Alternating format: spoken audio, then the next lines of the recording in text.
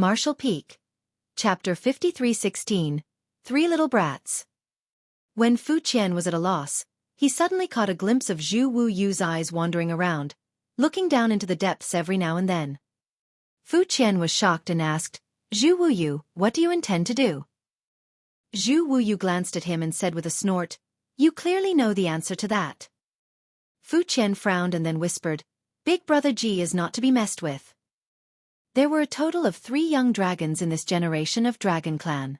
The Ji family young dragon was the oldest and had the longest dragon body, so he was the strongest.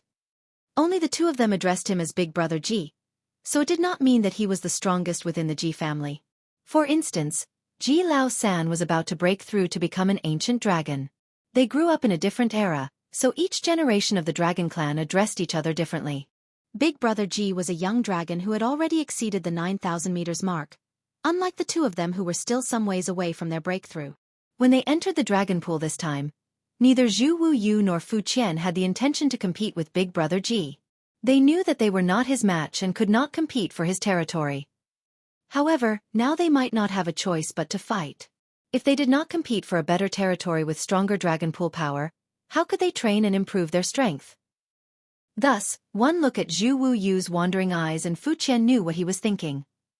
Zhu Wuyu followed up, "I know that Big Brother Ji's is more than 9,000 meters and just 1 step away from becoming a grand dragon, but although neither of us are his match and even if we join forces we probably won't win, how can we not try to fight for his territory under the current circumstances?"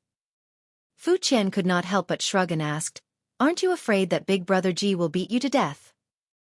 Zhu Wuyu replied, "Needless to say, I am expecting serious injuries. As long as the fight does not kill me though, I will be able to carve out some space to gain some benefits." This was what he did previously, while fighting with Fu Qian, as he was refining and devouring the dragon pool power around them the whole time. Although he was injured and scarred during the half a month of fighting, he managed to refine a lot of dragon pool power which was then used to refine his dragon vein. Zhu Wuyu knew he really was not Big Brother Ji's match, so his intention was not to drive the latter away. As he said, as long as Big Brother Ji did not kill him, he could always reap some benefits. It was better than waiting up here with nothing to gain. With his mind made up, Zhu Wuyu swooped down with a shake of his tail. "You're really going?" Fu Qian was shocked that Zhu Wuyu was acting so bold. Zhu Wuyu coldly snorted and said, "To the brave go the spoils.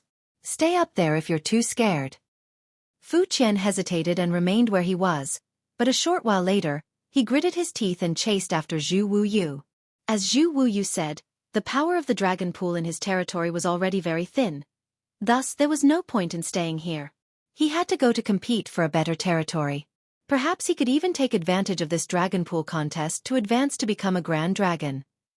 Moments later, Big Brother Ji roared angrily, "You gave you the guts to come down here? You court death." Dragon pressure pulsed through the area as dragon force stirred. Zhu Wuyu and Fu Qian joined forces to battle Big Brother Ji. It was 2 against 1, but they were still no match for the latter and were beaten to a pulp. However, the 2 dragons were determined not to retreat, and as they were being beaten, they continued frantically devouring and refining the power of the dragon pool around them. Some of them had come to dragon pool multiple times, and although there was always some difference in the stored power in the past, the difference was usually not significant. This time was different. The power in the dragon pool was decreasing at a terrifying rate, and a few grand dragons with great strength could even clearly perceive that there was an invisible force deep below that was pulling in and devouring the mysterious power. The dragon pool power was weakening at an incredible rate from top to bottom. As a result, the dragon pool power at the respective Dragon Clan members' territories was rapidly depleting. When the dragon pool power weakened, the dragons could not get the necessary benefits and could only dive deeper down to fight for and snatch new territories. Initially, Zhu Wuyu went to grab Fu Qian's territory. Then the 2 young dragons joined forces to grab Big Brother Ji's territory. Now the 3 young dragons came to challenge a grand dragon for his territory. Now, 3 months later, the team has expanded to 2 grand dragons and 3 young dragons. Zhu Wuyu was now very happy. At this point, he would no longer be beaten up when they challenged another grand dragon for space in their territory. While the seniors fought, he only needed to observe from far away and take the opportunity to refine the dragon pool power. Indeed, the further they went down, the stronger the dragon pool power became, But unfortunately it did not last long before it ran out. Since ancient times, no young dragon had ever descended more than 100,000 meters into the dragon pool. However, this time, these 3 young dragons vastly exceeded this feat. In a span of just 3 months, Zhu Wu and Fu Qian's dragon forms had increased several hundred meters in length, and Big Brother Ji was about to break through to become a grand dragon. They were only young dragons with huge room for improvement, so although they were only following behind their seniors, their growth was very obvious. Zhu Wu silently pondered. With such a rate of improvement, he now stood a good chance of becoming a grand dragon during this dragon pool cultivation session.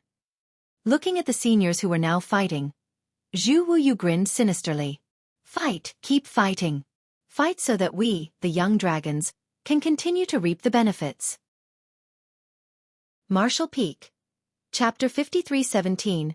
Ancient Dragon Vein Tempering Art. As the Dragon Clan's members above fought fiercely, Xueqi was hungrily devouring the power of the dragon pool and tempering his dragon vein at a depth of more than 1 million meters. He had grown tremendously. When he entered Dragon Pool, his body was roughly 35,000 meters. Now, after only half a year, he had almost reached the limit of a grand dragon. He was just one step away from reaching 50,000 meters and becoming an ancient dragon. In half a year, his dragon form had increased by 15,000 meters. That meant that he had grown 2,500 meters per month, or around 80 meters every day on average. Of course, the longer he grew, the slower his rate of growth. Initially, Xueqi could grow close to 100 meters in a day, but now, he was not growing as quickly. It was not easy for him to become an ancient dragon. In fact, Xueqi had stagnated for more than 10 days now. He had reached a bottleneck. Xueqi did not have any issues when he advanced from a young dragon to a grand dragon. However, now he felt resistance when he sought to advance from a grand dragon to an ancient dragon. In fact, any dragon's breakthrough to the realm of ancient dragon was a big hurdle and was often accomplished by using a special secret technique. This was not part of a bloodline inheritance though, but was instead developed through Dragon Clan's own research over the generations. For a pure-blood Dragon Clan member, when he or she was ready to advance to become an ancient dragon, the Dragon Clan's elders would teach them this secret technique. Just like Ji Lao San, who was about to break through to become an ancient dragon, he was taught this method by the ancient dragons of the Ji family before he entered the dragon pool. However, Xueqi did not have this opportunity. No one taught him how to achieve the breakthrough. After arriving at the no-return pass, while the Phoenix clan was willing to interact with him somewhat, the Dragon Clan totally ignored him. Needless to say, they did not share with him the typical breakthrough method. Xueqi also realized the problem when he went 10 days without any progress. Although he was still devouring the dragon pool power, it was not much help to him like before. Previously, every drop of dragon pool power was able to refine and enhance his bloodline and dragon vein such that he became more powerful. He did not know how long the dragon pool would remain open this time, but it certainly would not be too long. If he does not become an ancient dragon by the time it closed, then he would be disappointing old ancestor Xiao Xiao and the other human masters who obtained this opportunity for him. This was the first time Xueqi encountered such a situation, so he had no clues about how to deal with it. Looking around, Xueqi grit his teeth and swam deeper into the dragon pool. 6 months ago, this was the limit of his bloodline and dragon vein. Over the past 6 months, his dragon form had increased by 15,000 meters, and his dragon vein had improved tremendously. Thus, this depth was no longer the limiting factor.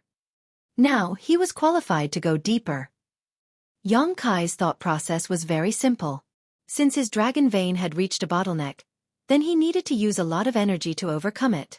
As long as he had sufficient energy, he would be able to achieve a breakthrough. After diving several hundreds of thousands of meters, Xueqi felt like he had reached his limit once again. However, this time he did not stop and instead continued to descend. Since he decided to accumulate more power to force a breakthrough, he had to go deeper. After all, the dragon pool power was naturally denser at the deeper depths. Only after diving another 1,000,000 meters did he finally stop. This is about right. At this point, Xueqi felt a huge pressure on his dragon vein. Any further down and he would be courting death rather than seeking a breakthrough. The surrounding dragon pool power was incredibly dense, more than 10 times what it had been at his previous position. It would not make sense if he could not break through to become an ancient dragon here. Xueqi composed himself and then activated the great sun and moon marks on his dragon claws. Instantly, the rich power of the dragon pool surged into his body. Xueqi's dragon eyes instantly rolled backward as he felt as though he had severely overeaten. He felt extremely uncomfortable and nauseous. However, he did not stop and instead urged the great sun mark and great moon mark to continue drawing in the ambient power. As before, when stimulated by this immense influx, the dormant power of the burning light and serene glimmer awaked. The power of yin and yang converged, turning it into an invisible millstone, grinding the incoming dragon pool power so that it was softer and easier to absorb. Earlier, with the help of this power, Xueqi was able to refine the dragon pool power easily without feeling too much pressure. But not anymore. Even with the power of Big Brother Huang and Big Sister Lan helping him, the huge dragon pool power began to accumulate in his body, causing his blood to run wild and his dragon vein to pound. Pain ripped through all parts of his body, and the place where Xueqi hovered instantly glowed a bright golden color. The dragon pool water around him became tainted with dragon blood as Xueqi could feel his own skin cracking. The power accumulated in his body was too much, and he was unable to refine and absorb it fast enough, so he ended up wounding himself. Xueqi clenched his teeth and held on, letting his dragon blood spurt out. Under the intense pain, his dragon scales almost stood on end while trembling. However, at this moment, his dragon vein was like a sealed funnel. No matter how much dragon pool power was swallowed and refined, he could not absorb any of it. If his dragon vein could not absorb the power, it meant that he could not strengthen it and he could not advance to become an ancient dragon. Xueqi did not care though, as he firmly believed that as long as he persisted, there would be a moment when this situation would change. Just as Xueqi activated the great sun and moon marks, in the madness of devouring the power of dragon pool, a pair of giant eyes opened 1,000,000 meters below and looked upward. Previously, when Xueqi was devouring the dragon pool's power 2,000,000 meters above, the being below did not feel anything. However, now that Xueqi was only 1,000,000 meters away, he was able to perceive the disturbance in the dragon pool. Since the isolation power of the dragon pool was very strong. Even though this being could only vaguely perceive something was happening, it couldn't really tell what was happening. It took a few moments of silent observation before the beast with the giant eyes frowned and muttered, "What reckless idiot is trying to use the ancient dragon vein tempering art?" It was not that the ancient dragon vein tempering art could not help one achieve a breakthrough, it was just too difficult and the requirements for success were prohibitively high. Special means must be used to absorb the huge dragon pool power, and the whole refining process was also extremely dangerous. The slightest mistake could result in one's dragon vein being destroyed. In ancient times, the dragon clan did utilize this method to refine their dragon vein to achieve breakthroughs and strengthen themselves. However, in those days, there were too many dragons who failed. Failure meant that their foundation was severely damaged. It would take hundreds to thousands of years in order to recover from such damage, if it was even possible. In serious cases, the dragon's death was even possible. This resulted in many in the dragon clan falling. The dragon clan was already scarce in numbers. Thus, they could not accept such risks. Therefore, the masters of the dragon clan spent a lot of effort to develop a set of secret techniques specifically for breaking through. After generations of improvements, this secret technique was now all but perfected. With this secret technique to use during the breakthrough to the realm of Ancient Dragon, although it was much slower than the ancient method, and the process was not as efficient, it was a lot safer. At least, when the breakthrough failed, the Dragon Clan member could try again. It had been many generations since someone from the Dragon Clan last used the ancient method to break through. But now, someone had appeared and was trying to do exactly that. Although he also appreciated the determination of this junior, the Dragon Clan did not approve of this method. Members of the Dragon Clan had long lifespans, but they were few in number. There was no shame in taking the safe path and avoiding unnecessary risks when time was not a concern. Now that this junior had chosen to use the ancient dragon vein tempering art, the being in the depths could not stop him, nor could he offer any assistance. It would be impressive if this junior could use the ancient method to advance and become an ancient dragon, but if not, it was his own choice and no one else was to blame. The only thing the being in the depths really cared about was that this junior was making a lot of noise. He did not know what method was being used to draw in the power of the dragon pool, but even from 1,000,000 meters below he had noticed. He was thankful that his cultivation was not at a critical juncture, Otherwise he would have been disturbed by that junior. The beast with the giant eyes pondered for a moment before he dove deeper down until he could no longer feel the disturbances above him. He then stopped and resumed his meditation. Yang Kai's dragon eyes continued to ooze blood, looking extremely appalling, as the golden light around him bloomed to the extreme. He was suffering from intense physical pain, which would have been bearable if that was all. However, his restorative ability was incredibly strong, and after his physique was torn apart, it began to heal and would then be torn yet again. And so, the process repeated itself over and over again. Yang Kai felt like he was being subjected to the cruelest torture. The so-called death by 1,000 cuts could never be compared to his current situation. However, it still wasn't enough.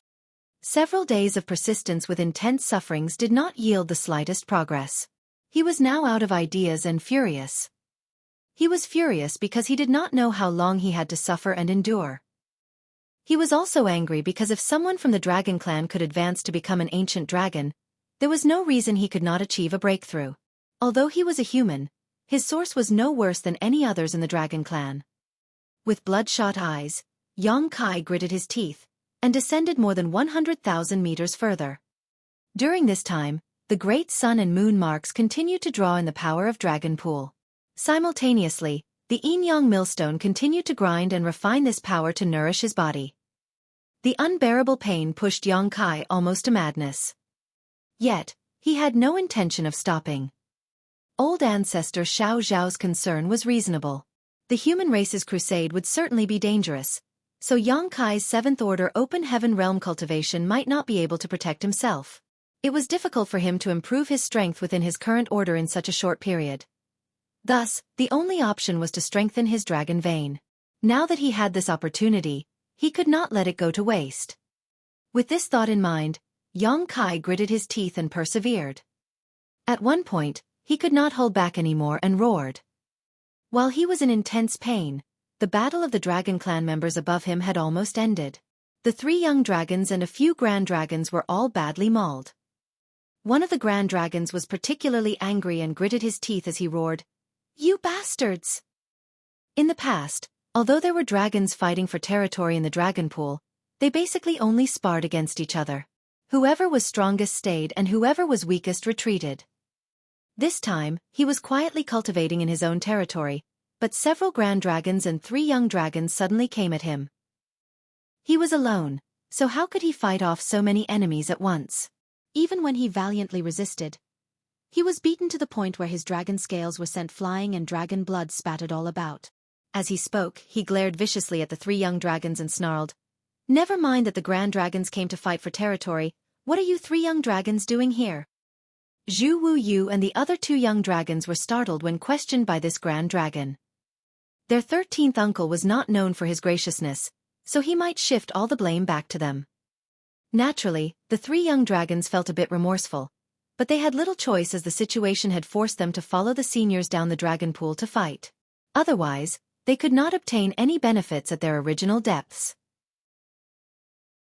Only the 3 young dragons were completely confused and did not understand why everyone had stopped. The isolation power in the dragon pool was too strong at this depth, and they were too weak to detect the situation Ji Lao-san was in.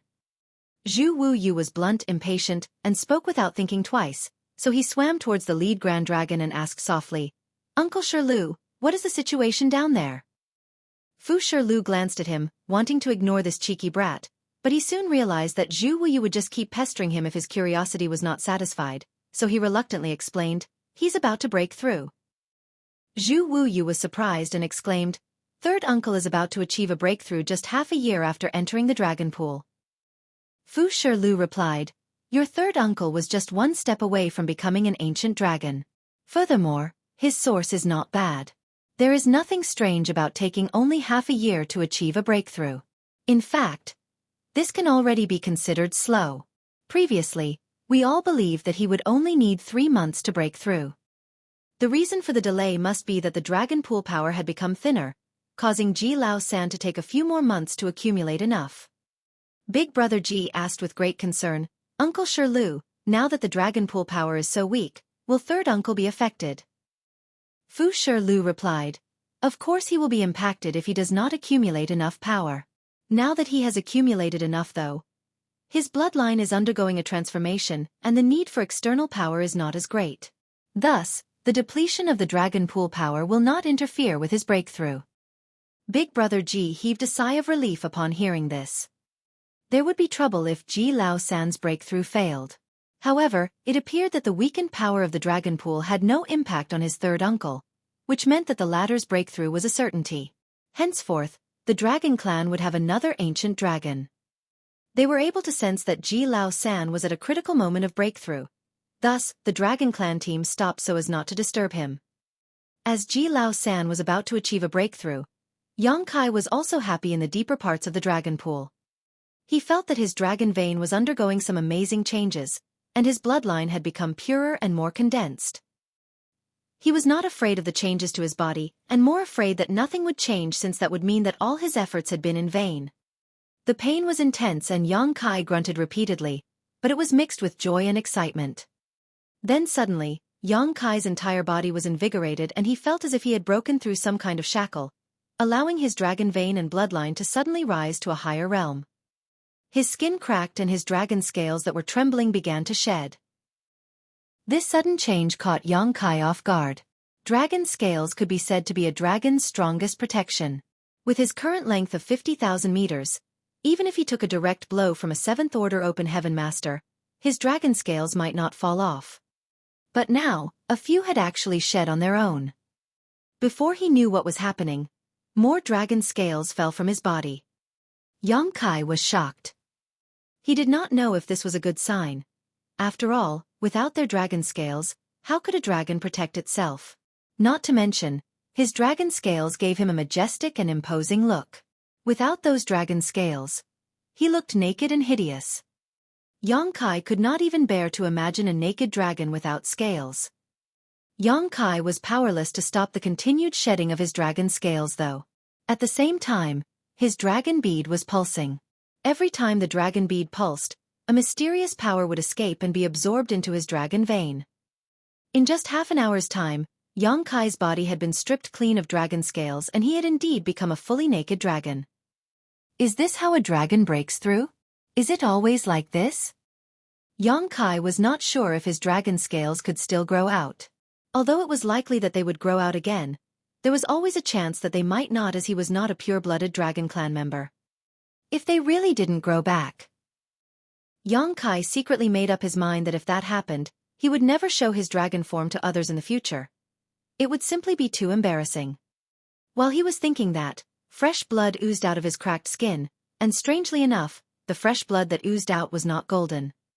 Yang Kai had been bleeding golden blood since long ago. But now, instead of golden blood, the fresh blood oozing out of his body was red in color. Yang Kai could not be bothered to think about his image now. As the fresh red blood continued to seep out, it seemed that some wonderful changes were happening within himself. It was as if something was being purged from his body along with the blood. A thought suddenly flashed across Yang Kai's mind. Is this because I'm human? A divine spirit source was an extremely profound and mysterious treasure. Anyone who had attained a divine spirit source had the capacity to transform into a true divine spirit if they could cultivate it to the limit. Dragon and Phoenix clan sources were no exception. However, the chances of this were very slim, which was why the Dragon clan had an innate dislike for Yang Kai. Even if he managed to obtain and refine a dragon source, it did not change the fact that he was still human. At best, he only managed to acquire an impure dragon bloodline. Although Yang Kai previously bled golden dragon blood, that was not the blood of a pure-blood dragon. At his core, he was essentially still human. Now Yang Kai could clearly feel that he was being transformed into a pure-blood dragon, and the human part of him was being purged. He was shocked as he did not expect this to happen during his advancement to becoming an ancient dragon. As a human, Yang Kai never felt inferior to any other race. The human race was indeed inherently weak, without all the innate advantages a divine spirit possessed. However, it was the weakness of the human race that enabled it to have so many possibilities. Without humans, the 3,000 worlds would be empty and uncivilized, completely lacking in culture, though the beauty of nature might be more apparent. If he was not human, he would not have been able to see the black ink battlefield, where the countless human soldiers sacrificed their lives to protect their homes and families. As a human, Yang Kai did not feel inferior. Since he was born weak, then he had to try harder to be strong. Compared to the divine spirits, the human race could really be considered weak. Even so, he was born a human, and was proud of it. Was his root as a human going to leave him now? Yang Kai suddenly felt a bit conflicted. He had never considered this possibility previously. He had always assumed he would be a human even if he possessed a dragon source. However, at this moment, he began to think a lot about such matters. He never imagined that he would care so much about being human. The dragon bead was still pulsing endlessly, and as his bloodline continued to agitate, more portions of his human physique were rejected. Now, his close to 50,000 meters dragon form was covered in fresh red blood. Yang Kai opened his mouth and released a deep dragon roar. Why should he care about being a human or dragon? As long as he could kill the Black Ink clan, what did it matter? So what if his human blood was purged? Did that mean that he was no longer a human? He was born and raised by humans. His parents were still in the star boundary. More fresh blood poured out and soon completely engulfed Yang Kai. His dragon roar gradually subsided and the dragon pool fell silent. At the same time, further up the dragon pool, another dragon roar sounded. Ji Lao San had become an ancient dragon. Although the power of the dragon pool had weakened considerably, he had accumulated enough to achieve a breakthrough. Of course, his advancement was not as problematic as Yang Kai's. After all, he was a pure-blood dragon and did not need to purge anything from his body. It was easier for him since he could omit this step. Had he been in Yang Kai's position, it was unclear if he could achieve a similar breakthrough. Martial Peak. Chapter 53:19. Also 50,000 meters? If Ji Lao San took on human form, he would appear as a youth who looked about the same age as Yang Kai, but in reality, he was many times older than Yang Kai. Dragons were strong and had long lifespans. However, they grew extremely slowly. After nearly 10,000 years, Ji Lao San finally shed his former body and was reborn, breaking through his bloodline shackles and advancing to become an ancient dragon. The excitement was overwhelming, and he continued to roar in celebration. Amid the dragon roars, Ji Lao San's nearly 50,000-meter-long dragon body finally achieved a breakthrough. His dragon vein was enhanced as his dragon form continued to extend. 500 meters, 1,000 meters, 2,000 meters. Finally, the increase slowed to a stop at nearly 3,000 meters.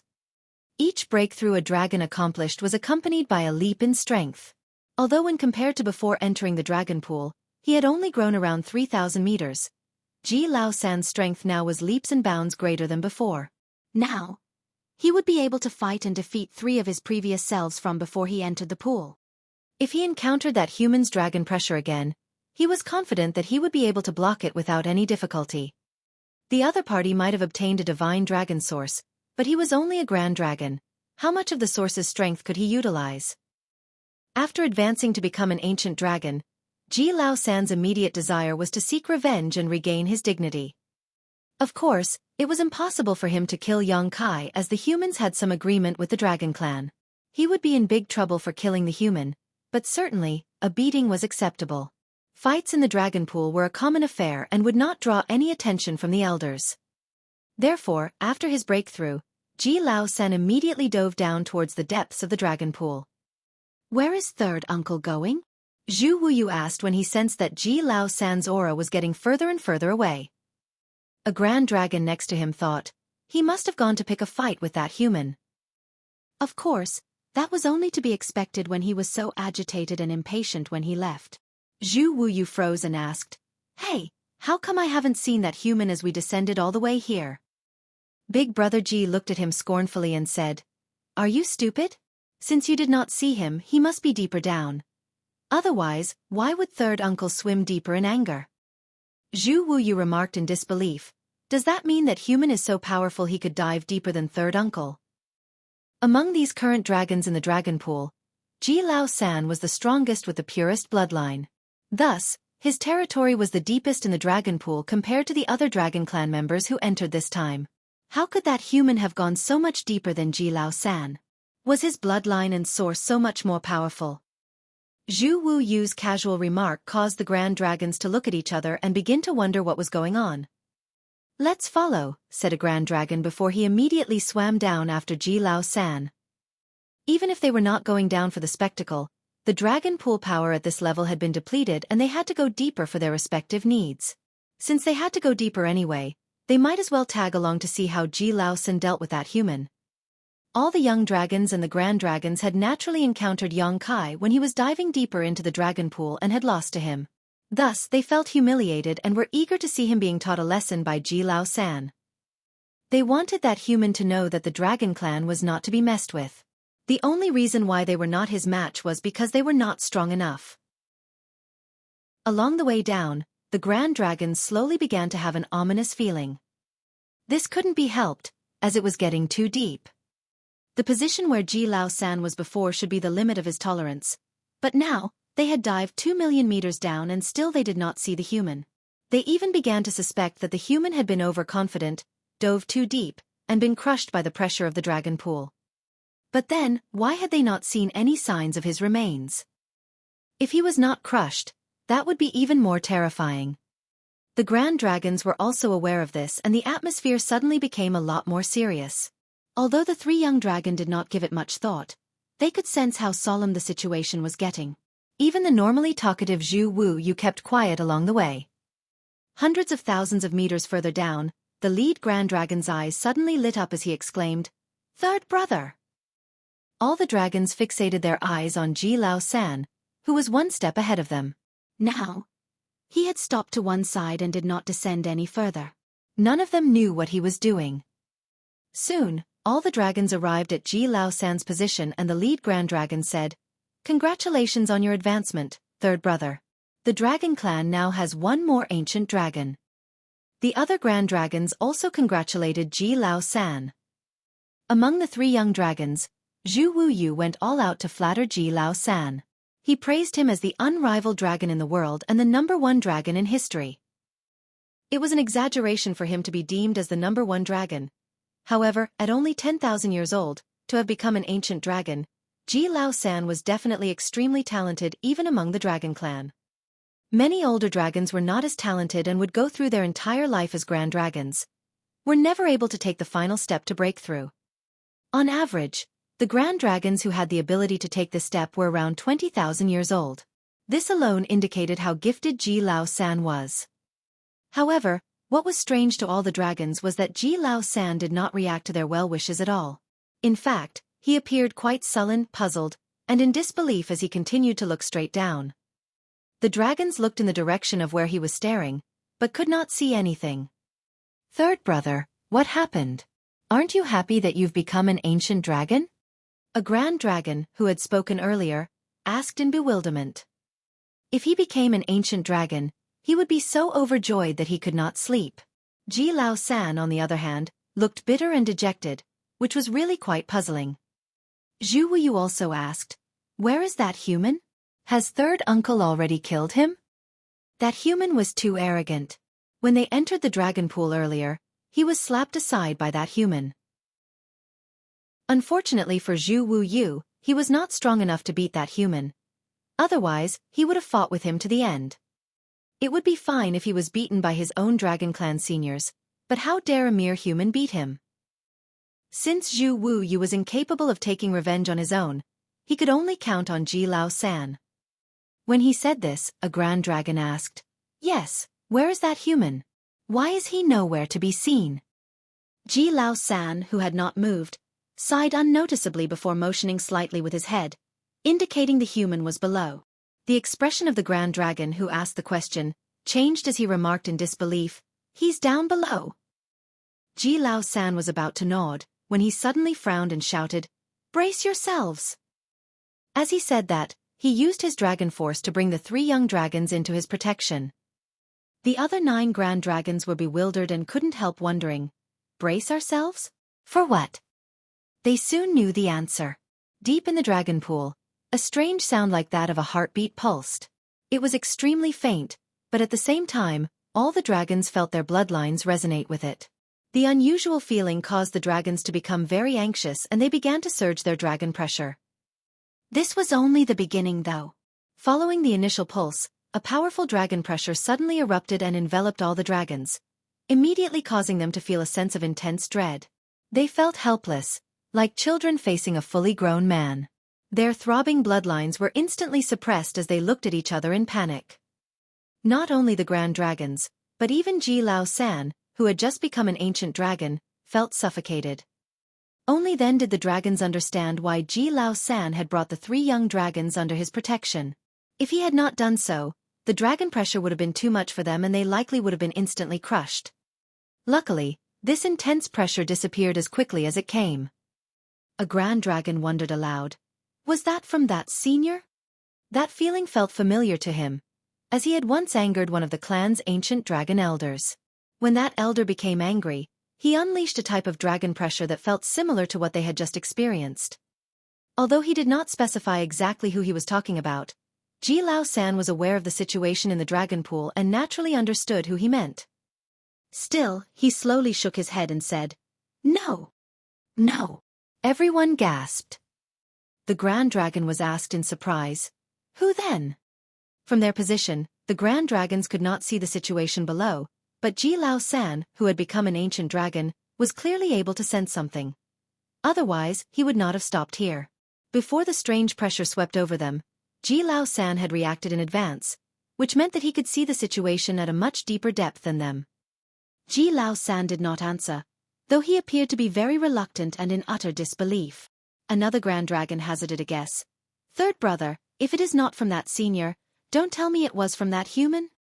Even he felt foolish for asking such a question. How was that even possible? The dragon pressure they felt was extremely pure, and they had all seen that human in his Grand Dragon from as he descended through the dragon pool. Although the dragon pressure he showed was indeed potent, if they closely scrutinized it, that human's dragon pressure was still impure. It must have something to do with him being a human. Although he had refined and merged with a dragon source and had a dragon clan bloodline, fundamentally, he was still human. So, it was impossible that a human caused such a commotion. But unexpectedly, Ji Lao San muttered, "It was him." All the dragons were shocked. "How can that be?" they exclaimed in total disbelief. Ji Lao San laughed bitterly. If they asked him, who was he supposed to ask? Who could tell him what had happened? He should be full of joy when he advanced to become an ancient dragon. He then dove deeper into the dragon pool to look for the human to restore his dignity. How could he have anticipated encountering such a situation? It was totally inexplicable. The dragon scales on the human had completely shed, and his dragon body was covered in a layer of fresh red blood that continued to ooze out, encompassing him entirely. The dragons next to him were not strong enough to see the situation below, but Ji Lao San was able to see some of it. That was not a human figure in the dragon pool below. It was a huge blood cocoon with a human that had transformed into a pure blood dragon. When they first came to this depth, there was still some dragon pool power around. However, that power was now madly flowing into the blood cocoon and disappearing. Now, the dragon pool power where they were had also been depleted. However, that human was now at the critical juncture just like he was previously. He had accumulated enough power and it was no longer a big deal if there was insufficient dragon pool power in the surrounding waters. Furthermore, this blood cocoon was about 50,000 meters long. This was what made it so difficult for Ji Lao San to accept.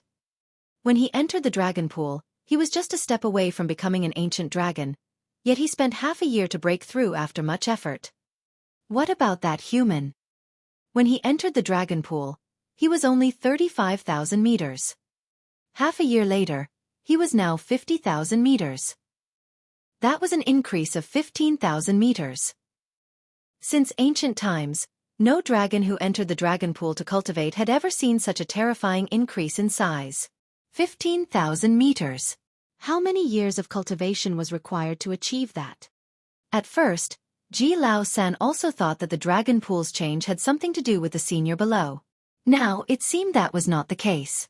Rather, it must be caused by this human. Otherwise, how could he have grown by so much in such a short time? The more Ji Lao San thought about it, the harder it was for him to accept. Martial Peak. Chapter 5320. Advancement to become an ancient dragon. Ji Lao San had become an ancient dragon and had keener eyesight than the others, so he could see that the human was at the critical juncture on the verge of a breakthrough. This was also the reason why he did not descend any further. He wanted to regain his dignity, but he would endanger the life of the human if he were to interfere at such a crucial moment. If the other side failed to break through because of his interruption, it would become a blood feud that only death could end. Furthermore, he was unsure if he could even get near with the intense, pulsating dragon pressure. Muffled grunts were emitted irregularly from the blood cocoon below, as if a powerful life was being awoken. Along with each muffled grunt, a powerful wave of dragon pressure would burst forth. The grand dragons were at a loss as to what to do. After a long silence, Ji Lao San finally said, "There's no telling how long it will take him to break through. So, take care and go around him to cultivate deeper in the dragon pool." There was no point in them all waiting here. The opening of the dragon pool was an opportunity for the dragons to cultivate, so they should not be wasting their time idling around. "What about you, third brother?"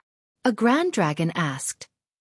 Ji Lao San pondered for a moment and then said, "I'll stay here to observe the situation."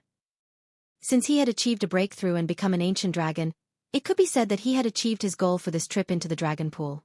It did not matter if continued to cultivate or not.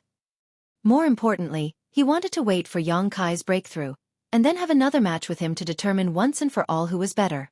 The humiliation that Yang Kai caused him in front of the no-return pass had to be settled. Since now was not a good time, he simply had to wait until Yang Kai was done with his breakthrough.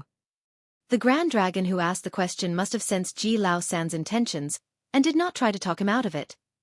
He simply nodded and said, "Good. Third brother, take care."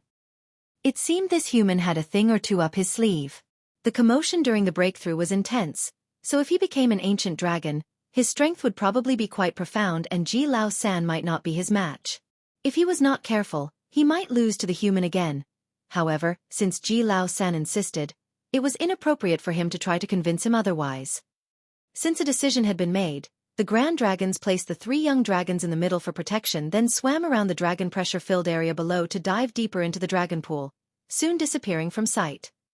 At this moment, Yang Kai's entire body was wrapped in the blood cocoon and his mind was empty and totally relaxed like never before.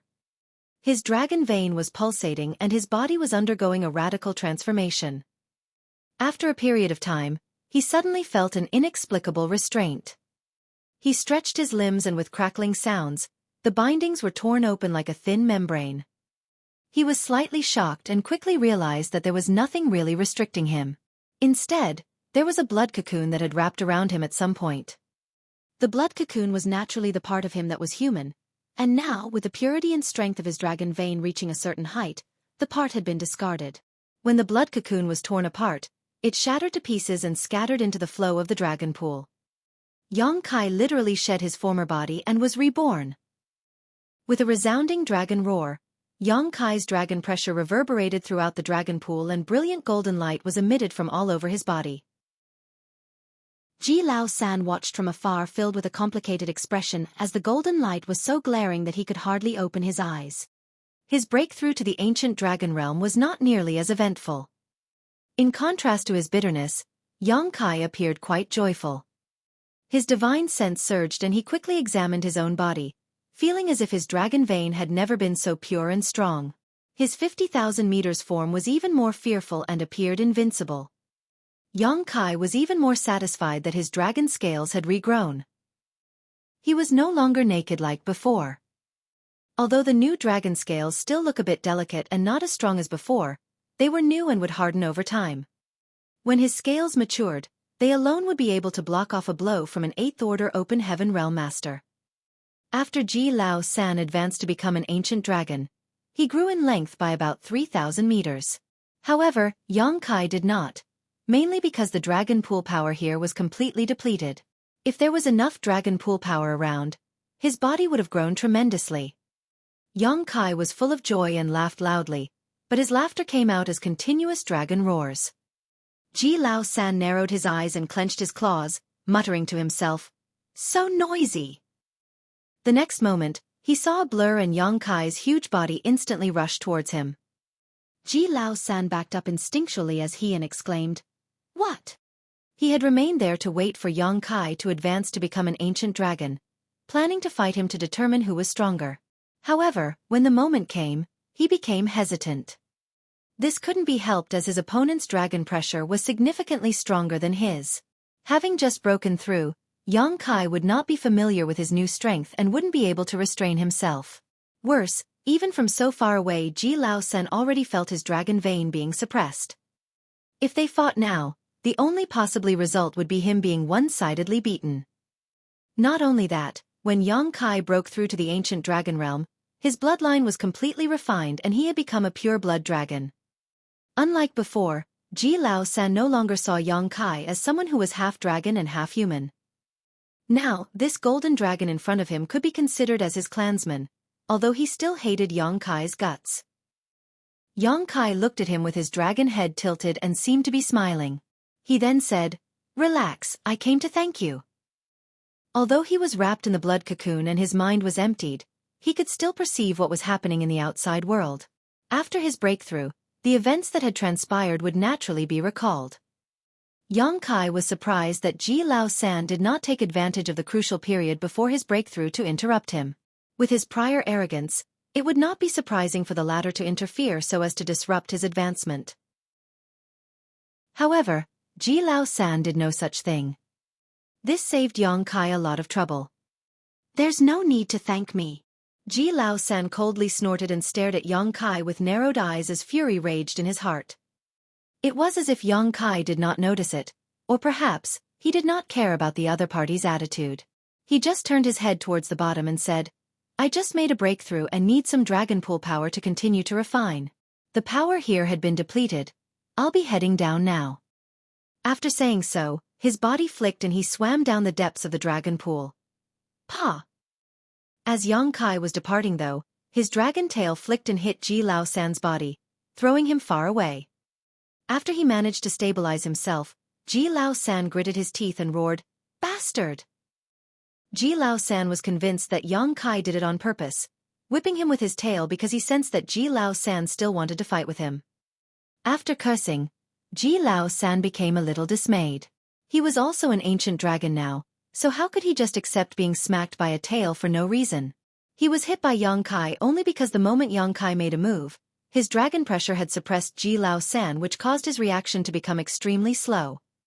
Ji Lao San secretly sighed, knowing his desire to fight against Kai was pointless. Since Kai knew that Ji Lao San was not his match, he smacked him with the tail as a warning to him. He had now confirmed that Kai had refined a divine dragon source. Otherwise, it was impossible for him to have such powerful dragon pressure. The golden divine dragon source. It could be none other than that legendary existence. Ji Lao San felt a little better when he thought of it that way. He was not inferior to Kai. It was just that his source was not as strong as that legendary ancestor's. The day his source reached the height of a divine dragon, he would be able to take on Kai. With this thought in mind, Ji Lao San hastily headed deeper into the dragon pool. At the same time, Kai was already dove quite deep. He met the 3 young dragons and the 9 grand dragons, all of whom quickly moved away with looks of disbelief. Nonetheless, he did not care. He was starving now. It was not the regular feeling of hunger. It came from the depths of his bloodline. Kai had just achieved a breakthrough to become an ancient dragon with extremely pure and strong dragon vein. Now, all he wanted was to devour more power to satiate and strengthen himself. Unfortunately, the dragon pool power in his previous territory had been depleted. Thus, he could only continue deeper down into the pool, so as to fill the void his bloodline made him feel. After passing those grand dragons and young dragons, Kai did not know how much farther he swam down, but eventually he activated the great sun and moon marks, and the huge dragon pool power poured into his body, turning into powerful nutrients. Kai felt a wave of relief. With a sound of bones cracking from within his dragon body, his 50,000 meters dragon form that had just stabilized began to grow rapidly. Not only that, as his own bloodline had been purified, the secrets hidden deep within it had begun to awaken. The dragon clan's inheritance. The inheritance of humans relied heavily on various ancient books and careful instruction from one's elders. However, divine spirits were different. A divine spirit's inheritance was always hidden deep within their bloodline. Even without the guidance of any elders, or any ancient books and records, as long as their bloodline was purified to a certain degree, these inheritances would naturally awaken. This was a kind of innate response to the scarcity of divine spirits. Even if there were few divine spirits in the clan, and there were no elders to guide the next generation, their inheritance could not be cut off so simply. After all, according to the heavenly way, bloodline inheritance was the basis of a divine spirit's strength. It was an inheritance that could be ensured so long as the divine spirit's bloodline remained. Now that Xueqi had advanced to become an ancient dragon, he started benefiting from this inheritance. He was consuming the power of the dragon pool to enhance his body, while feeling the gift from the depths of his bloodline. The dragon clan's bloodline talent was the Tao of Time. Xueqi's attainments in the Tao of Time were not low. At least, he had not met anyone who had gone farther than himself with this grand Tao. According to his own classification, he had reached the 6th level of exceeding the ordinary to reach the extraordinary. Although there was still a huge gap when compared to his mastery over the Tao of Space, which was at the 8th level summiting the peak, it was not bad at all. Throughout history, the only person he knew of who might be able to surpass him in the Tao of Time was Flowing Time Great Emperor. Perhaps it was possible for Yang Xiao and Yang Xue to have surpassed him as well. After all, these two children were the successors of Flowing Time Great Emperor. Even so, they were probably still a bit too young. The Tao of Time was extremely difficult to master. Xueqi had already reached the 6th level, but had made no further progress for many years. With the Dragon Clan's bloodline inheritance, and his own dragon vein, which had been refined to the point that he transformed to become a pure blood dragon, many obscure points from the past were now clear. Xueqi was overjoyed. This trip to the no-return pass was a huge success. Just achieving a breakthrough to become an ancient dragon was worth the effort. Not to mention, he could now improve his mastery over the Tao of Time. He also managed to reap a lot of benefits from the Phoenix clan. While Xueqi was thirstily absorbing the Dragon Clan inheritance from his bloodline, the beast with the giant eyes looked on angrily from the depths of the dragon pool. Who the hell is this little bastard?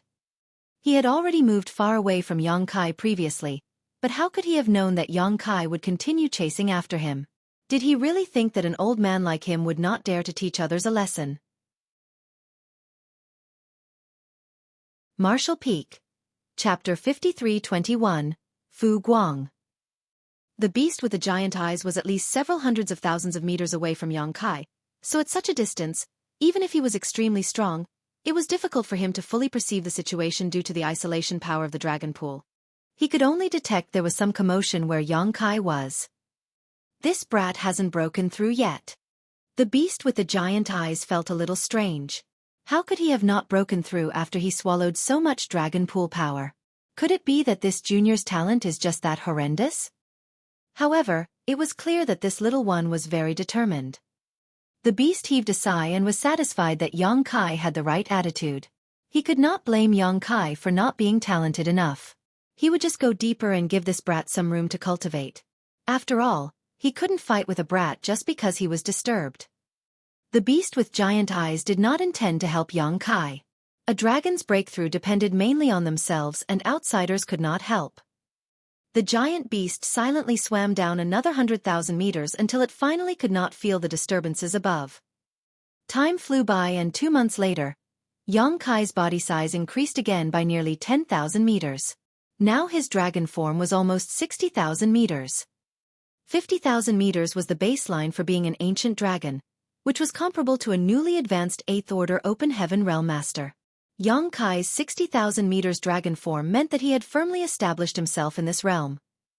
It was unimaginable for a dragon to grow by 10,000 meters within 2 months. If dragons really could grow at such speeds, there would have been a terrifying number of ancient and divine dragons throughout history. This was all because Xueqi was able to devour enormous amounts of the dragon pool power during that short period of time, and even that was only possible with the assistance of the great sun and moon marks. The yin-yang power left behind by the burning light and serene glimmer was also essential as it acted like a millstone to grind and refine the power from the dragon pool so Xueqi could more easily absorb it. However, Xueqi also noticed that the more he progressed, the more difficult it became to improve. When he first came here, his body size could increase by several dozens to over 100 meters a day, but currently, it was down to less than a dozen meters a day. One reason was his dragon vein was stronger and purer, so the same amount of dragon pool power was unable to enhance him as much as before. The second was the dragon pool power at his location had again been depleted. After such wanton consumption, the dragon pool power was much thinner than before. This time, Xueqi did not wait for the dragon pool power to be completely depleted. As soon as he felt that the power was significantly weaker than before, Xueqi proceeded downwards another 100,000 meters. The beast with the giant eyes was disturbed once again and flared his nostrils furiously. What's the meaning of this? Is that brat intentionally taunting me? He wondered. He was understandably upset, but once again, he decided to avoid a confrontation by swimming deeper. Another 2 months later, he felt a disturbance from above. It appeared like the annoying junior had descended again. The beast's veins at his temples throbbed in frustration. Suppressing his anger once again, he continued descending through the dragon pool. He decided that 3 times was the limit of his tolerance. One more intrusion into his territory, and he would be forced to discipline that brat. 2 months later, the beast with the giant eyes looked up again, but now he was not angry and instead full of doubts as he once again perceived movement from above. He previously thought that those movements were made by that junior using the ancient dragon vein tempering art, but now it seemed like something was amiss. After so much time, whoever it was should have achieved a breakthrough already. If he or she had failed at achieving a breakthrough, then this junior should have been crippled if not killed by the amount of dragon pool power they had absorbed. How could they just continue to cultivate? Now curious and suspicious, he gathered his aura and silently swam upward to have a look at what was going on. Xueqi was dividing his attention between devouring the dragon pool power with the great sun and moon marks, and cultivating the Tao of Time using the bloodline inheritance he had just unlocked. The main reason why Xueqi went deeper every 2 months was he was aware of the inconveniences he was causing the grand dragons and young dragons above. The dragon pool power seemed to bubble up from bottom to top, so if he depleted all the dragon pool power where he was, then the grand dragons and young dragons above him would not be able to cultivate properly. Thus, when he sensed that the dragon pool power around him was getting thinner, he would descend another 100,000 meters. Even if he was eating all the meat, leaving some soup for others was only polite. It had been half a year since his breakthrough, and his achievements were significant already. His dragon form had increased by nearly 20,000 meters, for a grand total of 67,000 meters. On top of that, his gains in the Tao of Time were significant. Xueqi felt that with a little more effort, he would be able to ascend to the next level of mastery over the Tao of Time. When that happened, his Tao of Time would reach the 7th level, standing above all others within sight. However, while he was concentrating on his cultivation, he suddenly had a strange feeling. The yin and yang power of the burning light and serene glimmer in his body was rapidly weakening. Xueqi was momentarily stunned, but quickly realized that the 2 powers were about to run out. The power Big Brother Huang and Big Sister Lan gifted him back then had already purified his bloodline and dragon veins several times over the years. Even now, they were intermingling like a millstone, grinding the dragon pool power for him to absorb. Unfortunately, these powers were not his own and would eventually run out one day. Xueqi was also prepared for this, but obviously did not expect it to be so soon. He was not disappointed, however. If it was not for this yin-yang millstone helping him, he would never have been able to refine the dragon pool power so quickly, even if he could withstand the huge amount he absorbed into his body. His progress would not have been so rapid. Xueqi had already gained enough benefits. Before entering the dragon pool, his grand dragon body was only 35,000 meters in length, but 1 year later, he had grown to 67,000 meters. In this time, his dragon vein had become incomparably pure. How could he not be satisfied with his achievements and progress? The external power was not his anyway. The power of the burning light and serene glimmer had already helped him lay a solid foundation. How far he could go in the future depended largely on him. As the power of the burning light and serene glimmer weakened, the invisible millstone in his body also began to collapse. Xueqi soon felt the pressure inside his body increasing. When the millstone was grinding, regardless of how much dragon pool power he devoured, it was quickly refined and absorbed, but that was over now. Too much absorption was now causing him to become bloated. Xueqi suspected that if he continued on like this, he would eventually explode and die. The dragons who entered the dragon pool would dive to an appropriate depth, claim a stretch of territory, and cultivate. The further they went down, the denser the power became. However, they had to be able to absorb and refine the dragon pool power to benefit from it. Each member of the dragon clan had to find their own limits when entering the dragon pool. Xueqi relied on the power of the burning light and serene glimmer to ignore these limitations and dive to a depth of over 1 million meters with a meager size of 35,000 meters. The power Big Brother Huang and Big Sister Lan gave him declined extremely quickly, like an arrow at the end of its flight. Just half an hour after Xueqi noticed the diminishing returns, the two forces had completely disappeared without a trace. Xueqi frantically stopped the great sun and moon marks, but even so he felt a lot of pressure. The dragon pool power he was wantonly absorbing before now felt like a huge burden he could barely resist with the power from his dragon vein. What's more, the outside pressure was also beginning to affect him as he could not absorb the ambient power. He could not remain at this depth any longer or something bad would happen to him. With his mind made up, Xueqi decided to head back up. However, when he opened his eyes, he was shocked. Two huge eyes were staring at him, glimmering and full of curiosity. Xueqi was now 67,000 meters in length, which was a considerable size, so if he felt that the entity in front of him was huge, then what was looking at him must be enormous. Xueqi's dragon pressure instantly surged and he almost clawed at the stranger who was looking at him. However, he managed to hold back at the last moment because he could see what was in front of him was a huge dragon head. Looking behind the dragon head, he could not even see the end of this being. In an instant, Xueqi could tell that this was an ancient dragon, an extremely powerful ancient dragon with a body of almost 100,000 meters. If the ancient dragon realm started at 50,000 meters, then above 100,000 meters would naturally be the divine dragon. Xueqi immediately knew who it was and asked, "Senior Fu Guang." When he was previously a guest in Huang Xinyang's phoenix nest, Xueqi deliberately asked her about the dragon clan's situation.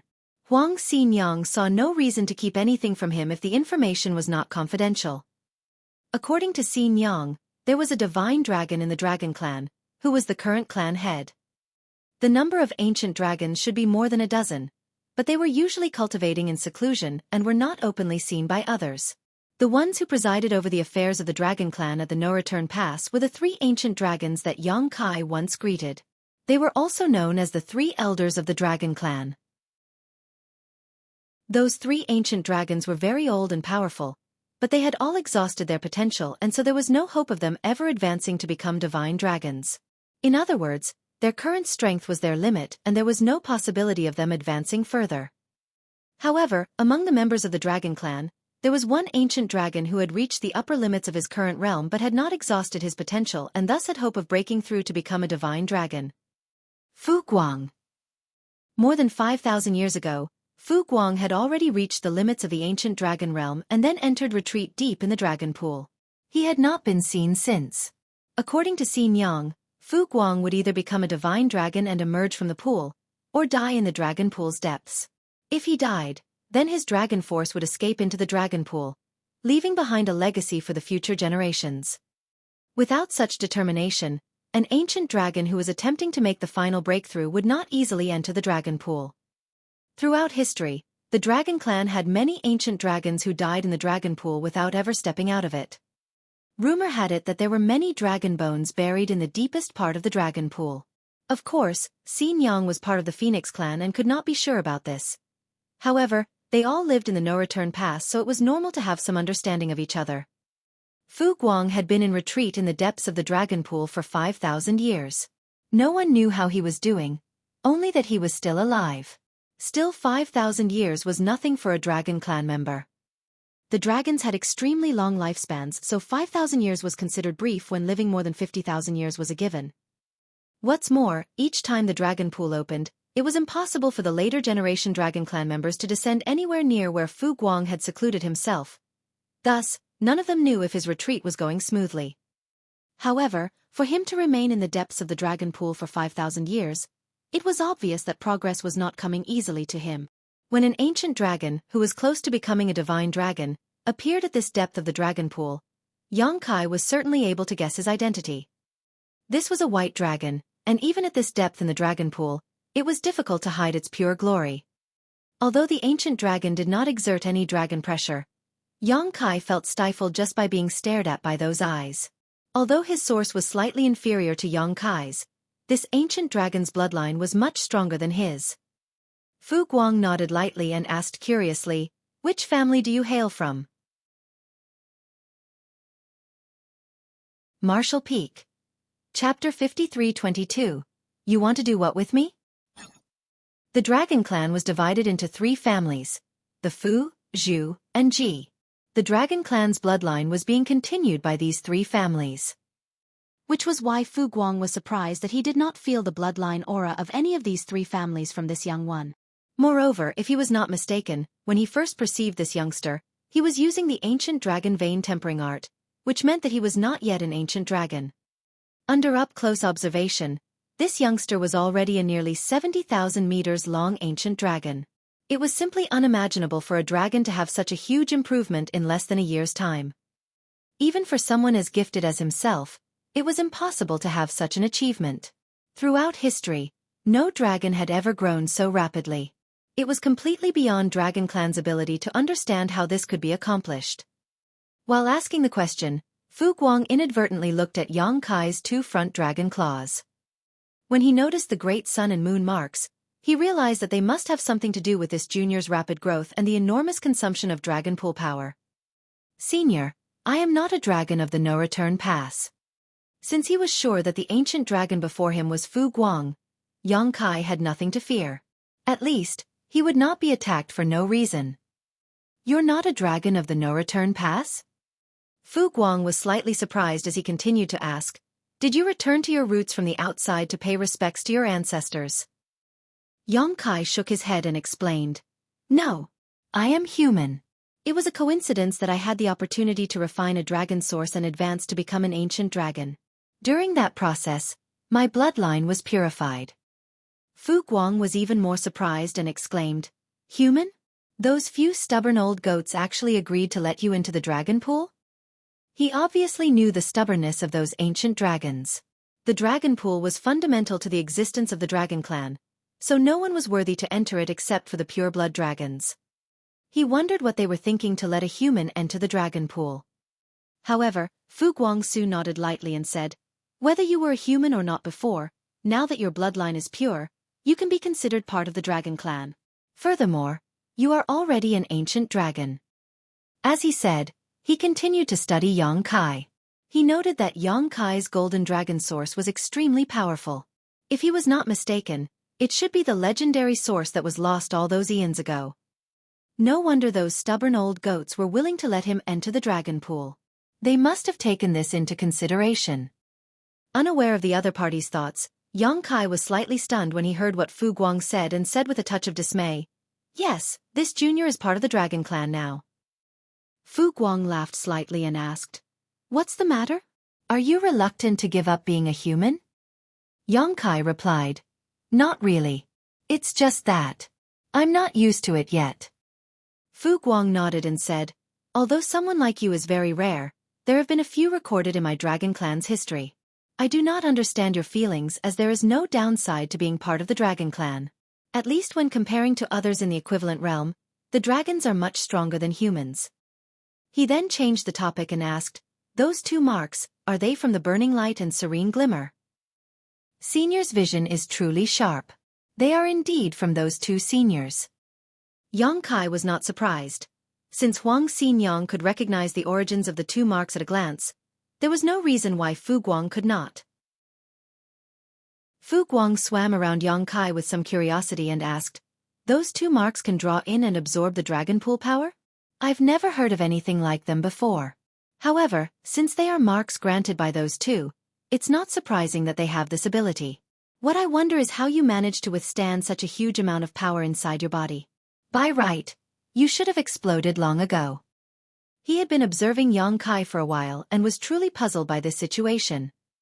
Yang Kai explained, "When those 2 seniors granted me their marks, they also gifted me a portion of their pure yin and yang powers. When this junior sucked in the dragon pool power, the yin and yang power turned into something like a millstone and ground it down, allowing me to rapidly absorb and refine the dragon pool power." Fu Guang was amazed and exclaimed, "There is such a thing?" He had never known of such a possibility. Even the entire dragon clan knew nothing about this. Otherwise, the ancient books would have records of these capabilities. This brat in front of him not only had the marks of the burning light and serene glimmer, but he had also received a part of their powers. That meant that they considered him in high regard. The burning light and serene glimmer would never grant their powers to others lightly. At least, Fu Guang had never heard of anyone having such an opportunity before. Come, activate those 2 marks again, Fu Guang asked eagerly. Yang Kai shook his head rapidly and said, Senior, unfortunately, this junior has exhausted the yin and yang powers of those 2. If I draw in any more dragon pool power, I won't be able to handle it. What are you afraid of? Just do as I say. I'm here and will take care of you. Fu Guang spoke with utmost confidence, as if he wanted to reassure Yang Kai and let him act boldly. Yang Kai was at a loss for what to do and about what Fu Guang's intentions were. However, considering that Fu Guang was close to becoming a divine dragon, he was surely not a match if things got out of hand. Besides, it should not matter if he just demonstrated the 2 marks ability a little for Fu Guang to see. With that in mind, Yang Kai nodded his head and said, In that case, Junior will show you how they work. He then activated the great sun and moon marks on his 2 dragon claws. The moment the marks shone, they started to suck in the rich dragon pool power from the surrounding area. Yang Kai was prepared to stop at a moment's notice as he did not have the yin-yang millstone inside him anymore. He really could not withstand too much dragon pool power entering his body. However, just as he activated the 2 marks, Fu Guang made his move. His nearly 100,000 meters dragon form vibrated immediately and his dragon scales stood on end.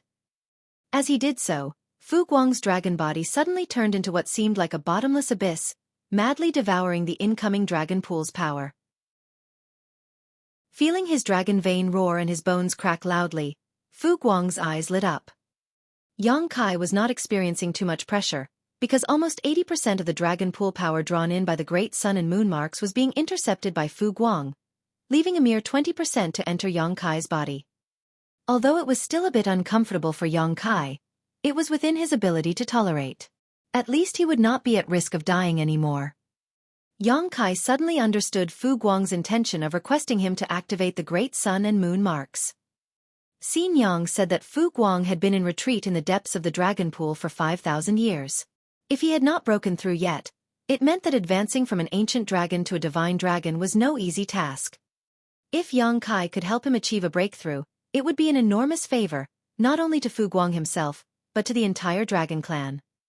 The dragon clan had only 1 divine dragon right now, so their overall strength would soar with an additional 1. As Yang Kai was thinking about this, Fu Guang signaled to Yang Kai to stop. Yang Kai obediently did as he was told. Fu Guang pondered silently while glancing at Yang Kai every now and then, as if he was thinking about how to make a request. He also appeared very hesitant. Yang Kai was amused and wondered just what he was going to say. What is there to hesitate about? The advancement to become a divine dragon should be far more important compared to owing a favor or some notion of pride. Nonetheless, even with such thoughts, he did not say anything and just waited in silence. After a long time, Fu Guang said awkwardly, "Kid, do you want to dual cultivate with me?" Yang Kai was shocked and stuttered, "Dual cultivate? With you? What the hell are you talking about? Why did you suddenly bring this up? Are you actually a female dragon? But, it doesn't look like it, and your voice is obviously too low to be that of a female." Yang Kai doubtfully thought. Fu Guang nodded seriously and said, "Yes, cultivate with me. See, you can draw in an enormous amount of dragon pool power by using those 2 marks. However, you can't digest it all, so I can digest most of it for you while you absorb the rest yourself." Yang Kai choked and remarked, Oh, ahem, so, this is what you meant by dual cultivate with you." He thought that Fu Guang was referring to something else. Fu Guang said with a straight face, "Of course. What else could I have meant?" Yang Kai was speechless, and even suspected that Fu Guang did not understand what the connotation was. In Fu Guang's mind, dual cultivation simply meant cultivating together. Noticing that Yang Kai did not agree immediately, Fu Guang said, "Of course this is more beneficial to me, but I will not let you suffer a loss. Let's do this. You are now a pure blood dragon and can only enhance your bloodline on your own without anyone's guidance. However, my dragon clan's bloodline talent is the Tao of Time. If you agree to my request, I can give you a few pointers while you cultivate. Yong Kai's eyes lit up when he heard what Fu Guang said and exclaimed, "Really?" Fu Guang nodded, "Of course. Many thanks, senior." Even if Fu Guang did not offer to give him pointers on improving his mastery over the Tao of Time, Yong Kai was already planning on helping him. If Yong Kai really helped him become a divine dragon, then the Dragon Clan would owe him a huge favor. Now, with the added benefits on top, Yong Kai would certainly not refuse. "Do you agree?" Fu Guang asked to confirm. "This junior can't think of a reason to refuse."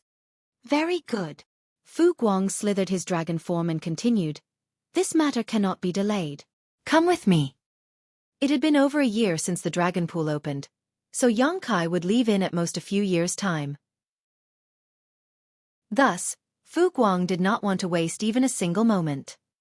Yong Kai followed Fu Guang closely, diving deeper into the pool. He did not know how deep they went, but Yong Kai felt that he had reached his limit. If he went any deeper, the dense dragon pool power around him would kill him even if he did not activate the great sun and moon marks. Yong Kai was not surprised that Fu Guang looked so relaxed.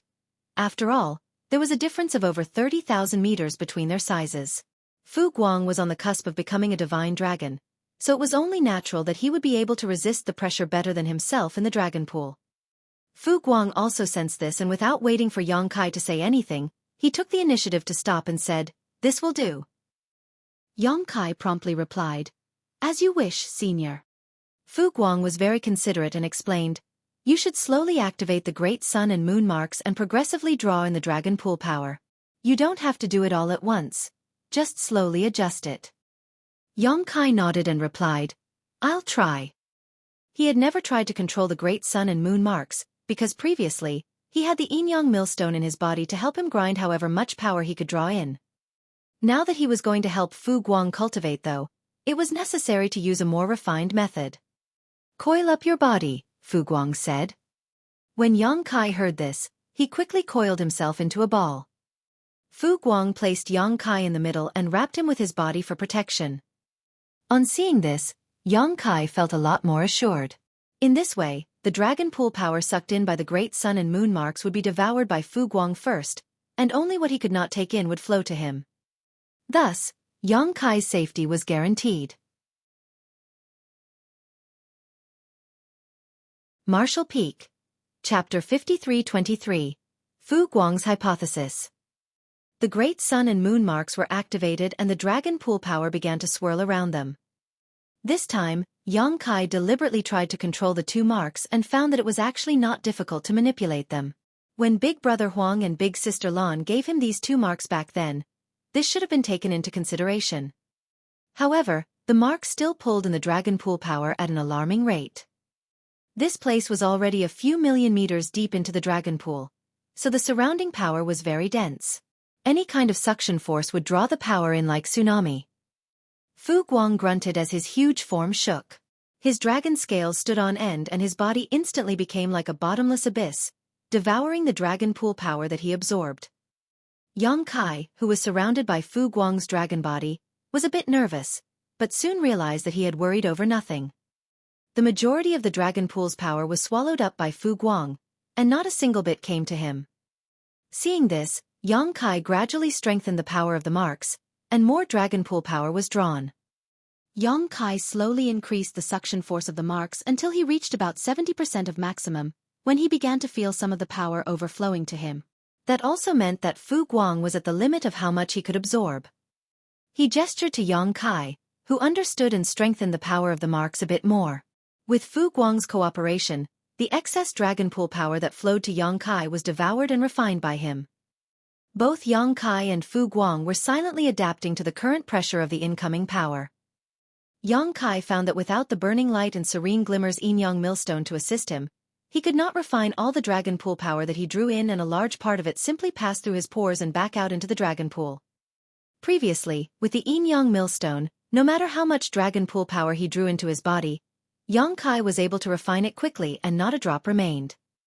This was also the reason why he was able to advance to become an ancient dragon so quickly and grow to a shock 67,000 meters in one session. Now, without that millstone, Xueqi finally felt the difficulty of a dragon cultivating and breaking through. It was no wonder that Fu Guang had not been able to attain a breakthrough even after staying in the depths of Dragon Pool for 5,000 years. If he, as an ancient dragon of 67,000 meters, was already having difficulty, there was no need to mention Fu Guang, who was only one step away from becoming a divine dragon. Xueqi did not know if this attempt could help Fu Guang break through his bottleneck. However, since Fu Guang had made the request, he could only do his best and leave the rest to fate. Unlike Xueqi's current relaxed situation, Fu Guang's devouring of the dragon pool power was much more intense. Xueqi could even hear the dragon vein inside Fu Guang roaring like a river. Apart from that, the latter's body would occasionally crack open and dragon blood would gush out everywhere. This was obviously the result of the pressure he was under. Although he looked miserable, Fu Guang's spirits appeared buoyant, but this couldn't be helped.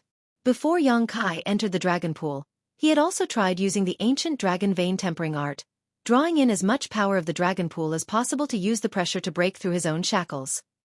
However, in these 5,000 years little progress was made. It seemed his body had reached a limit and it was impossible to advance any further to become a divine dragon. He had pondered a lot during these 5,000 years. The ancient method was actually quite useful in terms of refining his dragon vein. The problem was that he simply could not draw in enough dragon pool power to meet the requirements for a breakthrough. That was why after he saw the great sun and moon marks on Xueqi dragon claws, Fu Guang began to think that if Xueqi could help him pull in a massive amount of dragon pool power, he might have an opportunity to achieve a breakthrough. The two marks proved to be more effective in drawing in the dragon pool power than the ancient dragon vein tempering art that he was using. Previously, while cultivating, Fu Guang vaguely felt some subtle changes to his dragon vein, so he knew it was working. Although he could not see any signs of breakthrough, any change was better than none. His only fear was nothing changing at all. Now, however, the changes were far more noticeable. If he could succeed this time, then the entire dragon clan could become more prosperous in the future. Since ancient times, the dragon clan had produced numerous ancient dragons. However, there were very few divine dragons. There were never more than 3 in the same era, with the biggest reason for this being that the last hurdle was just too difficult to overcome. If Fu Guang could break through and become a divine dragon using this new method though, then the next time an ancient dragon wanted to break through to become a divine dragon, they could simply ask Xueqi for help. If all went well, the number of divine dragons in the dragon clan might achieve new heights. With this hypothesis in mind, he looked at Xueqi as if he had found some kind of precious treasure. Several more days passed, and both Xueqi and Fu Guang had completely adapted to the pressures they were under. Fu Guang suddenly opened his mouth and spat out his own dragon bead. The dragon bead was quite large, round, flawless, and completely white. Xueqi also had a dragon bead, but his was incomparable to Fu Guang's. Fu Guang's dragon bead seemed to have no other characteristics than being beautiful. However, Xueqi could feel the heaven-destroying and earth-shattering power contained within it. This was the result of Fu Guang's dragon force. For dragons, their dragon bead was just like a monster beast's monster core, the foundation of their existence. It was also their trump card when facing a strong enemy. In times of desperation, a dragon could take out their dragon bead to attack the enemy. Of course, there were great risks involved in doing this, which was why a monster beast would not summon their monster core unless desperate, much less a noble dragon.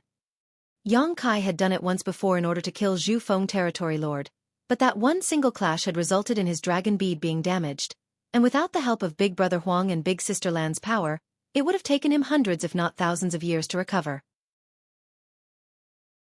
He did not know what Fu Guang was doing by suddenly spitting out his dragon bead at this time. However, it was soon obviously that this was how the latter was planning to guide him on how to better master the Tao of Time. Watch carefully. As Fu Guang shouted, the dragon bead began to rotate. From that dragon bead, pure dragon force emerged and formed a layer of haze around the bead. At the same time, the flawless white dragon bead also began to transform. The white dragon bead soon turned into different colors and the entire dragon bead became pockmarked. Not only that, the dragon bead seemed to have a strange power surging within it. Xueqi's dragon eyes widened as he stared at this scene, and soon he was shocked. What he saw was no longer a dragon bead, but rather a universe world. The haze of dragon force was the barrier around this universe world. This was a newborn lifeless universe world, but with the convergence of the powers of the 7 elements, a transformation began to occur and the barren universe world also gradually changed. At first, an ocean appeared. Then some green began to spread around. The originally white dragon bead became green and blue. The aura of life slowly appeared in the sea, and soon spread to the land. The first lives were very fragile and could not withstand any disturbance. The slightest interference and it spelled disaster for them. Rebirth followed each destruction and eventually, life took a hold and managed to tenaciously survive. Over time, life flourished and the whole world thrived. Yang Kai realized that Fu Guang was using his dragon bead to show him the evolution of the Tao of Time. Time was an extremely subtle power, more mysterious and esoteric than even the Tao of Space. The Dragon Clan's bloodline talent was the Tao of Time, so they had no need to deliberately cultivate it. When a dragon's bloodline became pure to a certain degree, the inheritance hidden deep in their bloodline would awaken. Still, it was very difficult for a dragon to master this power. Yang Kai did not know for certain before, but now he had to admit that his ability to cultivate the Tao of Time was linked to his dragon bloodline. Otherwise, it would not make sense for him to be able to cultivate the Tao of Time while being proficient in the Tao of Space. Now he was an ancient dragon and his dragon vein was extremely pure, so his bloodline talent had awakened. All that was needed was for him to enhance his own understanding in the Tao of Time. Fu Guang's display greatly made up for this. He was an ancient dragon who was just a step away from becoming a divine dragon. Looking at the entire dragon clan, it could be said that apart from the current dragon clan head, he was the most powerful.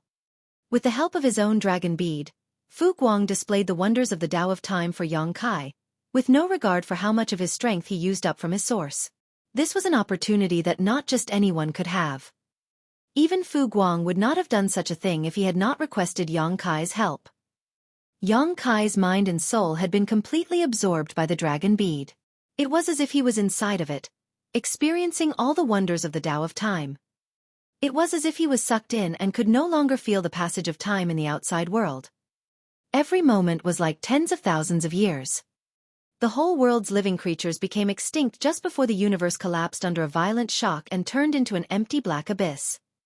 Yang Kai's eyes finally blinked and his mind regained its clarity. He saw Fu Guang swallowing his dragon bead back into his mouth and looked at him with an odd expression. Fu Guang originally thought that Yang Kai's attainment in the Tao of Time would only be superficial. However, when Yang Kai's mind and soul became immersed in his dragon bead, Fu Guang realized that something was wrong. This kid's attainments in the Tao of Time were not low at all. In fact, he could perceive that the time principles Yang Kai could manipulate were extremely powerful and profound. Apart from Fu Guang, the only ones that could be compared were the clan head and the 3 elder ancient dragons. As for the other ancient dragons, they were all probably inferior to this boy. Moreover, he could clearly feel that Yang Kai's mastery over the Tao of Time had advanced another level just now. "How is it?" Fu Guang asked. Yang Kai slowly came to his senses and said gratefully, "Many thanks for your guidance, senior." Fu Guang's feeling was right. Yang Kai had indeed taken another step forward in his mastery over the Tao of Time, reaching the 7th level, standing above all others within sight. The most obvious change was the speed of time flow in his small universe. Previously, the speed of time in his small universe was 4 times faster than that of the outside world. Now it was 5 times faster. The faster time flow in his small universe meant that the living beings in his small universe could grow more rapidly while the spirit herbs planted in his small universe could also be harvested more frequently. Most importantly, Yang Kai's own heritage would accumulate faster. Although Yang Kai did not know how much real time had passed outside, his mind had been following the transformation of the universe within Fu Guang's dragon bead for countless eons, sensing the mysteries in the flow of time. It was not surprising that he could make a breakthrough in mastery. Fu Guang nodded lightly. "So it was not in vain. The dragon pool is about to reopen. You should leave soon." Yang Kai was dumbfounded as he asked, "How long has it been?" "Almost 3 years. 3 years? It seemed like an instant." "Senior, you..." Yang Kai suddenly felt a little hesitant. He had gained a lot from this session, but Fu Guang did not seem to have attained a breakthrough. If he left at this time, that would mean that everything had been for naught. Marshall Peak. Chapter 53-24, That Damn Human is a Bastard. Seeming to sense Yang Kai's thoughts, Fu Guang said, "The power I have accumulated is already enough. All that remains is the evolution of my bloodline. No external force can help me now." Over the past 3 years, the dragon pool power that Yang Kai drew using the great sun and moon marks was almost equivalent to what Fu Guang would take in after 100 years of effort. This showed the immense power of the 2 marks. Previously, Fu Guang could not take this final step because the ancient dragon vein tempering art he was using could not draw enough dragon pool power at once to apply sufficient pressure to force a breakthrough. However, this was not a problem with the great sun and moon marks. Although he could draw the same amount of dragon pool power in 100 years as Yang Kai did for him in 3 years, that did not mean that the effect was the same. Without Yang Kai's help, he might not have been able to take this final step in 100 years, or even 1,000 years. Now, Fu Guang could feel that his bloodline was changing, so it was time to finally take that last step. Maybe when the dragon pool opened again, the dragon clan would have another divine dragon. Yang Kai was relieved to hear him say that. He did not want to owe someone a favor. Fu Guang had instructed him on the Tao of Time, and Yang Kai helped him to advance to become a divine dragon. Thus, there was a mutual gain and neither owed the other. A dragon scale suddenly flew towards Yang Kai and Fu Guang said, "Bring this to those 3 old ghosts and you will get the rewards that you deserve." Yang Kai reached out and grabbed it. He had a feeling that the dragon scale had been marked by Fu Guang's secret techniques, but he did not know what it said. He had no intention to pry either, as he had not done anything wrong to the dragon clan during his trip to the dragon pool, except for devouring a lot of dragon pool power. He even did Fu Guang a favor. Although he was now a pure-blood member of the dragon clan, and he had purged the part of him that was human when he broke through subconsciously, Yang Kai still felt like he was human. A flash of light suddenly came from above. The light came from afar but seemed to penetrate the entire dragon pool. Immediately afterwards, a low voice sounded from above, "Time is up, quickly leave the pool." The voice was naturally from one of the ancient dragon elders. Without delay, Yang Kai nodded slightly at Fu Guang and said, "Farewell, senior. I hope to hear good news from you the next time we meet." Although Fu Guang said he had accumulated enough power, and all that was left was bloodline conversion, things might not go so smoothly. Just look at the number of divine dragons who had appeared throughout the dragon clan's history, and one would understand. If it was so easy to break through and become a divine dragon, then the number of divine dragons in the dragon clan would not be so low. "Go on," Fu Guang nodded lightly. Yang Kai flicked his dragon tail and swam into the beam of light. This glowing path seemed to have the effect of warping space. He did not know how the dragon clan managed to do it, but Yang Kai, who was millions of meters deep into the dragon pool, reached the top after just a blink of an eye. At this moment, in the huge square of the no-return pass where the 5 statues of the dragon emperors stood, a portal appeared. Dozens of dragon clan members gathered from all directions. 13 dragons then rushed out of the vortex, one after another, appearing in the no-return pass. Instantly, the dragons roared one after another, causing the void to shake. However, the dragon clan was stunned after seeing the condition of those who entered. Even the 3 ancient dragon elders frowned. This could not be helped though. After all, the growth of those that went in seemed too small during this dragon pool cultivation session. Their expectation was, among the 3 young dragons, the one called Big Brother G was sure to advance to become a grand dragon. After all, he was already over 9,000 meters and was not far from breaking through. A few years of training in the dragon pool should have been enough to cross this divide. Zhu Wu Yu and Fu Qian were a little further behind, but if they were lucky, they might also be able to advance to become grand dragons. Although one young dragon had indeed advanced to become a grand dragon, he was just over 10,000 meters, which clearly indicated that he had broken through not too long ago. Zhu Wu Yu and Fu Qian's progress was even more pitiful. They were barely 9,000 meters each, still a long way from becoming grand dragons. This was only the young dragon's performance though, and the grand dragons were even more disappointing. Among the 10 grand dragons who entered, at least 2 or 3 should have reached the ancient dragon realm. However, only Ji Lao San had become an ancient dragon while the others were still grand dragons. Even their growth was unsatisfactory. The three ancient dragon elders had never seen a batch of descendants with such poor performance before. It could be said that this was definitely the group of dragons with the smallest achievements in the dragon pool in history. Some distance away, Huang Xinyang was sitting on a branch of the immortal parasol tree, dressed in her usual colorful robes. She swung her legs leisurely as she looked on eagerly at the unfolding drama. When she saw the state of the dragons that emerged out of the dragon pool, she smiled and muttered, "I knew it. When they let that human into the dragon pool, I knew that there would be a negative effect on the other dragons. It turns out that I was right."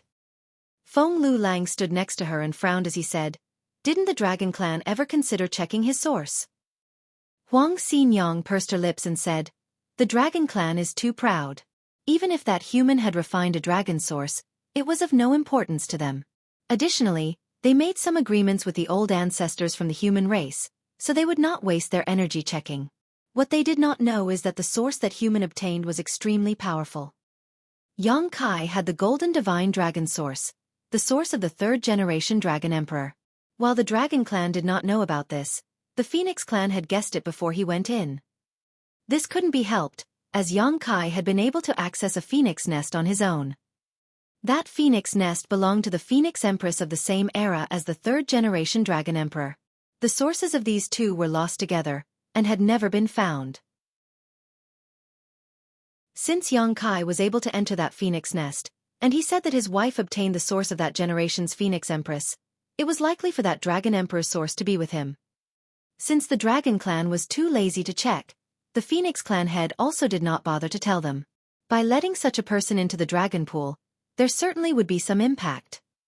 That was why when the dragon pool reopened this time, Huang Xinyang waited to watch the drama unfold. It was so boring staying at the no-return pass, and there was no place to have fun when they were cultivating in their phoenix nests. Huang Xinyang did not understand what Yang Kai did in the dragon pool, but why did the dragons who entered with him grow so little? Could their lack of performance be related to him? Even if his source originally belonged to the third-generation dragon emperor, it should not have such a dramatic effect, right? Nonetheless, her doubts were soon answered. Zhu Wuyu went straight to his parents' side and shouted, "That Yang Kai fellow is such a bastard. He snatched so much of the dragon pool power that we did not have enough for us to cultivate with." Zhu Wuyu's parents, an ancient dragon and a grand dragon, both frowned when they heard what had happened. It was common for clansmen to fight in the dragon pool for more power. When they first entered the dragon pool, they also fought with their other clansmen for a better position. Thus, Zhu Wuyu's accusations were quite flimsy. Zhu Wuyu's father, an ancient dragon, immediately reprimanded, "What is there to complain about if you are not as good as that human? Furthermore, that human should be able to transform into a grand dragon. Even if he fought with others, he wouldn't bother with your position.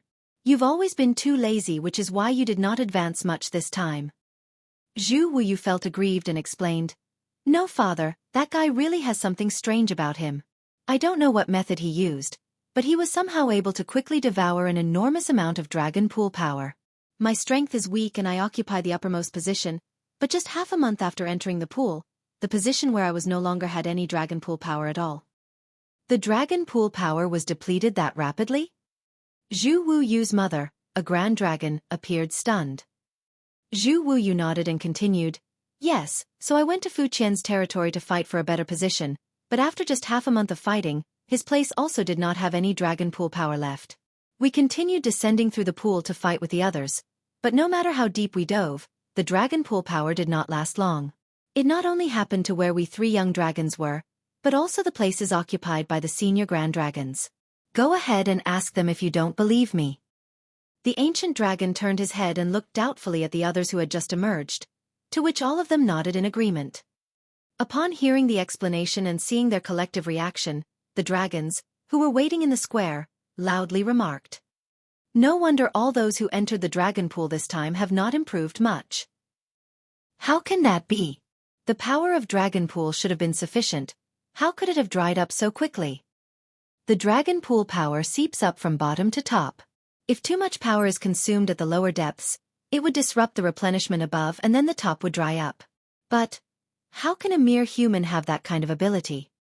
Or could that senior be the cause of it? It's possible. If his breakthrough was imminent, He would naturally require a tremendous amount of dragon pool power, and it would not be surprising for him to disrupt the density above.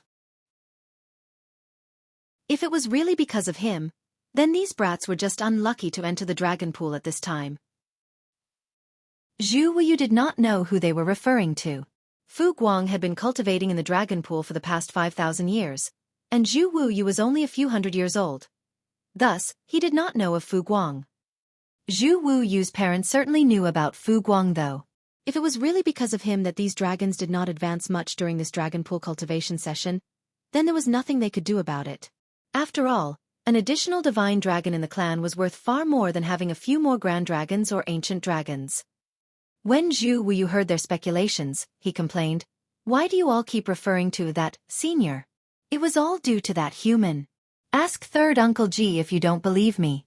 Third Uncle G saw it clearly when that human broke through. A breakthrough. The group of dragons all gasped in surprise. Frankly, the dragon clan did not know the specifics and extent of that human's dragon bloodline. After all, Xueqi had never exposed his dragon form or pressure to them. They only knew that he was a grand dragon, and even that was revealed to them by the human old ancestors. As Huang Xinyang said, the dragon clan had their pride, and even though Xueqi managed to refine a dragon source, they did not take him seriously and did not bother to investigate. An old ancient dragon elder looked at Ji Lao San and asked, "Did that human really achieve a breakthrough in the dragon pool?" Ji Lao San nodded meekly. Before he entered the dragon pool, his dragon body was nearly 50,000 meters. Now, when he left the dragon pool, he was only 55,000 meters. But what about that human? When Xueqi entered the dragon pool, he was 35,000 meters, yet after just half a year, he managed to break through to become an ancient dragon. Now that 3 more years had passed, there was no way to guess just how much he had grown. Ji Lao San was a pure-blood dragon. To think that he could not even compete with the advancement rate of a mere human in the dragon pool. He was utterly ashamed of his poor performance compared to that dastardly human. Martial Peak. Chapter 53-25, 70,000 meters. The 3 old ancient dragon elders looked at each other, and they all saw the doubt in each other's eyes. They were all both surprised and doubtful that the human had achieved a breakthrough in the dragon pool. According to the information they received from the old ancestors, that human should only be a grand dragon. If he had achieved a breakthrough, then was he not an ancient dragon now? This was a bit abnormal. Throughout the ages, the dragon clan had indeed lost a lot of dragon sources, and many different individuals from different races had obtained them. However, one growing to such an extent was extremely rare. On the other hand, when they learned that the reason why their clansmen who entered dragon pool grew so little was due to that human, those dragon clan members surrounding the place became agitated. Some of the grand dragons even instigated the rest to teach Xueqi a lesson when he emerged from the pool. From Dragon Clan's standpoint, it was already an exception to allow an outsider to enter a sacred place such as the dragon pool. If the Ninth Order old ancestors had not come to an arrangement with the dragon clan, there was no way the latter would have agreed. It was enough that he was allowed to enter the dragon pool and gain some small benefits. But now, it turned out that he interfered with the growth of a dozen clansmen. How could this be tolerated? The dragon pool did not open regularly, and every dragon clan member cherished the opportunity to enter it to cultivate. While the dragons were busy complaining about what the human did, a golden light appeared at the swirling entrance of the dragon pool, followed by a large dragon head rushing out of it. An intense dragon pressure immediately engulfed the area, and the noisy square instantly fell silent. Amid the loud dragon roar, a huge dragon quickly emerged from the dragon pool. Those who were complaining angrily moments ago now looked up at the sky in a daze. The 3 ancient dragon elders were also flabbergasted. Ji Lao San's face began to twitch involuntarily. 70,000 meters. A full 70,000-meter ancient dragon. He was coiled above the no-return pass, glowing in splendid golden light. It was awe-inspiring, and the brilliance was simply unparalleled. Ji Lao San was filled with bitterness when he saw it and muttered internally, 70,000 meters. When Xueqi entered the dragon pool, he was only 35,000 meters, yet after just a few years, his dragon form had doubled in size. Throughout the ages, no dragon had ever been able to cultivate to such an extent in just one session in the dragon pool. As a 70,000-meter dragon, Xueqi was already considered to be extremely powerful as an ancient dragon within the dragon clan. What caused Ji Lao San to be speechless was that, under Xueqi's dragon pressure, he actually felt his hands and legs go limp. He was completely subdued. Not only him, but many other dragons, who were also ancient dragons, felt suppressed by the humans' dragon pressure. Naturally, this came from their own bloodlines being suppressed. A golden dragon. The old woman of the three elders exclaimed in disbelief. Another elder was staring at one of the 5 dragon emperor statues. Naturally, the 3rd-generation dragon emperor's statue at this time also began to glow with a golden light. The aura from it resonated with the dragon in the sky, as if there was a connection between the two. So that's how it is. This elder murmured. Under such circumstances, if he still could not guess the origin of Xueqi's source, then he would be a disgrace to his position. The Dragon Clan had also searched for this lost source. Other than the Dragon Clan, the Phoenix Clan also searched for it, but they missed the best period and were unsuccessful in the end. However, both the Dragon Clan and the Phoenix Clan knew how powerful these two sources were, so it should be impossible for them to be destroyed. Even if they could not find them, it did not mean that they did not exist anymore. However, no one expected that this missing source would reappear in front of Dragon Clan in such a way. Immediately, the ancient dragons who knew the details had mixed feelings. They all thought that Xueqi's source was just an ordinary dragon source, and there was nothing for them to worry about as the Dragon Clan had lost many such dragon sources. It was their fortune and opportunity for those who had found these lost dragon sources to obtain them. However, if this source involved the 3rd-generation Dragon Emperor, then its significance was totally different. That source could pave the path to reach the peak. Xueqi's huge dragon form hovered over the no-return pass for a short time before he shrank down, transforming back into his human form as he landed in the square. Feeling the prying eyes all around, Xueqi knew that his presence had brought the Dragon Clan a lot of doubts. At the very least, he could no longer hide his refinement of the golden divine dragon source. The Dragon Clan should have a lot of questions for him.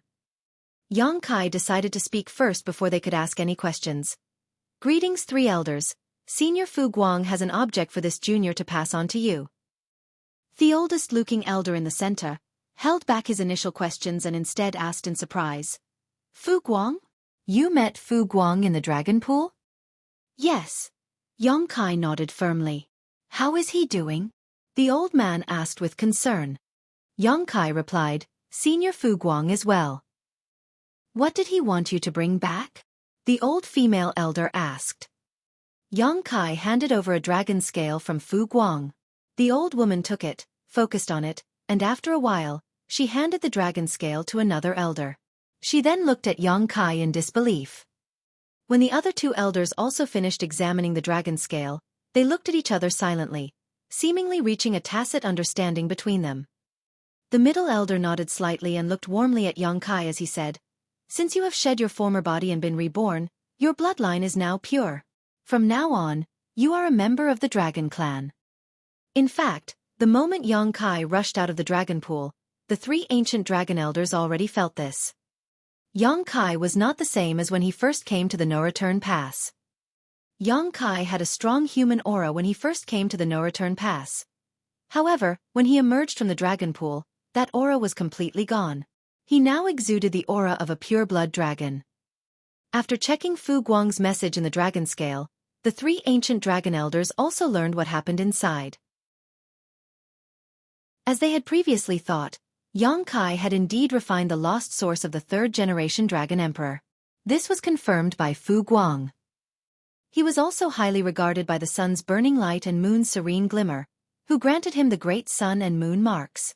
It was because of these 2 marks and another gift from those 2 seniors that he was able to devour the dragon pool's power and grow so rapidly. It was also because of this reason that those who entered the dragon pool during the session performed so poorly. It was not that they had no aptitude, just that all the benefits were taken away by Xueqi. If Xueqi had been the same as when he first arrived at the no-return pass, the Dragon Clan would not have let him off as the future of the Dragon Clan depended on those juniors. Hindering their growth infringed on the Dragon Clan's interests, which was simply intolerable. However, since Xueqi was also a part of the Dragon Clan now, he was considered a clansman. Clansmen will naturally compete and fight for benefits. Thus, the elders could not accuse anyone of wrongdoing. Not to mention, Fu Guang left behind a message that he was now able to take the final step in his advancement because of Yang Kai's help. Fu Guang's advancement to become a divine dragon was undoubtedly more important than the growth of those dozen or so descendants. Yang Kai was now a 70,000-meter-long ancient dragon, and had returned with the source of the third-generation Dragon Emperor. This was more than enough to make up for the losses of the young ones this time. When the old man elder then looked up at the clansmen, he announced, "The Dragon Clan has been in decline for many years and our numbers are withering. Now, a new clansman has returned to strengthen and bring glory to our Dragon Clan." The other two elders beside him roared in unison, "Glory to the Dragon Clan! Glory to the Dragon Clan!" Yang Kai was slightly stunned. "So, I'm really now a member of the Dragon Clan?" Although it was true that when he advanced to become an ancient dragon, he had purged the human part of him and became a pure blood dragon, it still felt uncomfortable for him to become a member of the Dragon Clan. Yang Kai actually did not care too much about whether his bloodline was human or dragon. After all, he was not born in the Dragon Clan, and did not attach that much importance to his bloodline. However, when the three ancient dragon elders declared it in such a manner, that meant that he became a member of the Dragon Clan. Many Dragon Clan members were eager for Yang Kai to come out of the dragon pool so that they could teach him a lesson. However, after the three elders' declaration and cheers, they no longer dared to create any trouble. The divine spirits highly valued the concept of community. If Yang Kai was an outsider, they would naturally make some comments. However, since he was now a clansman, there was nothing more to say.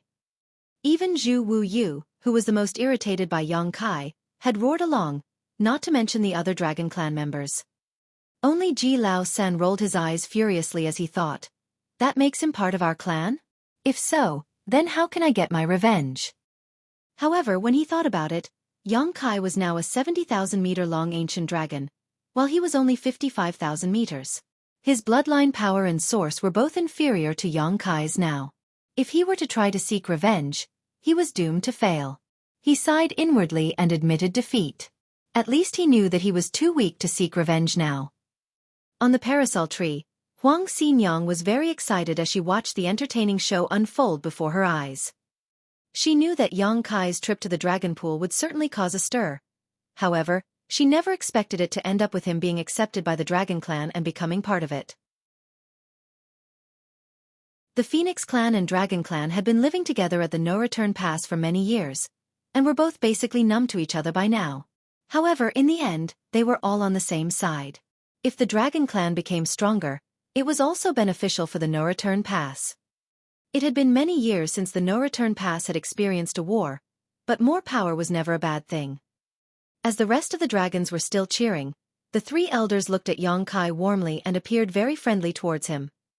A pure bloodline was not enough for them to show such favor to Yang Kai. However, the source he refined was the source of the third-generation Dragon Emperor. That source itself contained the heavenly Grand Tao. If Yang Kai managed to fully inherit it, then he would be able to advance to a level comparable to the third-generation Dragon Emperor, which meant becoming a divine dragon. Divine dragon. Throughout the ages, how many divine dragons had there been in the Dragon Clan? Furthermore, Fu Guang's hidden message in the Dragon Scale also mentioned Yang Kai's great sun and moon marks, which, when activated, could draw in the dragon pool power at an incredible rate. This was a remarkable help for those in the Dragon Clan trying to achieve a breakthrough to the divine dragon realm. If another ancient dragon in the clan was ready to advance to become a divine dragon, they could request for Yang Kai's help, which would greatly increase their chances of success. The three ancient dragon elders had reached the limits of their own cultivation. Still, did that not mean they were not eager to take that next step?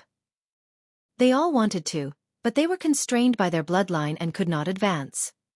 If Yang Kai's great sun and moon marks could give them a boost, then it might be possible for them to achieve a breakthrough. Although there was not much hope, it was at least worth a try. Of course, that was a consideration for the future. Fu Guang was still in the dragon pool and could not be disturbed.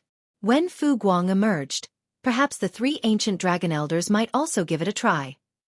At least one could always hope.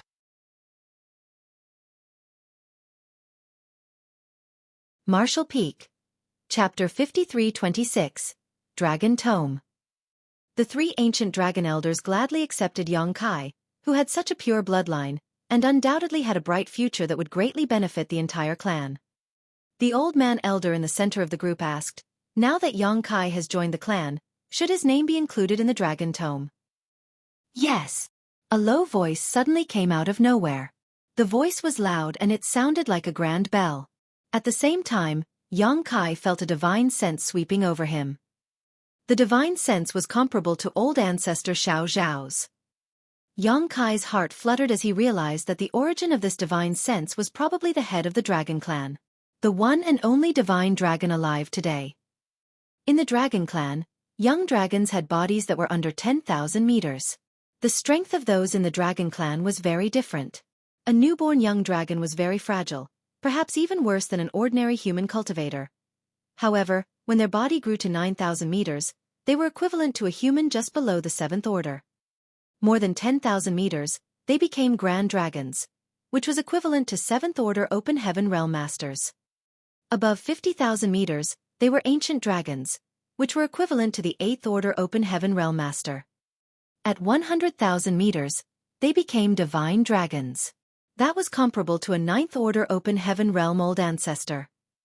Of course, the strength and rank were divided as such, but when they really fought, the divine spirit of the same realm would most likely be more powerful. The divine spirits had too many advantages that the humans did not. For example, Yang Kai's dragon form was now 70,000 meters. According to the ancient dragon classification, his strength was considerable. If he transformed into his dragon form, he could take on a veteran 8th order open heaven realm master. Today's dragon clan had only one divine dragon. However, this dragon was not considered to be a dragon emperor because divine dragons also had those who were weak and strong. The current head of the dragon clan felt that he was not qualified to be considered a dragon emperor. Such a situation was not unique, or even uncommon in the long history of the dragon clan. Otherwise, the dragon clan would have far more than 5 generations of dragon emperors, all of whom were the most powerful masters of each generation of divine dragons. Yang Kai knew that the dragon clan had a divine dragon, but he had not seen him yet. This time, the divine dragon also did not show up, but only responded when the ancient dragon elder asked a question.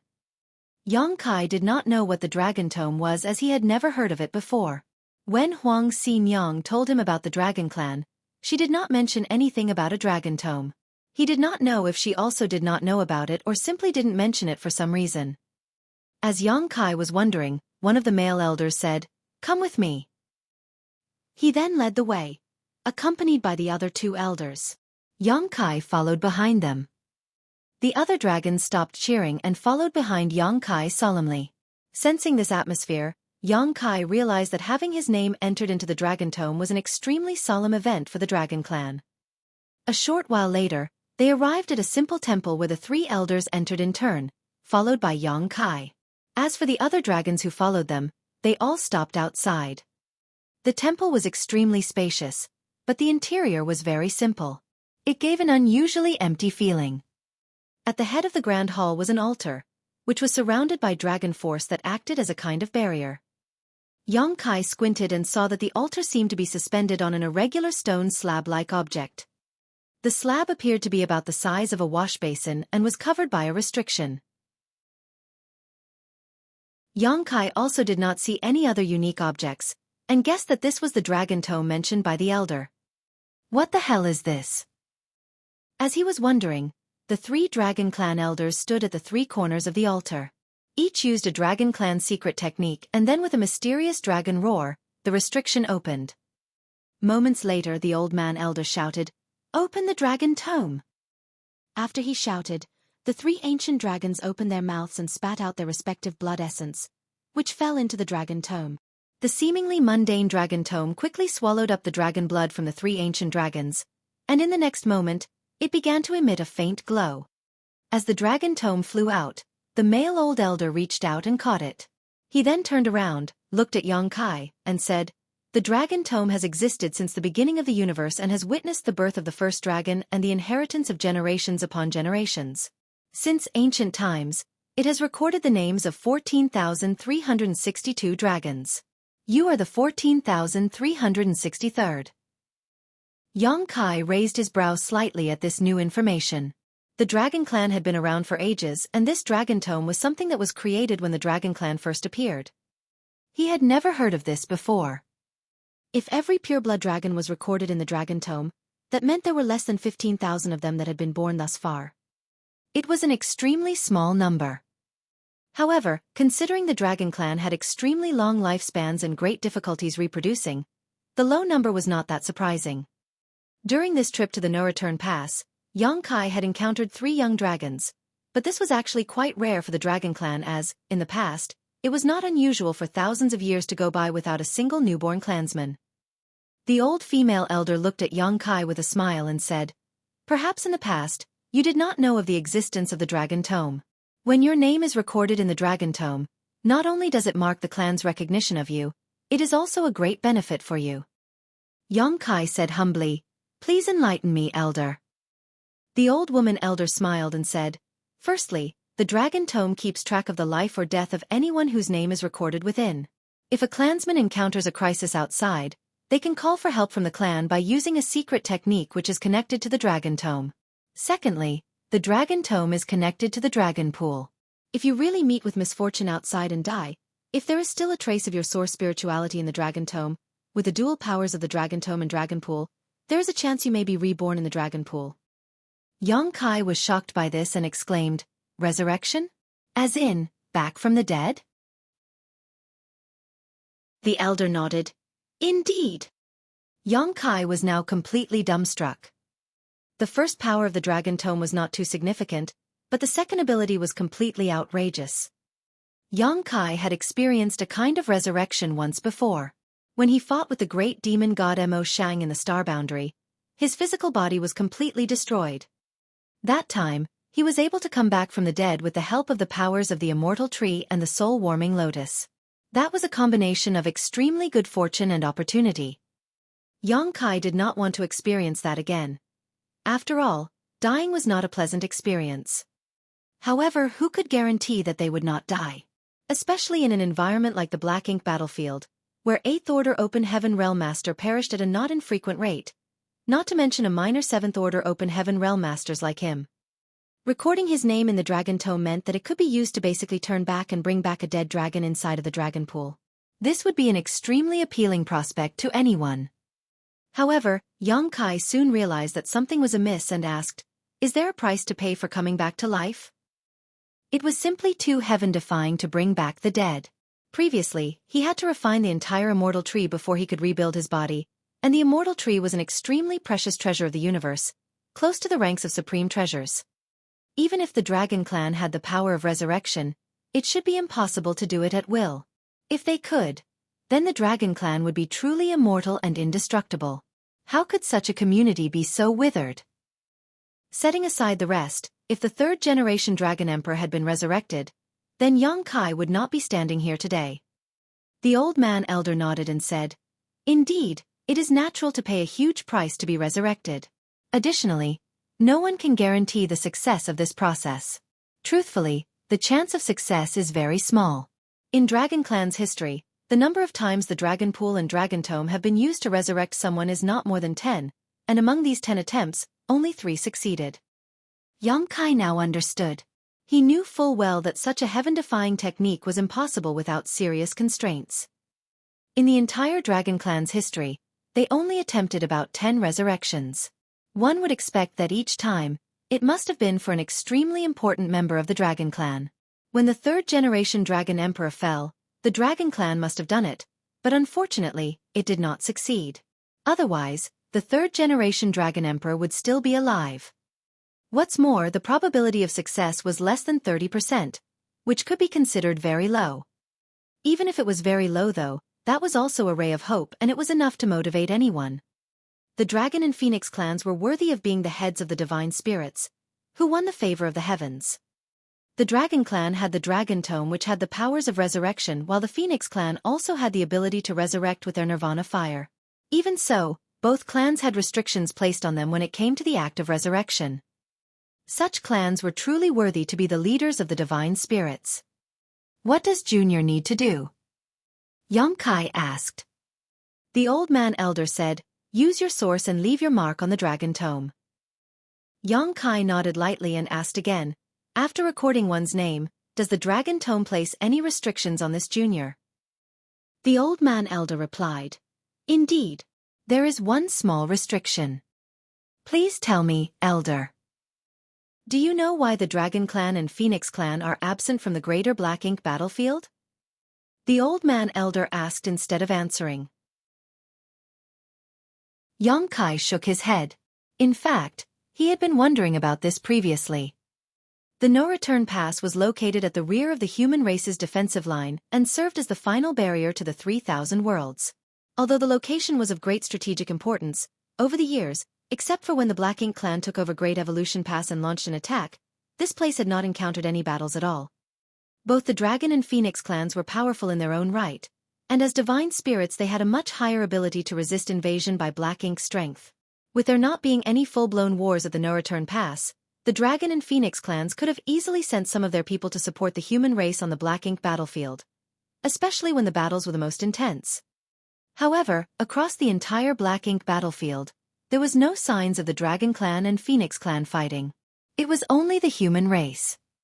Divine spirits are not as powerful nor as effective as your purifying light in terms of restraining and eliminating Black Ink strength. It was not surprising for the Dragon Clan to know about his purifying light, which was a powerful tool for the human race to deal with Black Ink Clan. Even though the no-return pass was situated at the rear, they would have heard about such a monumental development on the battlefield against the Black Ink clan. The power of the divine spirits also had a certain degree of restraining effect on Black Ink's strength. The Black Ink giant spirit god was sealed in the divine spirit ancestral land by the third-generation Dragon Emperor and the Phoenix Empress. After countless years, the ancestral strength of that place constantly wore down the Black Ink giant spirit god's Black Ink strength, until it finally ground it down completely. Otherwise, when Yang Kai helped open the seal years back, the ancestral land would have been devastated. The reason why dragons and phoenixes do not appear on the Black Ink battlefield is related to an ancient agreement between us and the human race's great experts. The old man elder continued, in that agreement, the Dragon Clan and the Phoenix Clan were made responsible for guarding the no-return pass. Unless there is an existential threat to the clan, they are not allowed to leave the no-return pass. This agreement was simple, but was so important it became known as the Bloodline Great Oath. This was why there were no signs of dragons and phoenixes in the divine spirit ancestral land, and none of them on the Black Ink battlefield. Yang Kai could not understand and asked curiously, but why? Why would there be such a pact, and how could the divine spirit clans, who were always proud and aloof, accept such terms? This was as good as the human great expert restricting their freedom. How could the two clans agree to this? Marshall Peak. Chapter 53-27, Is He Stupid?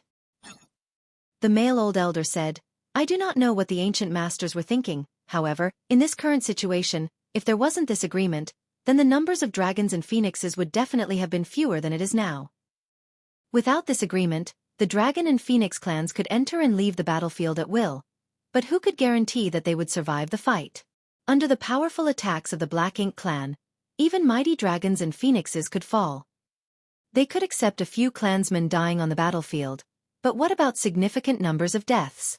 If a few important clansmen died and the entire clan became agitated and rushed to the battlefield, it might lead to complete extinction. It was because of this agreement that the two clans could continue to remain at the no-return pass. Although the days were boring, at least they did not need to face the many risks of the battlefield. From this point of view, perhaps it was not the ancient human great expert who restricted the freedom of two clans, but rather the two clans choosing this of their own accord. But what does this have to do with this junior recording my name on the dragon tome?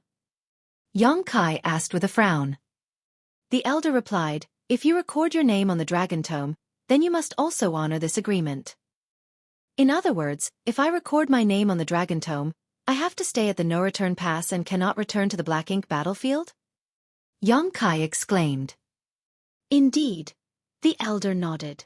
This agreement was known as the Bloodline Great Oath for a reason. If Yang Kai was not a pure-blood dragon, it would be fine, but now that his bloodline was pure, once he recorded his name in the Dragon Tome and officially joined the Dragon Clan, he would be subject to the same restrictions. If he broke them, he would face backlash from his bloodline. Yang Kai swept his eyes over the three Dragon Clan elders in front of him, who all appeared very calm. If Xueqi had not taken the initiative to ask, they would not have said anything.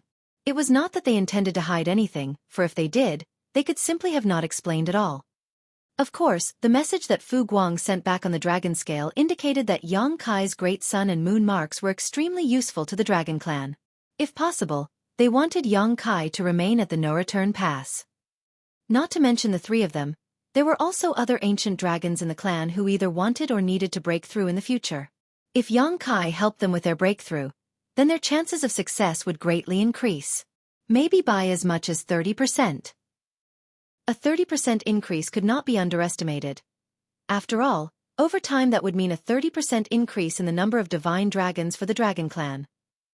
Nonetheless, since Xueqi took the initiative to ask, they had to explain it clearly.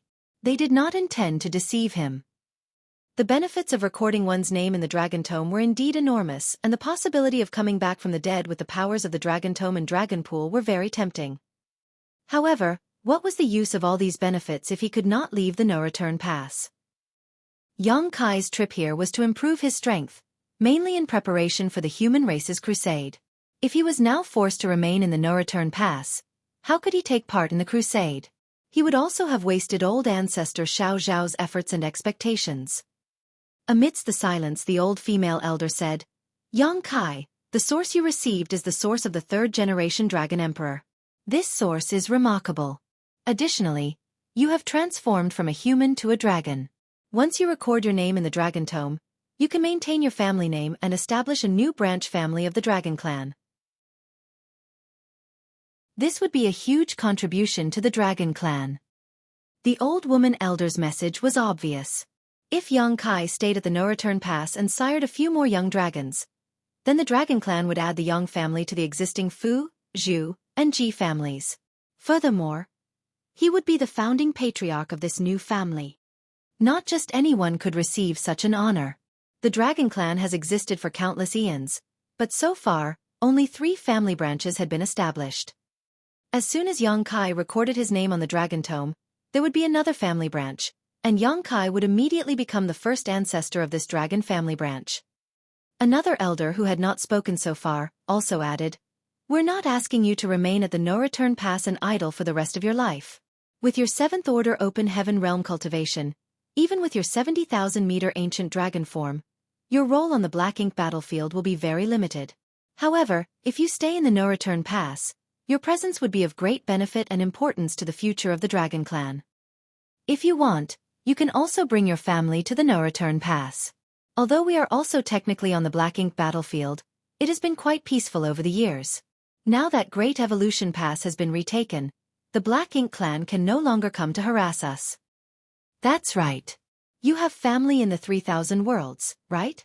There is no such thing as security on the Black Ink battlefield, so your loved ones must be extremely nervous about your safety. How could you continue to let them worry?" The 3 Dragon Clan elders took turns to persuade Xueqi to record his name on the Dragon Tome and remain at the no-return pass. However, when they saw that Xueqi remained so indifferent, the 3 elders knew that their persuasions were ineffective. Even if he was young compared to them, he was still a 7th order open heaven realm master with a strong and resolute heart. If he could change his mind after just a few words of persuasion, then it would be impossible for him to have the cultivation he had today. The old male elder said again, "There is no hurry to decide on recording your name in the Dragon Tome. Why don't you stay at the no-return pass for some time and carefully consider first? If you really do not wish to stay, no one can force you to." Xueqi slowly shook his head and said, "This junior appreciates the kindness of the 3 elders, offering me the opportunity to record my name on the Dragon Tome and your invitation to stay at the no-return pass. This junior is eager to live such a peaceful life, but many of my companions are still on the Black Ink battlefield. The human race is about to embark on a grand crusade, but this junior's cultivation was too low. Perhaps as the elders have said, my presence may not make much of a difference on the battlefield, but every pair of hands helps. Millions of my predecessors have fallen on the battlefield to stop the Black Ink clan. This junior is not that powerful, but I would like to follow the example of my ancestors. If I fall somewhere on the battlefield, it will only be because I am not strong enough. No one else is to be blamed." The old man elder said solemnly, "So you've made up your mind. Yang Kai took a step back, cupped his fist, bowed and shouted, "For the common people, for the 3,000 worlds, I will continue to fight until my dying breath." The old female elder sighed softly and said no more. The old male elder then said, "In that case, we will not force you. About the matter of recording your name in the Dragon Tome. When the Black Ink clan has been eliminated, you can come back to the no-return pass and we will help you do so." "Many thanks, three elders." Yang Kai bowed again. "I've inconvenienced you for too long now. I shall take my leave. The battlefield is dangerous. Be careful in whatever you do." Yang Kai nodded slightly, turned around and rushed out of the temple as the group of Dragon Clan members looked on with heavy hearts. He then flew out of the no-return pass. Although the other dragons were outside the temple, they saw and heard what happened inside and understood that Yang Kai did not record his name in the Dragon Tome. Xueqi went over to Fu Qian and whispered, "Is that guy stupid? He would rather go out courting death than to take up such a great reward." Fu Qian looked on as Yang Kai departed and sighed softly, "Why keep sharpening a sword if you don't intend to use it?" Xueqi blinked at him for a moment before he snarled, "You are just as stupid." Fu Qian glared at him and barked, "You know shit." When he was about to leave the no-return pass, Yang Kai stopped and turned his head to look at the immortal parasol tree. He saw Huang Xinyang sitting on a tree branch, looking at him with a smile, and Feng Lulang standing next to her. "Are you leaving?" Huang Xinyang asked with a smile. "I am." Yang Kai nodded, thought about it for a moment, turned around again and bowed to her. "Many thanks for helping out with my wife's affairs." Huang Xinyang waved her hand and said, "Think nothing of it. Is there anything you want to tell her?" Yang Kai shook his head and said, "There is nothing to say." After a pause, he then asked, "The Dragon Clan and the Phoenix Clan had an ancient agreement with the human great experts. After recording one's name on the Dragon Tome, the Dragon Clan had to remain in the no-return pass. How about the Phoenix Clan?" Huang Xinyang pursed her lips, patted the branch she was sitting on and said, "Once you have your own nest on the immortal parasol tree, you need to stay at the no-return pass." Yang Kai nodded blankly. It seemed that both the Dragon Clan and Phoenix Clan had similar restrictions. For the Dragon Clan, even if one did not record their name on the Dragon Tome, he could still cultivate in the Dragon Pool. However, the same could not be said about the Phoenix Clan. If one wanted to cultivate with the Phoenix Clan, it required possessing their own phoenix nest.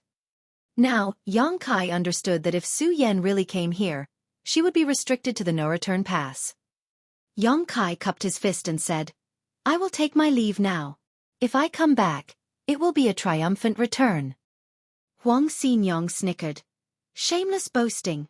Then, I'll wait for your good news."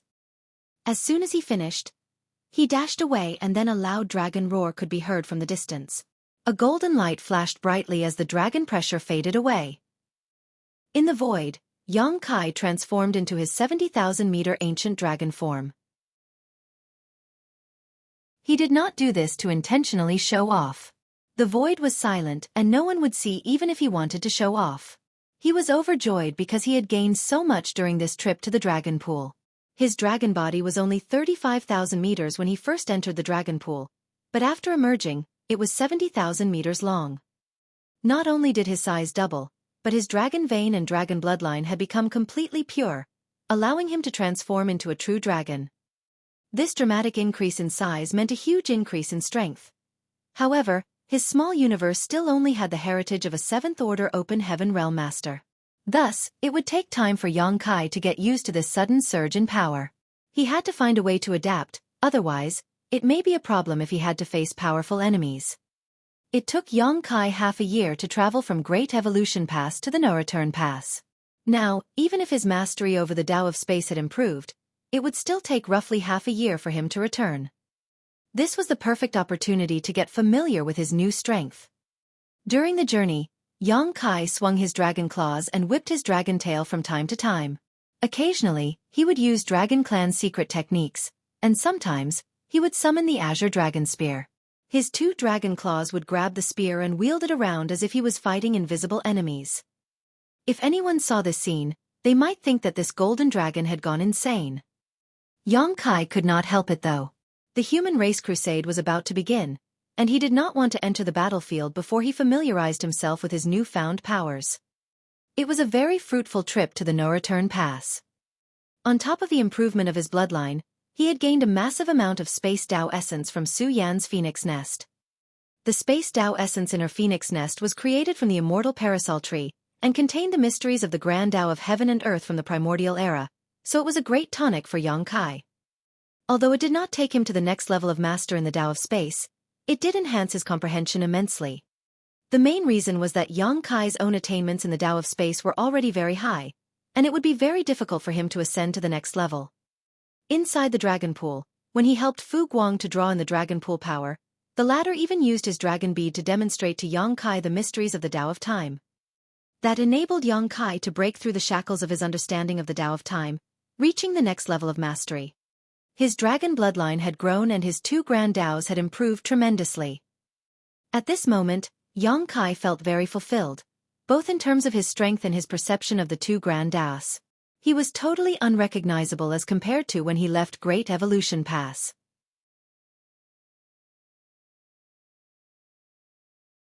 Martial Peak. Chapter 53-28. Get something back. If he could completely digest all the gains from this no-return pass trip, Yang Kai believed that his strength would improve by leaps and bounds. It didn't take much effort to familiarize himself with the power of his new dragon form. All he needed was slow and steady accumulation. Yang Kai focused more on comprehending the Daos of time and space. The rapid advancement of his 2 grand Daos gave him a faint sense of enlightenment. The Dao of space was his main grand Dao, and his achievements in the Dao of time were perhaps due to his bloodline. In the past, his mastery over the Dao of space mainly affected his use of space principles, and the Dao of time, his use of time principles. The two were not related to each other. Even though he had once created the powerful secret technique, Sun and Moon Divine Wheel, that was mainly through chance and coincidence. So he did not give it much deep thought. But as his comprehension of the Grand Daos advanced, it became clear to him that time and space had always been closely related. Space was unable to exist on its own, and so was time. From ancient times until now, the existence of the universe was interwoven with both time and space. The Sun and Moon Divine Wheel combined time and space principles, but that was something Yang Kai achieved subconsciously. Now when he gave it another look, he noticed that his Sun and Moon Divine Wheel had many flaws and had a lot of room for improvement. Faintly, Yang Kai was struck with a flash of inspiration. If one day, he was able to perfectly fuse time principles and space principles, his Sun and Moon Divine Wheel would definitely become much more powerful. It would become possible for him to kill territory lords using the secret technique, even when he was only in the 7th Order Open Heaven realm. Be that as it may, it was extremely difficult to fuse these two. As Yang Kai tried, his strength fluctuated wildly, but he was unable to accomplish anything. He felt like something was missing. The feeling of being unable to cross the hurdles to reach your goal when they were within sight and you clearly knew how to reach it was extremely frustrating. It could easily cause one's mind to grow restless. This was one of the reasons so many cultivators had suffered from cultivation dissonance while cultivating in retreat throughout history. If one mulled over something too deeply, it would form an obsession, causing their focus to narrow and form an endless cycle of frustration and failure. As a result, they would either lose all confidence or lose their minds, which in turn would cause their grand Dao to collapse. Having learned the lessons from history, Yang Kai didn't want to suffer from cultivation dissonance because of this. So every time his mood became restless, he would relax and focus on the changes brought about by the growth of his dragon form. By varying his routine, he avoided unnecessary problems. A few months later, Great Evolution Pass entered his sight. Yang Kai collected his thoughts and reverted from his dragon form. When he saw the dense figure stationed on the walls of Great Evolution Pass, he couldn't help but let out a sigh of relief. He was really afraid that if he returned too late, he would miss the crusade. From the looks of it, the crusade had yet to begin. After giving it another thought, he realized that it was not surprising. The round trip to the no-return pass cost him a year, and counting the time he had spent at the no-return pass, it should be just about 5 years since he left. The human race army should not be ready yet. Space principles fluctuated as he arrived in front of Great Evolution Pass in a few instantaneous movements. The soldiers on duty had long noticed the strange movements, but after seeing Yang Kai's face, they quickly let him pass. When he returned to Great Evolution Pass, he saw soldiers bustling around inside the pass, as if they were preparing for war. Xueqi had no idea about what the situation in the other theaters was like, but if the crusade were to start right now, the Great Evolution Army would definitely be unstoppable.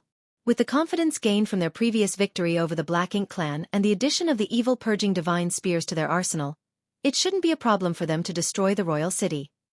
As for whether they could kill the royal lord or not, that would depend on the means of old ancestor Xueqi and the other Eighth Order Open Heaven Realm Masters. Suddenly, a divine sense sweep surged from somewhere. Naturally, it belonged to none other than the old ancestor. As soon as the divine sense came in contact with him, it withdrew. Without any hesitation, Xueqi flew away, following the source of the divine sense. A short while later, he arrived at the old ancestor's residence, where old ancestor Xueqi was lazily lying on a chair inside her garden. She sized him up before asking, "How was your trip?" Xueqi replied respectfully, "It was quite worthwhile. I gained a lot." Old ancestor Xueqi slightly nodded as she teased him. "You didn't leave your name in the dragon tome?" Xueqi was taken aback. "You know about the dragon tome?" Old ancestor Xueqi pursed her lips. "It's not like it's some kind of secret, so why shouldn't I know about it?" In truth, the only reason she knew about it was because she was a Ninth Order old ancestor. Ordinary humans would have never have heard of the dragon tome. Even Xueqi had only learned about it after visiting the No-Return Pass and completely purifying his bloodline. "The Dragon Clan wanted me to record my name in the Dragon Tome, but this junior refused." Old ancestor Xueqi casually nodded. If he really recorded his name in the Dragon Tome, it would be impossible for Xueqi to return to Great Evolution Pass. Xueqi suddenly furrowed his brow and asked, "Were you injured recently?" He had already noticed that old ancestor Xueqi was a bit pale. He thought it was because her injuries had yet to heal, but after giving it a closer look, he noticed that something was off.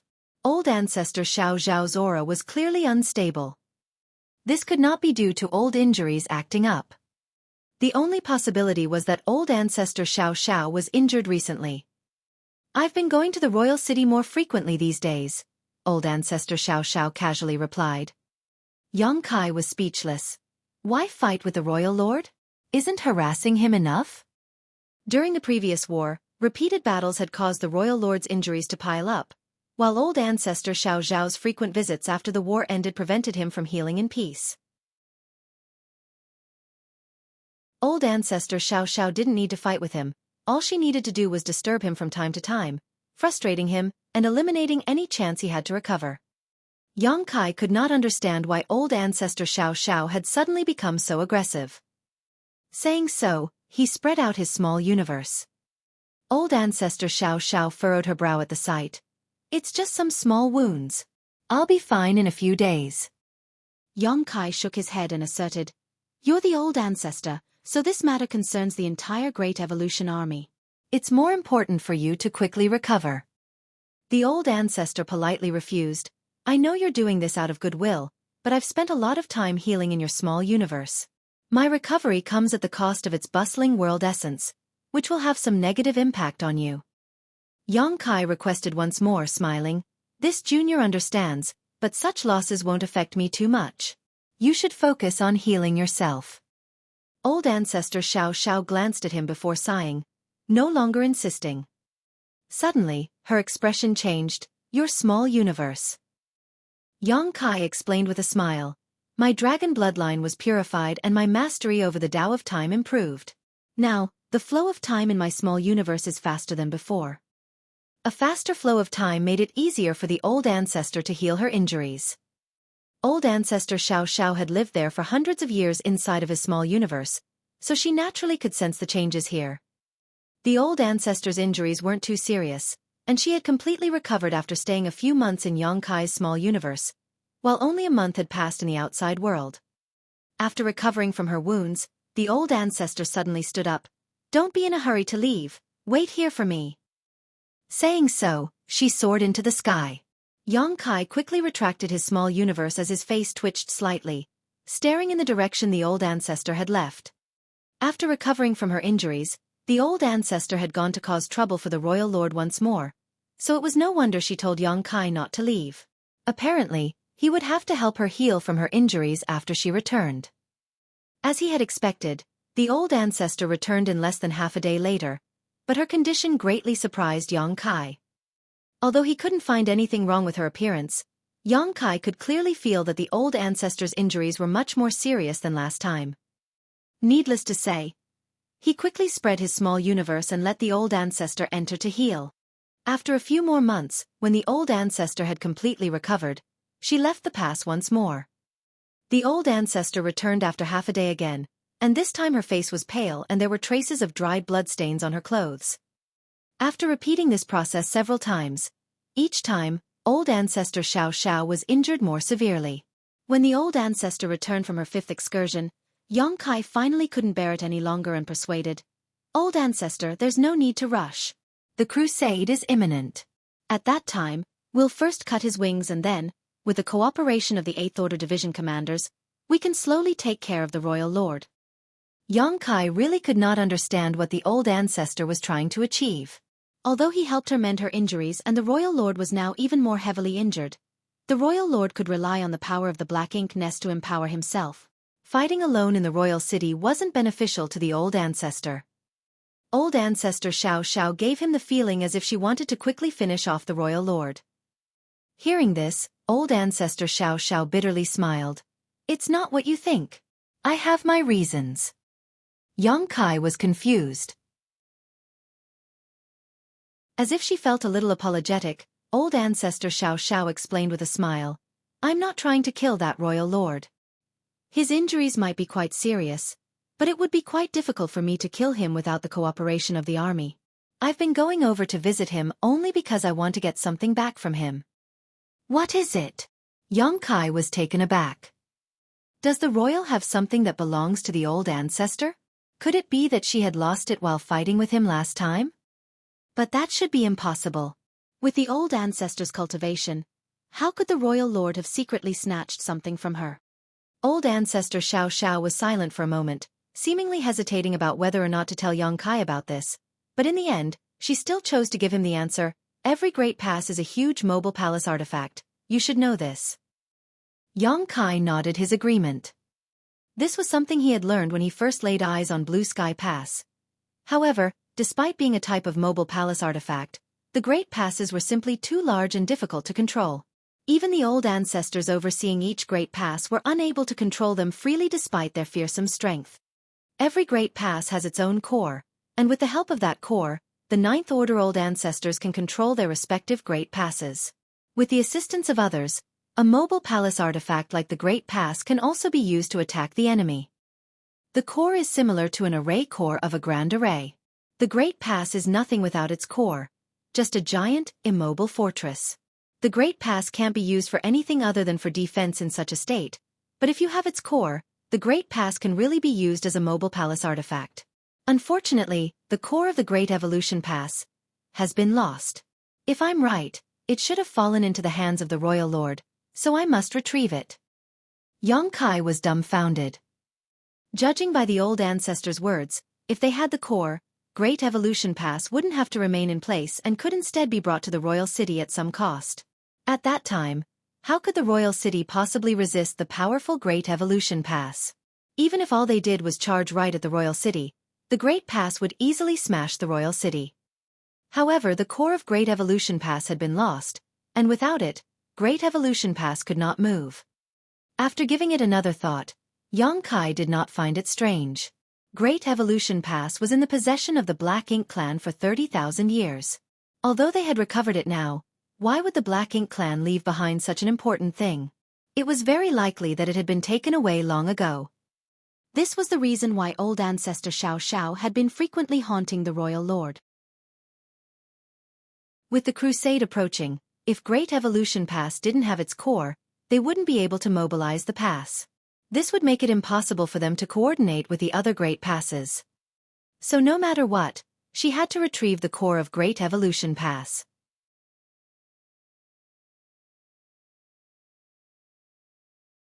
Marshall Peak. Chapter 53-29. Only one possibility. Hearing this, Xueqi frowned. Since the core is so important, the Black Ink clan must have also realized it already, so why would they return it just like that? Old ancestor Xiao let out a long sigh. The Black Ink clan definitely wouldn't return something so important to the human race. If she was the royal lord, she would rather destroy the core than let the humans take it back. This was also the reason why she had been attacking the royal lord so frequently as of late, only to return empty-handed. Can't we refine another one? Xueqi asked. Clearly, there was no hope of getting it back, and old ancestor Xiao must also know this, but she was just doing what she could while leaving the rest up to the heavens. Old ancestor Xiao shook her head. The core is an ancient artifact and the method to refine it has long been lost in the annals of history. Although the artifact refining great grandmasters in the past have been researching the problem, they haven't found any clues as of yet. The loss of Great Evolution's core was only discovered during the recent restoration, so they were currently pressed for time. Even Grandmaster Ma Fan and the other artifact refining Great Grandmaster were at a loss. Refining a new core would not only be extremely difficult, it would also cost an astronomical amount of resources and take an absurd amount of time. Probably 1,000 years at best. 1,000 years. A lot of things could happen over such a long period. The human race currently had the advantage in various theaters, especially in Great Evolution Theater, so there would not be a better time to launch the crusade and eliminate all the royal cities in one fell swoop. If they delayed things for too long, the Black Ink clan might be able to rise from the ashes once more. If they couldn't find the core of Great Evolution Pass by the time the crusade began, the Great Evolution Army would no longer be able to borrow the power of the Great Pass and would have no choice but to fly over on their warships to confront the enemy. In that case, the Great Evolution Army's casualties would definitely be higher than the other human race armies. Unfortunately, Xueqi couldn't help in this matter. The only thing he could do was heal old ancestor Xiao's injuries, hoping that the royal lord wouldn't be able to take her harassment eventually and return the core. Although the chances were slim. Be that as it may, Xueqi finally understood why the higher-ups had spent so much manpower and resources to rebuild Great Evolution Pass after retaking the pass after listening to old ancestor Xiao. He did question why they were so heavily fortifying Great Evolution Pass in the past. Though he did not put it in words and kept such thoughts to himself, he couldn't help feeling that this was a wasteful endeavor as the Black Ink clan in Great Evolution Theater had already been routed and trapped in the royal city. Thus, restoring the pass without the Black Ink clan being capable of attacking them seemed somewhat pointless. Thus, he thought of it not as repelling assaults by the Black Ink clan, but rather for the sake of sentiment. Now it was clear he had made too many incorrect assumptions. The various repairs done to Great Evolution Pass were not just for the sake of sentiment or appearance, but rather in preparation for the crusade. As long as they could find the core, the entire pass would be their greatest reliance in the coming war. Old ancestor Xiao continued going out once every 2 or 3 months, returning each time with varying injuries. If she ended up in this state, the royal lord definitely wouldn't have fared any better. After all, he had yet to recover from his past injuries. If it weren't for the power of the Black Ink nest in the royal city, old ancestor Xiao would have killed him already. The current royal lord was simply struggling at death's door. Whether Great Evolution Pass could get its core back, the Great Evolution Army would definitely defeat the Black Ink clan army when the crusade began. That would be the time for him to lose his head. However, as time passed, Xueqi could clearly feel that old ancestor Xiao's temper was getting worse and worse. More often than not, she would start cursing the royal lord for being ignorant and calling him a stubborn oaf when she returned from the royal city. Every time this happened, Xueqi would choose to remain silent. Rather, it would be even stranger if the royal lord really gave her Great Evolution Pass core just because she went to him and asked for it. It was just a thought, one Xueqi didn't dare say out loud, afraid he would be cursed along with the royal lord. Today, when old ancestor Xiao returned from her trip to the royal city, she was so gloomy that it felt as if darkness was oozing from her. She landed in Xueqi's small universe, began healing from her injuries, and began her usual rant about the royal lord. All this went in Xueqi's left ear and out through the right as he kept nodding in agreement like a chicken pecking rice. This had already happened many times before, so Xueqi had long since become accustomed to it. Now well prepared, he casually took out a stick of candied fruit and handed it to her. The old ancestor took a sidelong glance at him before accepting it, but she still did not forget to scold the royal lord while she aggressively crunched on the snack. Xueqi remained calm, quietly studying the Taoist of time and space. Suddenly, Yang Kai raised his head, looking at old ancestor Xiao Xiao. The old ancestor was just about to unleash another barrage of curses, but when she noticed his unusual movement, she furrowed her brow and asked, "What is it?" Yang Kai asked, "Old ancestor, you said that the royal lord keeps denying that he took Great Evolution Pass core, yes?" This was not the first time the old ancestor had mentioned this, but Yang Kai had never taken it seriously. After all, there was nothing he could do to help in this situation except aid the old ancestor with her recovery. While the old ancestor was recuperating, most of Yang Kai's attention was focused on comprehending the Tao of time and the Tao of space to improve in the short peaceful time he had on hand. And he had indeed gained a lot over the past few months. The advancement of his dragon bloodline had improved his mastery and understanding of the Tao of time, and by refining and absorbing the abundant space Tao essence in Su Yan's phoenix nest, he had enhanced his comprehension of the Tao of space. When the old ancestor mentioned this matter again just now though, Yang Kai suddenly realized that he had overlooked something very important. The old ancestor rebuked with a snort. Would he dare to admit to such a thing if he did it? Yang Kai pondered for a moment before asking, if Great Evolution's core was still there when the Black Ink clan occupied Great Evolution Pass, would the Black Ink clan be able to use it? The old ancestor explained, although Great Evolution Pass was created by humans, in the end, it's just a giant mobile palace artifact, so with sufficient energy anyone can control it. The Royal Lord is comparable to a Ninth Order Open Heaven Realm Master, so he wouldn't be able to control Great Evolution Pass on his own. However, if with the help of the territory lords under him, controlling Great Evolution Pass wouldn't be a problem. After all, the Black Ink clan has many territory lords. Then this situation is a bit strange. Yang Kai looked at old ancestor Xiao Xiao. If they were able to move Great Evolution Pass, why did the Black Ink clan just leave it here? If I were the royal lord, I would have brought Great Evolution Pass back to the vicinity of the royal city to act as another fortified base of operation. I might have even directly treated Great Evolution Pass as my own royal city. The Black Ink clan royal cities were nowhere near as sturdy as the human race's great passes. By making such a pass into his royal city, the royal lord would never need to worry about the humans taking it back, which would give him a huge boost in security and face. He believed that no royal lord could resist this temptation. The old ancestor slightly frowned. Actually, I've also been wondering about this issue as well. Yang Kai's eyes slightly lit up. Great Evolution Pass core really may not be in the hands of the Black Ink clan. The old ancestor shook her head, denying the possibility. But if the core is not in the hands of the Black Ink clan, where could it be? Could it have been destroyed? Yang Kai asked. Back then, the old ancestor of Great Evolution Pass died in battle. Perhaps someone felt that the situation was dire enough for the humans that they decided to destroy the core rather than let it fall into enemy hands. At a time of crisis, something as important as the core would definitely be destroyed rather than left behind. While that's possible, it's not very likely. Every Great Pass core is extremely sturdy, so only a Ninth Order Open Heaven Realm Master could destroy it. When Great Evolution Pass fell, there was only one old ancestor here, and at that time, he should have been fighting with the two royal lords, so how could he have had time to destroy the core? Then there's only one possibility, Yang Kai stated as he put away his small universe and beckoned her. Old ancestor, please follow me. Old ancestor Xiao Zhao's face was filled with confusion. Nonetheless, she quickly chased after him, asking, "What are you thinking?"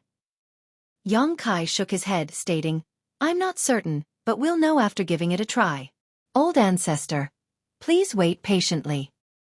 Xiao Xiao didn't pursue the matter any further. Soon, the two arrived at Great Evolution Space Array Hall. When the soldiers on duty saw the old ancestor arrive, they quickly stepped forward and bowed. One of the soldiers asked, "Does the old ancestor want to go to another Great Pass?" Old ancestor Xiao Xiao shook her head and pointed at Yang Kai. "It's his business, you should ask him." The man nodded and turned to Yang Kai. "Where is junior brother Yang going?" Yang Kai thought for a moment before stating, "I'll have to trouble senior brothers to activate the hyperspace array." The guards immediately started getting everything set up. Old ancestor Xiao Xiao asked, furrowing her brow, "Do you suspect that when Great Evolution Pass was breached, someone sent the core to another Great Pass using the space array?" Yang Kai nodded.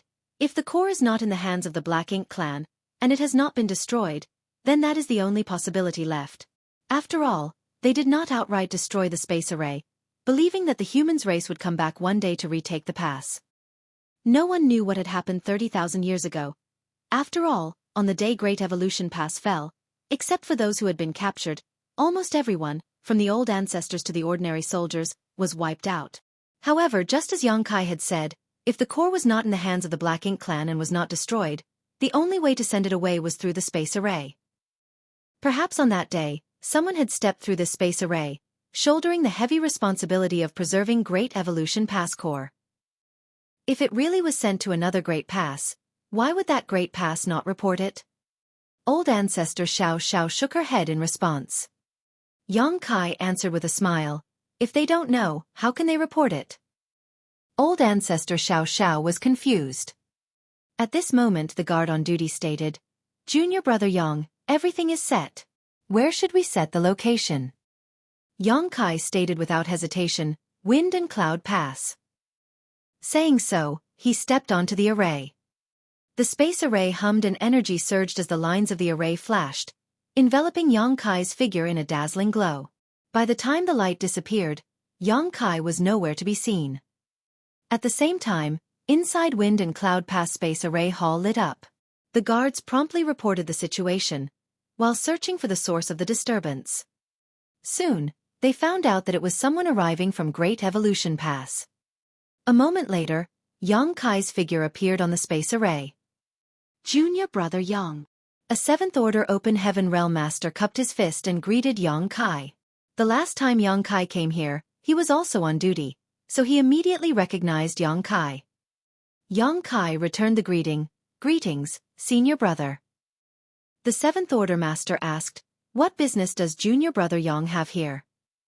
Under normal circumstances, very few people would travel between the Great Passes, because each teleportation would consume a massive amount of resources. If it was just information that needed to be shared, then a jade slip would be sufficient.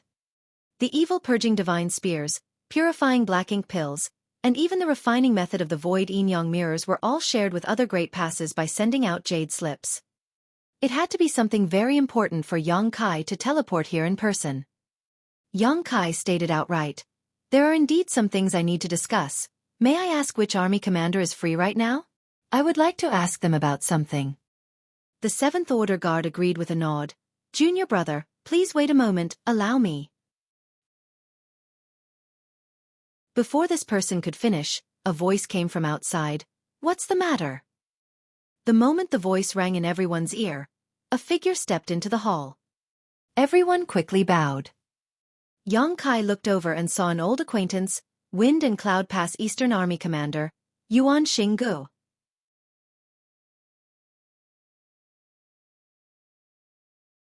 Marshall Peak.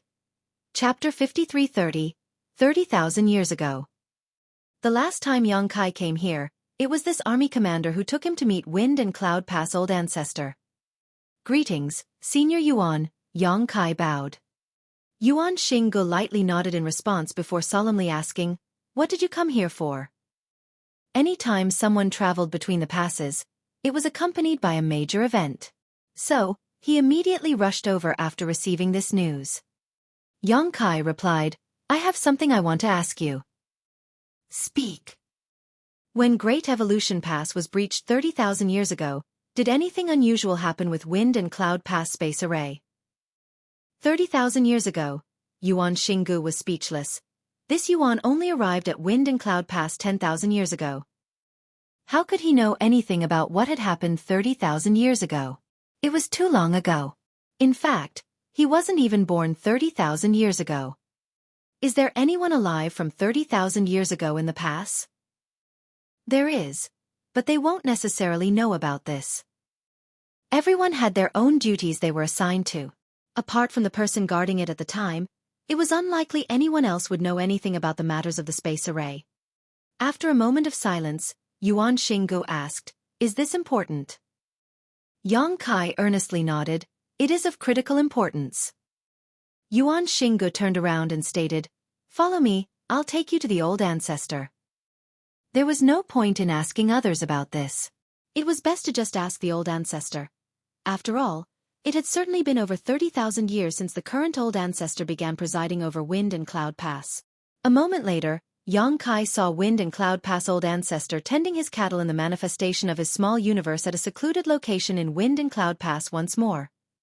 Receiving old ancestor Xiao Zhao's reminder, Yang Kai carefully observed this time and found that there was indeed an old ox with a broken horn, secretly guessing that it should be an extremely powerful monster beast.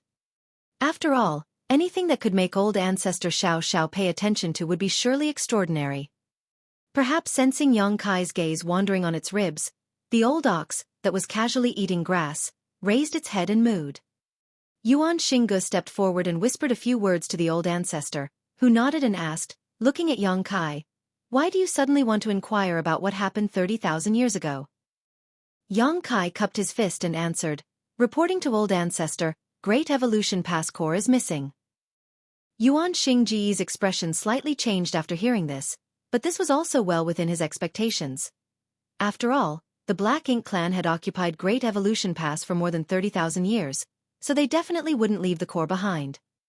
Be that as it may, what he could not understand was what the loss of the core had to do with Wind and Cloud Pass space array 30,000 years ago.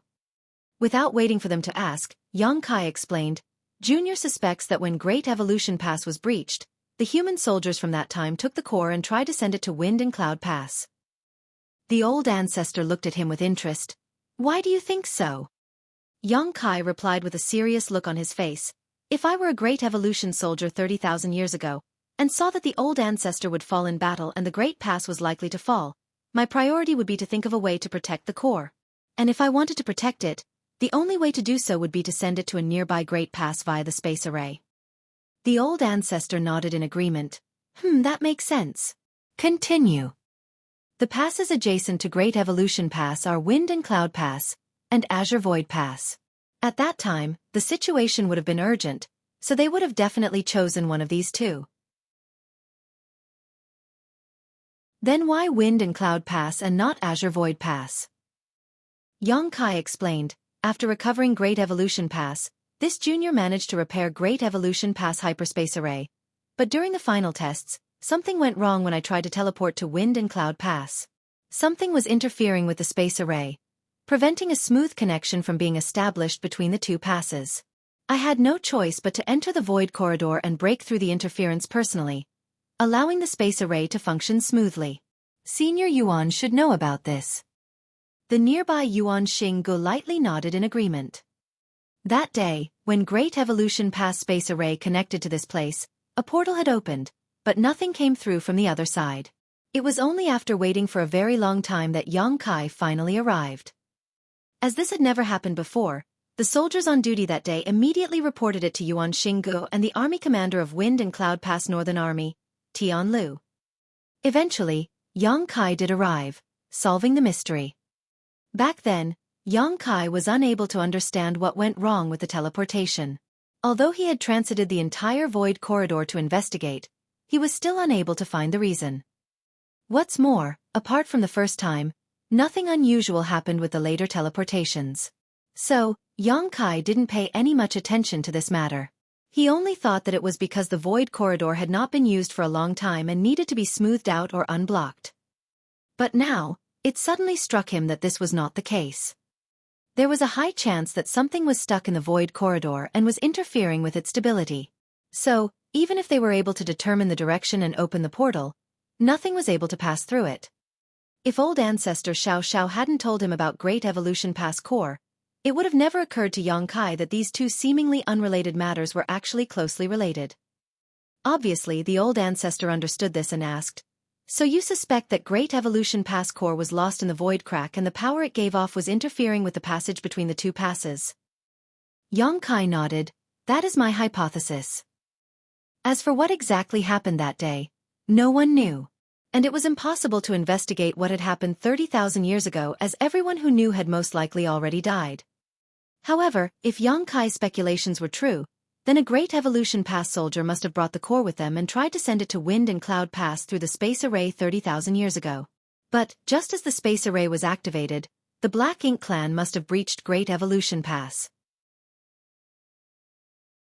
The moment the core was sent, The soldiers must have disabled the space array in haste, causing the void corridor to become unstable. The core must have been lost in the void crack then because of this, and that is why it had not been found in the last 30,000 years. However, these are all my speculations, so I need some kind of proof before taking further action. This was the reason why he had come to Wind and Cloud Pass to inquire about the situation. If something unusual had happened with the hyperspace array of Wind and Cloud Pass back then, it would greatly bolster his conjecture. Aha! The old ancestor nodded lightly. Wait a moment, 30,000 years is a very long time.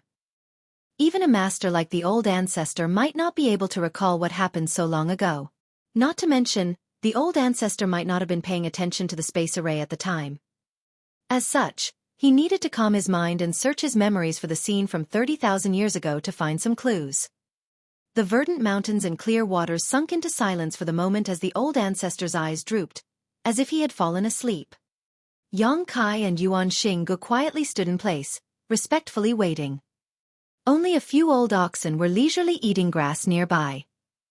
At first, everything seemed normal, but as time passed, the verdant mountains began to slightly quake and ripples appeared on the calm and clear waters. It was obvious that the old ancestor was mobilizing his strength. It happened in the distant past and there was no specific point in time, so it was not easy to find a small bit of trivial information even for someone as strong as the old ancestor. After half a day, Wind and Cloud Pass old ancestor suddenly raised his head. The trembling small universe instantly calmed down. Yang Kai focused his gaze on him. The old ancestor lightly nodded to Yang Kai. It seems your guess is right on the mark. The day Great Evolution Pass was breached, a portal had indeed opened at our space array, but it disappeared right after it appeared. Even the soldiers on duty were unable to locate its origin, so this matter was left unsettled. Yang Kai excitedly cried, so the core really isn't in the hands of the Black Ink clan. Although he felt that his guess was correct, it wasn't until the old ancestor here personally confirmed that something unusual had indeed happened with the space array that he was certain. This was great news. As long as Great Evolution Pass core was not in the hands of the Black Ink clan, it became a simple matter. If the core really was in the hands of the Black Ink clan, that would be rather troublesome. Although old ancestor Xiao Xiao had been pressuring the royal lord, why would the royal lord easily compromise? If he really had the core, he would definitely not return it unless she killed him. And how could a royal lord who could mobilize the power of his black ink nest be so easy to kill? No matter how serious his injuries were, so long as he was in his royal city, he could use the black ink nest to fight with old ancestor Xiao Xiao. If he was pushed into a corner, he might even be able to drag old ancestor Xiao Xiao down with him. This was something Great Evolution Pass could not bear. But now, Yang Kai felt a little sorry for the royal lord. Speaking of which, he had been to several theaters, but he had never seen such a miserable royal lord. He was basically bullied and humiliated by old ancestor Xiao Xiao time and time again, but there was nothing he could do about it. Presumably, when old ancestor Xiao Xiao asked him for Great Evolution Pass core, a look of despair must have filled his face.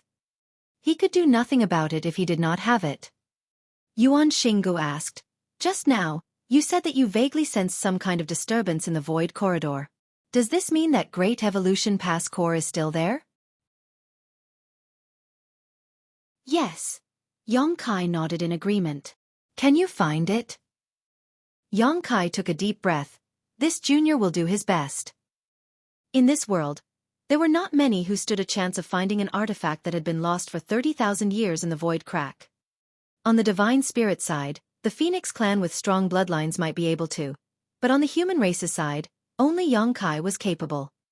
After confirming that Great Evolution Pass core was still lost in the void, Yang Kai bid farewell to Yuan Xinggu and quickly returned to the space array. Senior brothers, please activate the space array. Yang Kai bowed. The soldiers on duty immediately started setting everything up. Yuan Xinggu was silent for a moment before asking in a low voice, "How confident are you?" Yang Kai replied with a smile, "I won't return unless I find the core." Yuan Xinggu glanced at him for a moment before cautioning, "Your own safety is of utmost importance." "I understand," Yang Kai earnestly replied. The spirit array was set, so he stepped forward. The grand array buzzed before a dazzling glow enveloped Yang Kai and he disappeared. If it was a normal teleportation, Yang Kai would probably appear in Great Evolution Pass after just a few breaths, but this time, he had to enter the void corridor to search for the core, so he had to interrupt the teleportation. As soon as he sensed the power of space principles from the space array, Yang Kai immediately used his own space principles to resist the pulling force he felt. In the blink of an eye, Yang Kai appeared in the turbulent void. In the void crack, void turbulences were the most dangerous thing. These turbulences had no set pattern and moved randomly, like wild beasts. If anyone who didn't have a high comprehension of the Tao of space was pulled into a void turbulence, they would lose all sense of direction and become trapped forever. Only a miserable fate awaited a person trapped in the void crack.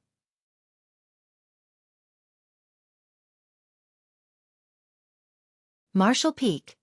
Chapter 5331, Just in Time. Space was an extremely mysterious thing. There had been countless talented geniuses who had led their eras throughout the ages, but how many of them could thoroughly study the mysteries of the Tao of space? Even the current Yang Kai didn't dare say that he had fully comprehended the essence of the Tao of space. He had simply walked further and saw more of the Tao of space than others. He had been to the void crack many times, so he was naturally no stranger to this omnipresent void turbulence. Ordinary people wouldn't be able to find a direction or any kind of regularity here, but for those who were proficient in the Tao of space, the movements of the void turbulence were still quite noticeable. Although it had been determined that Great Evolution Pass core had been lost in the void crack, no one knew where it was exactly. After 30,000 years, perhaps the core had drifted far away along with the void turbulence's flow. What Yang Kai needed to do now was to find some clues that he could use to find the core in this boundless expanse. This was undoubtedly a difficult task. The only piece of good news was that the core shouldn't have drifted too far away. Otherwise, it wouldn't have disturbed the stability of the void corridor between Great Evolution Pass and Wind and Cloud Pass. Yang Kai tried his best to recall the place where the void corridor was disrupted back then. His figure moved through the void turbulence like a fish through water as he pushed his space principles. Meanwhile, Yuan Xinggu, at Wind and Cloud Pass Space Array, ordered, "Send a message to Great Evolution Pass and inform them of the situation here." The Great Evolution Army had no idea how long it would take for Yang Kai to find the core in the void crack, but they must still be waiting for news. The soldier on duty nodded in response and quickly prepared a blank jade slip. He recorded everything that had transpired here with his divine sense before activating the space array, and sending the jade slip to Great Evolution Pass. The moment the two arrays connected, Yang Kai, who was in the void crack between them, sensed it. Via his divine sense, he quickly discovered that something was rapidly passing through the local space. Very soon, he understood that it should be a message sent by Wind and Cloud Pass to Great Evolution Pass. Yuan Xinggu is quite meticulous, while I was a bit sloppy. I should have reported to old ancestor Xiao Xiao before I left. But since Wind and Cloud Pass has sent a message, it should be fine now.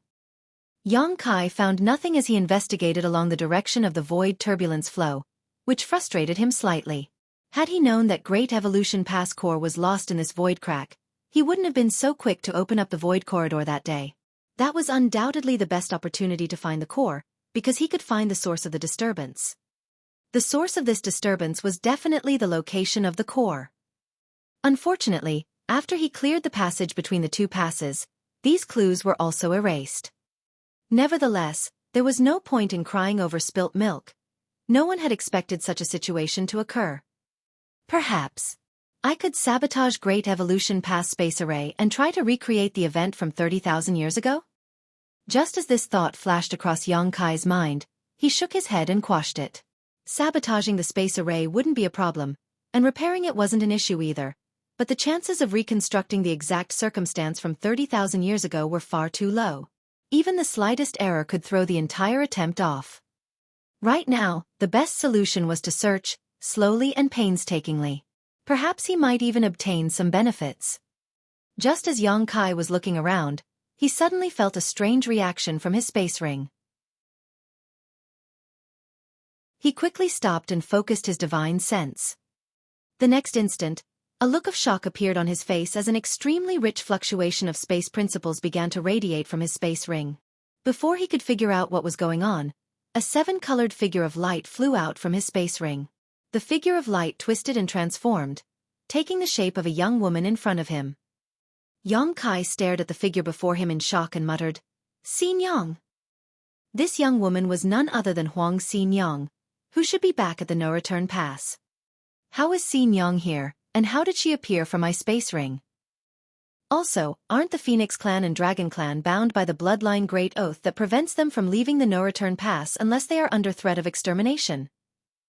While Yang Kai was reeling from the shock, Huang Xin Yang stretched lazily and chanted, "I'm finally out." After glancing around, she was a little taken aback by her surroundings and muttered, "You're cultivating the Tao of space here? No wonder I felt strong fluctuations of space principles." If it weren't for the fact that she had noticed the extremely chaotic fluctuations of the surrounding space principles, she wouldn't have appeared. She had thought that Yang Kai had encountered some kind of enemy and was currently locked in battle, but contrary to her assumption, he was actually swimming through the void crack. Yang Kai sized up Huang Xin Yang for a moment before hesitantly guessing, a soul clone. When she first appeared in front of him, Yang Kai really thought that Xin Yang had come here in person, but after carefully examining her, he discovered that she had not. This should be a type of soul clone because the Huang Xin Yang in front of him wasn't as powerful as he had seen before. However, this was clearly somewhat different from an ordinary soul clone. Xin Yang had no intention of explaining and just slightly nodded her agreement to his question. Yup. Yang Kai didn't know whether to laugh or cry. That tail feather. Xin Yang grinned. Yang Kai smacked his forehead, voicing his thoughts. I was wondering why you were so generous when we first met. It turns out you had this in mind. Back at the Phoenix Nest, Xin Yang had said that she had lost a bet with Feng Lu Lang, and as a result, she had to give him a tail feather. Yang Kai was quite puzzled by this. The two of them had made a bet, so how was he related? But it was the tail feather of a phoenix, from which he could comprehend the Tao of space, so Yang Kai naturally happily accepted it. But by the looks of it, it wasn't because of his outstanding charisma and charm, but rather because Huang Xin Yang had other plans. This tail feather wasn't just an ordinary tail feather. It had probably been refined by Huang Xin Yang into something similar to a soul clone. She had gifted it to Yang Kai with the intention to sightsee around the black ink battlefield. Xin Yang really liked to join in on the fun, but unfortunately, she couldn't leave the no-return pass, nor did the Black Ink clan come attacking, so she spent her days in her phoenix nest, bored to death. Although a large number of humans, who would come to the no-return pass and would be sent to the various great passes, would appear every few years, they were all ordinary humans. How could Xin Yang lower herself to interact with them? Yang Kai, on the other hand, was different. He was partially a dragon at that time. So, giving him a tail feather was no big deal. In truth, Xin Yang hadn't schemed against Yang Kai in this matter, she just hadn't told him the whole truth because she had some selfish motives. Although a space ring was a sealed space, with the Phoenix clan's attainments in the Tao of space, it naturally wouldn't be difficult for Xin Yang to escape even if Yang Kai placed the tail feather inside one. The reason she had appeared at this time was because she had sensed dense fluctuations of the space principles and had thought that Yang Kai was fighting with the Black Ink clan, so she had come out to join in. As a result, she appeared in the void crack. Your soul clone is not restricted by the bloodline oath? Yang Kai asked. Huang Xin Yang pursed her lips. It's just a soul clone, why would it receive any restrictions? It's not a big deal if my main body doesn't leave the no-return pass. Yang Kai just nodded along in response. What are you doing in such a place? Huang Xin Yang looked around, and when she saw nothing but void turbulence, disappointment filled her face. Although her tail feather was similar to a soul clone, it wasn't really one, so she couldn't maintain this state indefinitely. At most, she could only manifest around 3 times before it became ineffective. This was a waste of an opportunity, so she was truly annoyed. Yang Kai, on the other hand, was overjoyed. Xin Yang, you came just in time. I have something I need your help with. Huang Xin Yang couldn't help but gawk at his happy expression. After Yang Kai explained the situation, Huang Xin Yang nodded, understood. Since that's the case, let's split up and search. Saying so, her figure flickered as she transformed into a 7-colored streak of light and disappeared into the void turbulence. Yang Kai watched in amazement. Although his mastery of the Tao of space had reached an extremely high level and he had no problem traversing through this turbulent void, Huang Xin Yang was a phoenix with an innate bloodline talent for the Tao of space, allowing her to literally feel at home in this kind of environment. He couldn't repeat the same feat. This had nothing to do with mastery. If he could be considered a person who had practiced and mastered the art of swimming, then Huang Xinyang and the other phoenixes would be fish born in the ocean. Be that as it may, if he were to think about it from a different perspective, he had his own advantages. Although their bloodline talent was indeed powerful and beneficial, it was also set in stone with predefined limits. This was also why the Phoenix clan was unable to repair the damaged universe temples. The human race had made many innovations and come up with a lot of applications for the Tao of space, something the Phoenix clan couldn't compare to. In any case, it should not be a problem to find the Great Evolution Pass core with the help of Huang Xinyang. As for how she would inform him after finding it, that was something Yang Kai was not worried about. The advantages the Phoenix clan could display here were beyond his reach. Since Xinyang had left so quickly, she definitely had a way to find him again. Keeping his thoughts to himself, Yang Kai also shuttled through the void turbulence and began carefully searching. Unfortunately, he didn't find anything, until he sensed a strange movement in the void near him at some point. Yang Kai focused his senses to investigate, and found that a 7-colored beam of light was rapidly approaching him through the void turbulence. I don't know if it's what you're looking for, but there's something strange over there, Huang Xinyang reported before turning around and leading the way. Yang Kai quickly chased after her. A moment later, the two stopped somewhere in the void crack, staring at the strange scene before their eyes. Yang Kai became slightly absent-minded at the sight of this. He had traveled through the void crack many times, but he had never seen anything like this. The void turbulence had almost solidified into a sphere-like object. Even now, more turbulence was still being pulled in from the surroundings and merging with this anomaly, slowly enlarging the sphere. Who knows how long it had existed for it to reach its current size? Is this what you're looking for? Huang Xinyang asked. Yang Kai shook his head. I'm not sure, but it might be. There was nothing else in this void crack apart from this strange thing. Furthermore, the surrounding void turbulence was extremely chaotic because of this object, so it was quite possible that it had disturbed the void corridor before. Huang Xinyang looked at it for a moment before replying, It's going to be a bit difficult to deal with this. Yang Kai humbly asked, Can you take it out directly? Huang Xinyang shook her head. This thing is formed from an immense amount of void turbulence. Even if you could force it open, once the structure is disturbed, the flow around here will surely become extremely violent and chaotic, to the point where this section of the void crack will be torn to pieces and scatter about randomly. Yang Kai nodded his agreement. Then we'll have to slowly peel it open.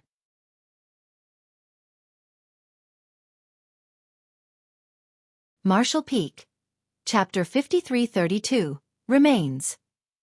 Inside the void crack, there was a strange object formed from countless turbulent flows. Not to mention Yang Kai, even Huang Xinyang had never seen anything like it before. However, Yang Kai could vaguely sense that there was something inside this strange anomaly. Otherwise, it wouldn't have been able to draw in the surrounding void turbulence. This thing was most likely Great Evolution Pass core which Yang Kai was looking for. In that case, the only way to extract the core would be to separate the individual streams of void turbulence that had accumulated over the past 30,000 years. This was undoubtedly an extremely complicated task. Huang Xinyang felt quite exasperated. Back then, she had given her tail feather to Yang Kai mainly because she wanted to accompany him and find an opportunity to join in on the fun and kill a few Black Ink clansmen. But the first time she showed herself, Yang Kai was ordering her around like a laborer. If one were to compare the spherical object before them to a ball of yarn, then the countless turbulent currents in and around it would be the threads. These threads were interweaving and overlapping each other layer by layer in a complete mess. If one wanted to unravel these currents, it would be equivalent to extracting the threads from it one by one until it was revealed what was hidden inside. This required great willpower and patience. This was undoubtedly the most brute force method, but it was also the only method available. After Yang Kai reached this conclusion, he took action. He used space principles to form a barrier around the sphere, isolating it. He had to first isolate it because this sphere was constantly drawing in the surrounding void turbulence. If he didn't isolate it, he would never be able to completely clear the turbulent flows. For the current Yang Kai, forming a barrier was a simple matter. A moment later, an isolation field created by space principles enveloped the sphere. space principles continued to fluctuate as Yang Kai's divine sense surged towards the sphere, searching for weak spots to exploit. After a while, a stream of void turbulence attached to the sphere was drawn out and then pushed out of the barrier by Yang Kai, discarding it into the void crack. The first step was always the hardest. After the first successful attempt, Yang Kai found the second to be much simpler. After removing several dozen streams of void turbulence, Yang Kai turned to the boar Huang Xinyang and called out to her, "Xinyang, don't just stand there, help me." He had no idea how many streams of void turbulence had been gathered in this sphere over the past 30,000 years. Some had fused together while others had split apart, so the exact number was impossible to determine. All that was certain was that there was an enormous amount of them. It would take him a lot of time and effort if he were to try to separate them all by himself. Huang Xinyang glared at him fiercely. "You want this great ant to help? Does it look like I owe you some great debt or something?" Despite saying so, Huang Xinyang still joined in. The next moment, Yang Kai felt powerful fluctuations of space principle radiating from her as she drew out a turbulent flow with a gentle wave of her hand. She was many times faster than him at this. Yang Kai was extremely impressed. The Phoenix clan really deserved its title. Moreover, Huang Xinyang became faster and faster with her subsequent attempts. After a brief familiarization, her pair of fair hands began to move back and forth, flicking her fingers with great speed. Every time she flicked her fingers, space principles would undulate around her, quickly drawing out the turbulent flows around the sphere. Obviously, this was an extremely profound application of the Tao of space. While Yang Kai was quietly extracting the void turbulence, he was also stealing her knowledge in an open and above-board manner. He split his attention between Huang Xinyang and his task, appreciating the profound mysteries of the Tao of space. This kind of application of the Tao of space was extremely profound. Someone who had not cultivated the Tao of space would definitely be bewildered at the sight of this, but it took Yang Kai only half an hour to fully grasp its essence. For a time, the two of them stood side by side in front of the strange sphere, using their strength to frantically extract the threads from it. The size of the giant sphere decreased as the void turbulence around it decreased. Whether it was Yang Kai or Huang Xinyang, the speed at which they separated the void turbulence became faster and faster until each of them reached their respective peaks. Yang Kai silently calculated, and according to his current speed, it would take him half a year at most to completely remove the turbulence that made up this sphere. He would be able to see what was hidden inside then. It was most likely Great Evolution Pass Core. After all, nothing else would be lost in this kind of damned place. However, after a month or so, Huang Xinyang suddenly stopped and turned to Yang Kai. "I can't persist any longer, I'll leave the rest to you." Saying so, her figure flickered as she flew towards Yang Kai. When she was halfway, the seven-colored streak of light transformed back to the tail feather, which was quickly grabbed by Yang Kai. Whether Xinyang could hear him or not, Yang Kai still thanked her. "Many thanks for your hard work." But judging by this, it became clear that the tail feather was indeed somewhat different from a soul clone. At the very least, normal soul clones wouldn't exhaust their strength so quickly. Yang Kai didn't know if Huang Ningxi could use this clone again, but he reckoned it was possible. He carefully placed it into his space ring. In any case, Xinyang could break through the barrier of the space ring herself, so if she wanted to appear, she would show herself. Without Xinyang's help, Yang Kai had no choice but to work alone. The original half-year estimate was instantly doubled. Yang Kai didn't find this exercise boring though. This experience of extracting void turbulence was very rare and happened to be like a test of his mastery over the Tao of space. He had already reached his limit in terms of speed of extracting the void turbulence. If he could break through this limit, perhaps his mastery over the Tao of space would improve. From then on, Yang Kai continued to try all sorts of methods to extract the void turbulence, gaining a little each time. At some point, he suddenly stopped and focused his attention on the sphere. After a long time of extraction, the sphere had reduced to the height of only two people combined, and the thing hidden inside seemed to have finally revealed some clues. Yang Kai faintly felt a strange energy fluctuation coming from inside the sphere, but he did not dare to jump to any conclusions and carefully examined everything again. The next moment, he was overjoyed. Apparently, his guess was right. This sphere was most likely Great Evolution Pass Core. he continued to draw out the void turbulence without any more hesitation. As the surrounding turbulent flows were stripped away one by one, the true appearance of the thing hidden inside finally revealed itself. After another 10 days, Xueqi managed to extract the last of the turbulent flows and finally saw the exact appearance of the thing inside, and that left him baffled. The thing in his sight was not great evolution past core like he was expecting, but rather the remains of a human cultivator. A long time had passed since this human had died. The corpse was riddled with wounds, with its flesh having withered under the effects of the void turbulence. Judging by the state of the corpse before its death, the expression on its face could be considered peaceful. Xueqi didn't know what order this old man was when he was alive, but he could faintly feel residual space principles from his remains. These residual space principles were not something left behind by the void turbulence, but rather they belonged to this person from the start. In other words, this man should have cultivated the Tao of space to some extent when he was still alive. However, after Xueqi scanned him, he reckoned that this man should have just started cultivating the Tao of space. If that wasn't the case, the man wouldn't have remained trapped in the void crack and would have found a way out long ago. It was precisely because of these faint traces of the Tao of space left in the remains that the surrounding void turbulence gathered and gradually formed a sphere-like object. Looking at the remains in front of him, Xueqi could imagine how this person had reacted after being trapped here. No matter what order this person was when he was alive, it would be difficult for him to find a way out of the void crack. If he wanted to leave, he would have to find a pattern to the void turbulence. After many years of observation and study, although he had suffered a great deal, he had finally managed to gain some insights into the Tao of space. If he had sufficient time to continue cultivating, he might have made some progress in the Tao of space and escaped. Unfortunately, for various unknown reasons, his strength was completely exhausted and had no way to replenish his energy. As such, he was unable to resist the void turbulence and eventually died of old age or injuries. After countless years, Xueqi finally found him. This scene was quite different from what he had imagined. He thought that 30,000 years ago, the soldiers of Great Evolution Pass had used the space array to send the core to Wind and Cloud Pass at that critical moment, but now it seemed that it was not just a simple delivery of the core, but someone carrying it.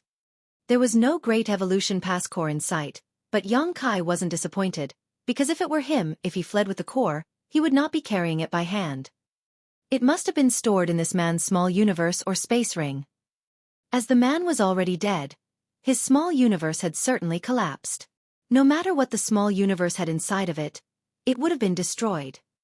Xueqi turned his focus to the space ring on this man's right hand. He bowed to the corpse before approaching it and removing the space ring. When he scanned it with his divine sense, he discovered that all the restrictions on the space ring had been removed in advance. In other words, anyone who obtained this space ring would be able to easily retrieve its contents. The removal of the restrictions should have been done by this senior before his death. Even though he was in a desperate situation and about to die, he still firmly believed that someone would someday find him and retrieve the thing he had hidden.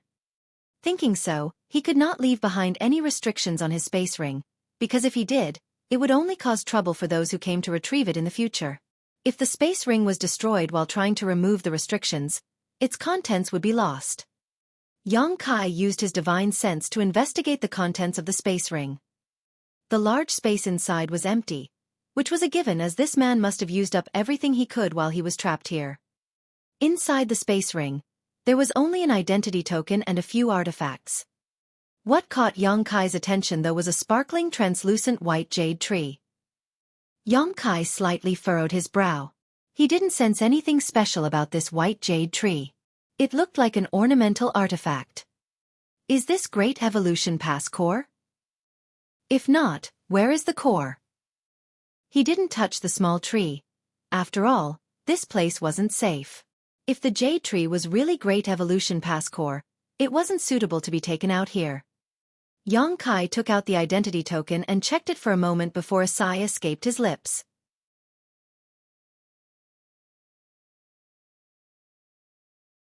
Marshall Peak. Chapter 5333, It's the Core. Although 30,000 years had passed, the identity token of the various great passes of the human race hadn't changed much. That's why, when Xueqi saw this identity token, he knew that it belonged to a 7th Order Open Heaven Realm Master. Because he also had such a token. The identity token contained information about the other party, but unfortunately, even this information had become incomplete under the erosion of time. All Yang Kai could make out was his surname and middle name, which was Zhao and Yi respectively. As for the given name, he could not make it out. It was truly a pity. Countless people had sacrificed their lives on the black ink battlefield, leaving only their names behind on the Monument of Heroes. As for this senior Zhao, he might not even be able to leave his full name behind. This was quite a terrible era. Generation after generation, heroes of the 3,000 worlds laid down their lives on the black ink battlefield. But it was quite a wonderful era too. Despite countless sacrifices, people kept stepping forward to take the place of the fallen, rising to fight one after another. It was not that they were not afraid of death. They had finally reached the open heaven realm after painstakingly cultivating for so many years, and their lifespans were extremely long. So who wouldn't want to live a little longer? Be that as it may, people kept vehemently offering up everything they had for the sake of the human race. The peace of the 3,000 worlds had been forged with the blood and lives of these heroes, despite more than 99% of the people there being completely unaware of the Black Ink Clan's existence. After bowing once more, Yang Kai put away the space ring and collected the remains of the senior Zhao before turning around and flying away. Finding his way back was a simple matter for him, and he quickly found the right direction and flew straight through the void crack. A few days later, at Great Evolution Pass Space Array. The soldiers on duty were staring at the space array with rapt attention. Not just them, but even old ancestor Xiao Xiao was waiting here. It had been almost a year since Yang Kai had traveled to Wind and Cloud Pass using the hyperspace array. Soon after, Wind and Cloud Pass had sent a message to inform of the situation. Therefore, old ancestor Xiao Xiao knew that Yang Kai was searching for Great Evolution Pass core in the void crack right now. But whether or not he could find it, or even if Great Evolution Pass core was really lost in the void crack, was still speculative. All the Great Evolution Army could do now was wait. At the same time, they also hoped that Yang Kai's guess was correct. Otherwise, the loss of the core would be extremely detrimental to the upcoming crusade. At some point, the space array suddenly began to hum and it lit up as a portal slowly appeared. Old ancestor Xiao Xiao, who was watching closely, suddenly narrowed her eyes. The soldiers on duty also hurriedly started moving to locate the source of the transmission. But before they could figure out what was happening, a pair of hands suddenly emerged from the portal. A mysterious force surged out from those hands as they fiercely pulled apart from each other, forcefully tearing open the portal which had yet to fully take form. The next moment, Yang Kai's figure leapt out of the portal and breathed a long sigh of relief. Although he was proficient in the Tao of space, staying in the void crack for an extended period was anything but pleasant. The feeling of emptiness and chaos would make anyone feel anxious. Sensing old ancestor Xiao Zhao's, Yang Kai quickly walked towards her. "Well?" Old ancestor Xiao Xiao asked. "I found something." While speaking, Yang Kai handed over the space ring to the old ancestor and at the same time took out senior Zhao's remains. The old ancestor's eyes turned slightly dim when she first laid eyes on the corpse. Only after a moment did she finally examine the contents of the space ring. Soon, she too let out a long sigh of relief. Seeing this, Yang Kai asked in a low voice, "Is it the core?" Xiao Xiao nodded her affirmation, "It's the core." Yang Kai was finally able to relax. He was really afraid that the white jade tree was not Great Evolution Pass core. If it wasn't, this trip would have been in vain. "Is this the soldier who left Great Evolution Pass with the core that day?" Old ancestor Xiao Xiao asked, looking at the remains. Yang Kai nodded, "Yes." Yang Kai hadn't carefully examined the remains back in the void crack, but now that he had taken them out, he found that there was a huge wound on its back, deep enough to see bone. Even after so many years, it showed no signs of healing. It was easy to imagine that when Great Evolution Pass was about to be breached, this man surnamed Zhao must have taken the core and stepped into the space array, preparing to send it to Wind and Cloud Pass. But the moment the hyperspace array was activated, the Black Ink Clan must have broken through. The soldiers there had to stop the space array from operating, which caused the transmission to go awry, and severely injured him in the process. With the transmission cut off, Senior Zhao was lost in the void crack for countless years before finally succumbing to his injuries. Before his death, He had made the utmost effort to place Great Evolution Pass core into his space ring and remove its restrictions, entrusting the completion of his task to the later generations. It could be said that if it weren't for this senior's efforts, Xueqi wouldn't have been able to find the core so easily. This was a mission handed down 30,000 years ago. Bury him with full honors, old ancestor Xiao ordered. Xueqi agreed with a nod. Of course. Since the core had been found, Xueqi didn't need to worry about the rest. Under the old ancestor's charge, the core was installed in Great Evolution Pass before she issued a general order. Immediately after, the auras of 8th Order Open Heaven Realm Masters appeared one after another inside Great Evolution Pass, gathering towards some place. Every Great Pass had two extremely special places. One was the Monument of Heroes, which recorded the names of generations of fallen heroes who died in battle. The other was the cemetery, the final resting place of the fallen ancestors. Every battle against the Black Ink clan was extremely intense, and many had lost their lives in battle, leaving behind nothing but a name on the Monument of Heroes. But there were still some who died with intact corpses. Their remains were collected by the survivors and buried in the cemetery. To the soldiers of the Black Ink battlefield, dying in battle was not the ideal outcome, but it was an acceptable one. Every soldier who stepped onto the Black Ink battlefield had the will to lay down their life if need be. Even after generations of sacrifices, all the soldiers firmly believed that the Black Ink clan would be exterminated one day, purging the enemy from the Black Ink battlefield once and for all. Great Evolution Pass Cemetery didn't have many remains of past heroes. 30,000 years ago, the Black Ink clan had occupied Great Evolution Pass, and although the Monument of Heroes was left intact, the cemetery had to be rebuilt. The previous cemetery had already been destroyed by the Black Ink clan. To refine the enormous throne of bones for the royal lord, the Black Ink clan had not only collected the remains of the human race masters from the battlefield, but even the ones buried in the cemetery, which finally led to the creation of the Throne of Bones for Great Evolution Theater's royal lord. At present, this throne had already been dismantled by old ancestor Xiao, and the remains buried in the cemetery along with the remains of the soldiers who had died in the battle to retake Great Evolution Pass. There were more than 10,000 remains buried in the cemetery. Many of the martyrs had died without leaving behind anything apart from the mark they had left on the Monument of Heroes. Xueqi was quietly waiting in front of the cemetery. Not long after, a streak of light flew over from the horizon before landing in front of him. Before saying anything, the newcomer first respectfully bowed towards the cemetery, then asked, "What is it?"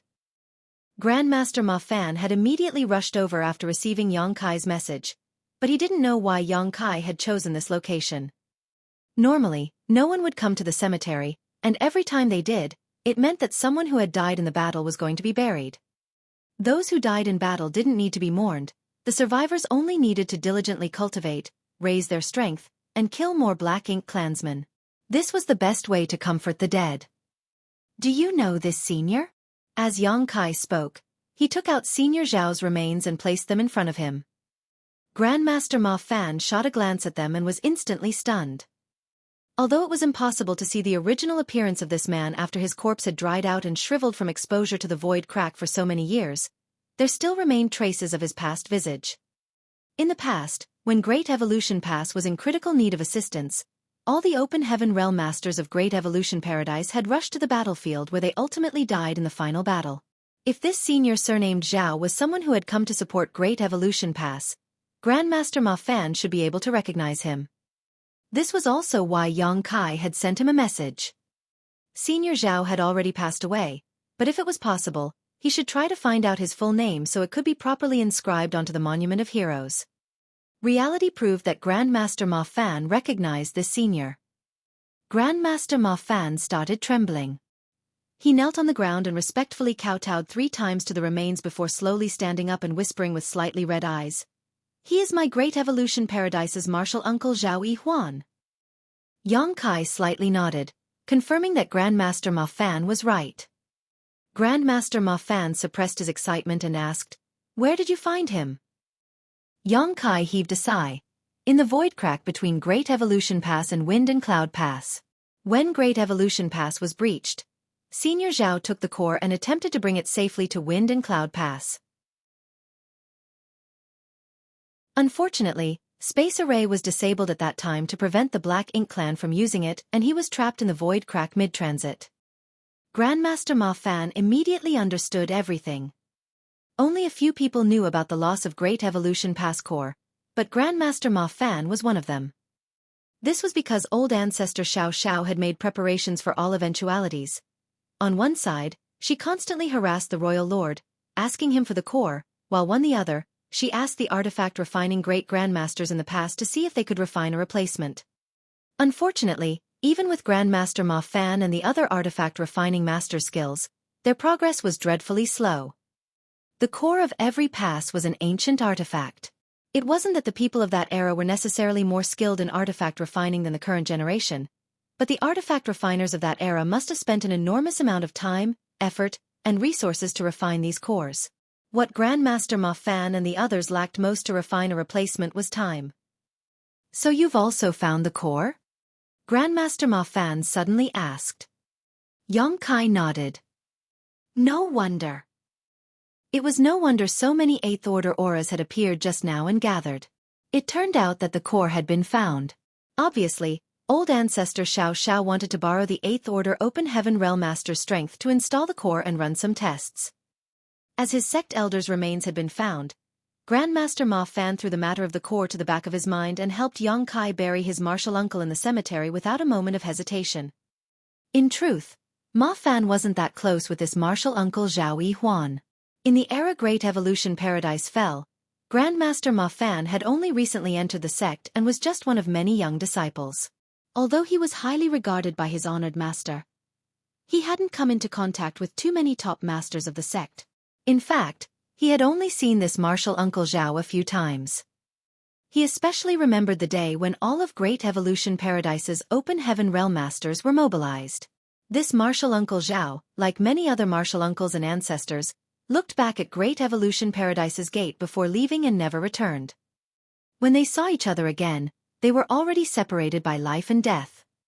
Martial uncle Zhao's remains had been found, but the remains of his honored master and many of his senior brothers and senior sisters who had reached the Open Heaven realm had not even left a single bone behind.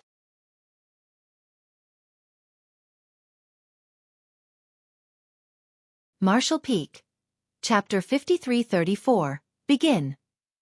After burying Senior Zhao Yihuan's remains, Grandmaster Ma Fan personally went to the Monument of Heroes to engrave his name on it. Yang Kai accompanied him. The remains were brought back by him, so he naturally had to finish what he started. Yang Kai's heart sank when he laid his eyes on the numerous names on the Monument of Heroes. It had only been a few centuries since he arrived at the Black Ink battlefield, but even so, he had experienced the loss of countless peers. In the battle against the Black Ink clan at the royal city, Chi Tai Chu could be said to have died under his command. Even if he was proficient in the Tao of Space and was invincible amongst his peers, he could not save Chi Tai Chu's life in such a chaotic battlefield. This was his greatest regret on the Black Ink battlefield so far, and he didn't want to experience such a thing ever again. That was why he had to become stronger. Yang Kai silently prayed that no new names would be added to the Monument of Heroes and that all the soldiers joining the crusade would be able to return safely. Suddenly, a humming sound reverberated from somewhere inside Great Evolution Pass before it began to violently shake, causing Yang Kai to lose his footing. Immediately after, figures hurriedly flew high up to investigate in all directions, one after another. The next moment, an invisible shockwave quickly spread out from somewhere. Yang Kai's expression became serious as he turned to look at Grandmaster Ma Fan. Grandmaster Ma Fan stated in a heavy voice, "The core has been activated." Only now did Yang Kai come to realize what happened. At that moment, he had thought that the Black Ink clan had come to attack. To his surprise, it was the core he had brought back being activated. As for Great Evolution Pass, with its core installed, it was completely different from before. If the Great Evolution Pass of the past was an inanimate object, then the current Great Evolution Pass gave Yang Kai the feeling of a living being, as if it had transformed into a giant beast. And this giant beast was currently starving. Only the lives of the Black Ink clan could satiate it. The tremors disappeared as quickly and suddenly as they came, and Great Evolution Pass returned to normal after just a few breaths. Like it was a sleeping dragon that suddenly poked its head out of its cave, looked around for a moment, and then withdrew. Everyone could feel that the Great Evolution Pass had changed. "The crusade is about to begin, get ready," Grandmaster Muffan stated before flying towards the source of the tremors. He was extremely curious about Great Evolution Pass core and naturally wanted to study it too. If one day the core was damaged, a great Grandmaster artifact refiner like him would be needed to repair it. Watching Ma Fan's figure grow smaller and smaller, Yang Kai's heart began to rapidly beat in excitement. The crusade is finally here. Whether or not the humans could finally live in peace depended on the results of this crusade. If they could really purge the Black Ink clan from the Black Ink battlefield, there would no longer be any threat to the 3,000 worlds. Generations of elites would no longer have to leave their homes for the battlefield where their only fate was death. Yang Kai's figure flickered as space principles fluctuated and he disappeared from his spot. The concept of a crusade was not something new. Humans had been thinking of launching a crusade for a long time, but this idea had become impossible to implement for various reasons. First and foremost, the corruption of the Black Ink strength could not be resolved. The humans had countless eras of experience in defending the Great Passes and resisting the Black Ink clan's invasion. But if they were to actively go on offense, too many variables would come into the equation. No one could guarantee that a crusade would be successful, and if things didn't go as planned, the entire Black Ink battlefield's defense line would very likely collapse. At that time, even with the Dragon and Phoenix clans defending the No Return Pass, they still wouldn't be able to resist the Black Ink clan's invasion and danger would befall the 3,000 worlds. It wasn't until Yang Kai entered the Black Ink battlefield that real plans for a crusade were gradually formulated. It was as if he had appeared specifically to make the human race's counterattack possible. Black Ink strength, which had given a headache to the upper echelons of countless generations, had been easily resolved after his arrival. Whether it was the purifying light or the purifying Black Ink pills that were developed later, humans finally had the means to resist the corruption of the Black Ink strength. Owing to these two methods, not a single human had been corrupted by Black Ink strength in the last few centuries. Not only that, but many Black Ink disciples who had appeared on the battlefield had been captured and rescued. After solving the problem of Black Ink strength, what the humans needed to consider next were resources. Resources were of critical importance in any war. Cultivators needed resources to heal their wounds, cultivate, arrange spirit arrays, refine warships, and so forth. The Black Ink battlefield was extremely rich in materials as there was an enormous amount of dead universe worlds to mine them from. Be that as it may, it had been extremely difficult for the humans to extract these resources. They could only mine a few resources within the range of the Great Passes after every war, and the time they had was never more than a few decades because they had to retreat before the arrival of the Black Ink clan's next attack. A large portion of the resources that the humans used were sent from the 3,000 worlds. As such, the humans at the various passes would ration everything, from cultivation resources to food and clothing. Every single piece of material was hard-won, and every open heaven pill was extremely precious. Those who had never been to the Black Ink battlefield would find it difficult to imagine that a group of high-rank open heaven realm cultivators would be living such frugal lives. But this problem was also solved by Yang Kai's arrival. The proliferation of the void yin-yang mirrors made it extremely easy for the Great Passes to mine resources. This mysterious set of artifacts seemed to have been specially invented for the Black Ink battlefield. During the war to regain Great Evolution Pass, Xiang Shan had ordered the artifact refiners of the East-West Army to refine tens of thousands of puppets just to attract the attention of the Black Ink clansmen at Great Evolution Pass. The amount of resources he had spent was enormous. He would have never dreamed of doing something like this before the appearance of the void yin-yang mirrors. As the problem of Black Ink strength and the resources had been taken care of, all that was left was to compare the strength. In terms of numbers, the Black Ink clan had an innate advantage. Every Great Pass had a population of around 30,000 human soldiers, but in the corresponding theaters, the Black Ink clan army always numbered in the millions. Although the vast majority of Black Ink clansmen had quite low strength, there was no lack of masters like territory lords. If the humans didn't have enough strength, the crusade would only be an empty threat. Feudal lords were not of much concern and many died in every war, but killing a territory lord was a whole different concept. The evil purging divine spear was born for this purpose. This weapon would play a crucial role in the crusade. To hide this tool, the Great Evolution Army, despite being equipped with such weapons, had never used the evil purging divine spears no matter how many casualties they suffered in the mission to retake Great Evolution Pass. Because once it was used, the news would quickly spread to the other theaters and the Black Ink clan would have their guards up against it. By then, the evil purging divine spear's effectiveness in the other theaters would become much more limited. This was a trump card that the human race had painstakingly developed and hidden, and it would definitely give the Black Ink clan a huge unpleasant surprise. The birth of the evil purging divine spear was also related to Xueqi. Although this artifact was created by Grandmaster Ma Fan, the purifying light in every evil purging divine spear was personally sealed there by Xueqi. Considering everything, this crusade was almost driven by a single person, transforming an idea into reality. How could the human Ninth Order old ancestors not value Xueqi? This was why they had paid such a price to reach an agreement with the Dragon Clan to send him to the no-return pass. Even if he was invincible amongst his peers, the strength of a Seventh Order Open Heaven Realm Master was still insufficient in the grand scheme of things. Only with his new ancient dragon form could he have sufficient strength to protect himself on the battlefield. Xueqi still didn't know what price the ancestors had paid to obtain the chance for him to enter the dragon pond. Old ancestor Xiao didn't say anything, nor did he ask as it was meaningless to do so. Killing more of the Black Ink clansmen on the battlefield was the best way to repay the Ninth Order masters. Xueqi once again began sealing the purifying light into the evil purging divine spears. He had already sealed purifying light in a lot of spears, but more had been amassed over the years. Now that the crusade was imminent, it was naturally better to have as many of these spears as possible to deal with the feudal lords and territory lords. Almost all the artifact refiners of the other Great Passes had toiled hard to refine these spears and send them to Great Evolution Pass. After having sealed the purifying light, Xueqi sent batches of these spears back. While Xueqi had his hands full, the soldiers of Great Evolution Pass were not idle.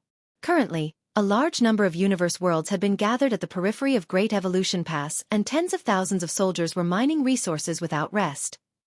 If a war broke out, these calm and peaceful days would come to an end. Naturally, they had to take advantage of this opportunity to accumulate more resources. Time slowly passed by. In the blink of an eye, another year had passed. Outside Great Evolution Pass, the members of the Dawn Squad were bustling about on a universe world, including Xueqi. Xueqi was already finished with the accumulated evil purging divine spears 2 months ago, but he hadn't gone to rest and had instead come over to help. If they were to send him even more evil purging divine spears later, he would naturally seal purifying light after they had reached a certain amount. Suddenly, a staggering aura welled up from inside Great Evolution Pass. Even though it was hundreds of thousands of kilometers away, this aura was still majestic and imposing. The aura belonged to none other than the old ancestor. All the busy people instantly stopped whatever they were doing and looked towards Great Evolution Pass. On the other side, old ancestor Xiao Zhao's voice rang out clearly, "Great Evolution Army, gather inside the pass." After relaying the orders, the aura disappeared as if it had never existed. Xueqi looked at the nearby Xin Ao as his expression slightly changed. Xin Ao let out a long sigh. "It's time." Xueqi slightly nodded in agreement. The crusade was about to begin. "Let's go," Xueqi shouted, leading his squad towards Great Evolution Pass. In the void, the other squads who were mining the universe world also started gathering towards Great Evolution Pass like birds returning to their nest. In less than an hour, tens of thousands of Great Evolution soldiers had gathered in the central square before the Monument of Heroes. Although a staggering amount of people had gathered here, not a single sound could be heard. There was only a deafening silence and a fearsome aura permeating the square. Old ancestor Xiao happened to be standing right before everyone, dressed in plain clothes. On her left was the Eastern Army Commander Xiang Shan and the Western Army Commander Lu Zhiping. On her right was the Southern Army Commander Ouyang Lai and the Northern Army Commander Mi Jing Luan. Behind them were the 8th Order Division commanders. There were a total of 74 people. Originally, there were 73, but Su Linggong had advanced to the 8th Order 200 years ago, so now there was one more. It might seem like a lot, but one had to remember that when the Great Evolution Army was first established, the 4 armies had a total of over 60,000 soldiers and 128th Order masters. To retake Great Evolution Pass, Dozens of Eighth Order masters had died, and nearly half of the Great Evolution Army's soldiers below the Eighth Order had fallen. Over the past 30,000 years, besides the day Great Evolution Pass was breached, the casualties suffered in the war to regain Great Evolution Pass were undoubtedly the highest and most tragic.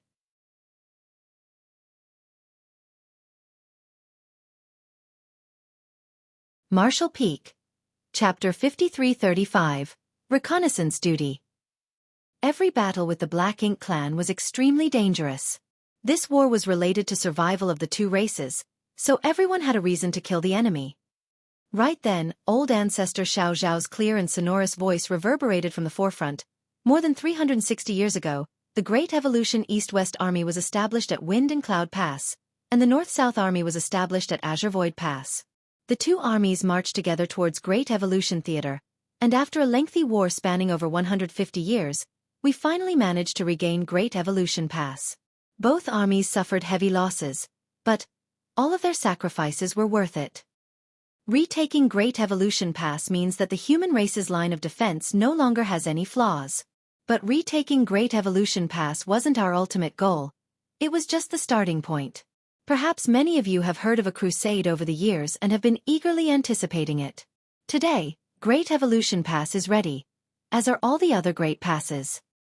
The Black Ink clan has wreaked havoc on the Black Ink battlefield for countless millennia, and we humans have been forced to passively defend the various Great Passes all this time. Although we have paid a great price and sacrificed countless lives, we had no choice but to remain passive, incapable of going on offense. It is not that we did not want to, it was that we simply could not afford to. However, defending alone will not solve anything. Again and again, each generation has left the problem to the next, but it is our era now. Should we leave this problem to the next generation and let them take care of it? No one wants to see their children and grandchildren fight the Black Ink clan on the Black Ink battlefield, unable to see any hope of victory. Our ancestors didn't want this either.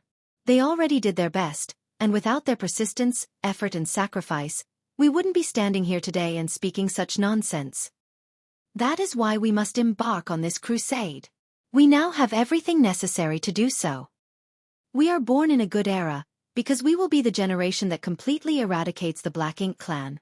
We will witness the end of this great war that has lasted for countless eons, and every single one of you will play an important role in it. This time, we will trample flat the royal city and slaughter every single enemy. Not one will be spared. Old ancestor Xiao Zhao's voice gradually became louder as her slender figure rose high up, giving off a noble and majestic aura. Kill! Xiang Shan, who was standing behind her, shouted. Kill!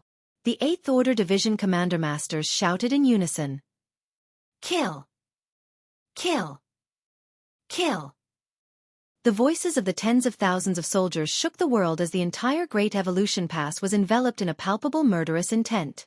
Every soldier felt their blood boil and couldn't wait to find Black Ink clansmen to kill. Old ancestor Xiao Xiao raised her hand and the battle cries instantly stopped. Her eyes swept across the entire army as she gently stated, "The dead cannot bear witness to victory. Only by surviving can we see the end of the Black Ink clan." Saying so, she bowed to the tens of thousands of soldiers. The several dozen Eighth Order Division Commander Masters behind her also bowed. She was paying her respects to all the soldiers who had sacrificed themselves for countless years, also the upcoming crusade could be possible. Tens of thousands of soldiers bowed in return. Old ancestor Xiao Xiao straightened up and shouted, "Everyone prepare yourselves! The crusade has begun." Her figure flickered and disappeared.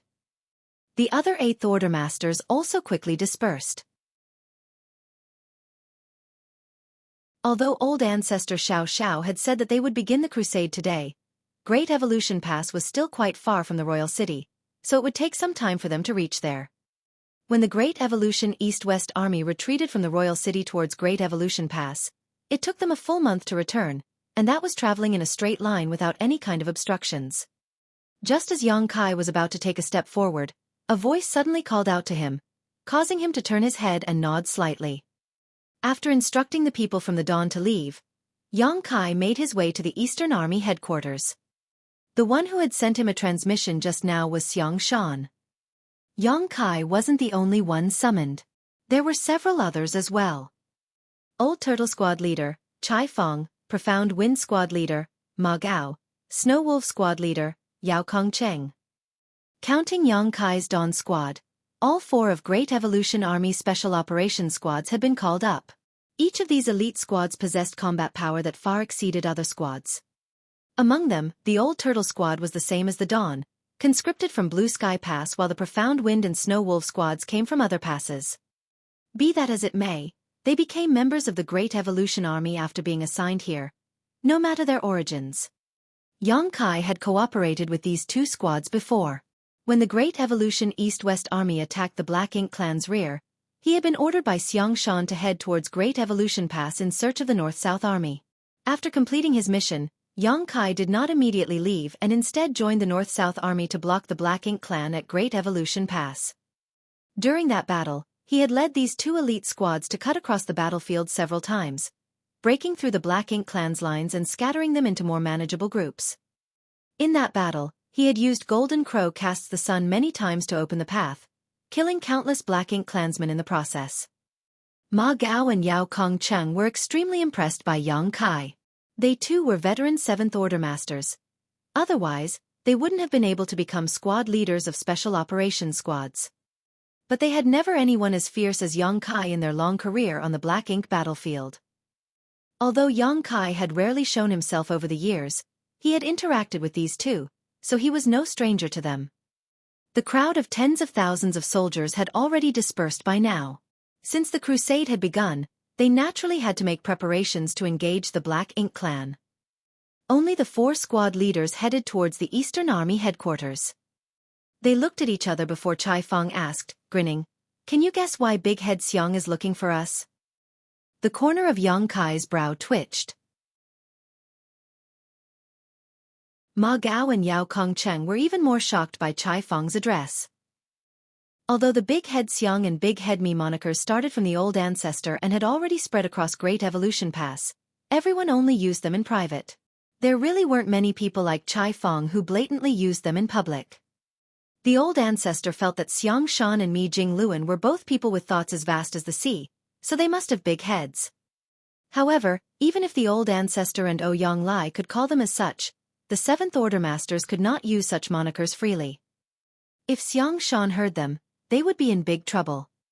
Chai Fong didn't take it seriously, however, and just stated, "Big Head is the old ancestor's praise for those 2. What does it matter even if they hear it?" As soon as he finished speaking, an azure hand suddenly stretched out from the Eastern Army headquarters, grabbing towards Chai Fong. Chai Fong was beside himself in shock. Just as he was about to dodge, an invisible force restrained him. The giant hand grabbed him and ruthlessly threw him out. Chai Fong disappeared from everyone's sight, accompanied by his distancing scream. Yang Kai and the other 2 shot a furtive glance at the fading figure, but their expressions remained unchanged even after seeing this. They acted like they didn't see anything.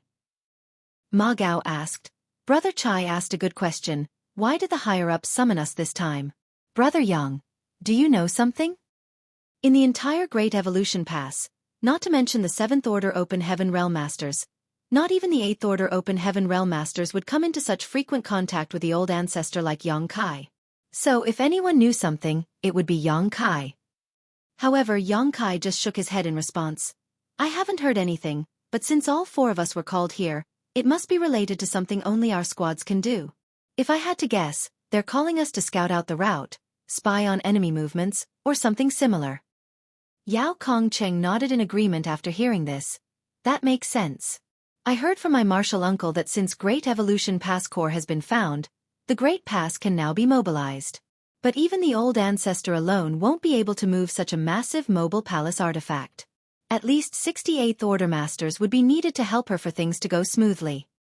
60? Ma Gao's face was filled with surprise. Right now, there are a total of 74 8th Order Masters in Great Evolution Pass. With 60 of them gone, doesn't that mean that only 14 8th Order Division commanders will be able to move freely? "That's right," Yao Kongqing nodded in agreement. "Those 14 8th Order Open Heaven Realm Masters probably need to guard the pass to prevent any accidents, so the responsibility of scouting will probably fall on us." Brother Yang's guess should be correct. Yang Kai suddenly thought of another problem. Great Evolution Pass movement requires the combined efforts of the Old Ancestor and 68th Order Masters, so wouldn't it be the same for other passes? If so, most of the pass's strength will be greatly reduced during the crusade. If they run into the Black Ink Clan army, they will definitely be thrown into confusion. There were currently 74 8th Order Masters in Great Evolution Pass, but that was because there had been 128 Order Masters when the Great Evolution Army was first established. Although many of them had died in battle, the number of remaining 8 Order Masters far exceeded the average in the other Great Passes. It was doubtful whether all the other Great Passes even had 68th Order Open Heaven Realm Masters. If so many Masters were required to drive the Great Passes, these 8th Order Open Heaven Realm Masters would not be able to easily take action. For example, Blue Sky Pass, which Xueqi was most familiar with. Originally, it had about 68th Order Open Heaven Realm Masters, but after transferring Xiangshan and 4 other 8th Order Masters, it definitely did not have enough. He had only made a casual guess on why Xiangshan had summoned the 4 squad leaders over, but by the looks of it, his guess might be spot on. An 8th Order Master could not be easily dispatched, but scouts would be needed to reconnaissance missions during the crusade. The Special Operations Squads were perfectly suited for this kind of mission. An army always needed scouts. Even when Great Evolution's East-West Army retreated from the Royal City, scouts still led the way. Not to mention, this was the human race's crusade. As they spoke, they arrived at the army headquarters of the Eastern Army. The one guarding the door was an old acquaintance, Xiangshan's adjutant, Li Xing. When he saw the squad leaders arrive, he stated with a smile, "The army commander is waiting for everyone, please go in." There was no need to report anything. A moment later, Xueqi and the others saw Xiangshan standing with his hands behind his back inside the army headquarters. A universe chart was floating in front of Xiangshan. His divine sense happened to be surging as if he was studying something. Xueqi and the others didn't disturb him. After waiting for a moment, Xiangshan finally put away the universe chart and placed it on the table before speaking. "Your guesses are correct. I called you here because I want you to leave first and act as scouts." The corners of the trio's brows twitched. "How much free time do you have on your hands? You heard everything we were talking about on our way. Were you eavesdropping?" No wonder Chai Fong had been thrown out of Great Evolution Pass when he called out Big Head Xiang. On Great Evolution's side, the Old Ancestor and many other 8th Order Masters will need to work together to activate the core and drive the Great Pass. As such, not many 8th Order Open Heaven Realm Masters are left who can move about freely, and the few who can have their own responsibilities and cannot be dispatched easily. After much deliberation, we concluded that your squads would be the best to scout the way ahead and identify enemy positions. Xueqi and the others nodded and cupped their fists. "Sir, please explain what we should do."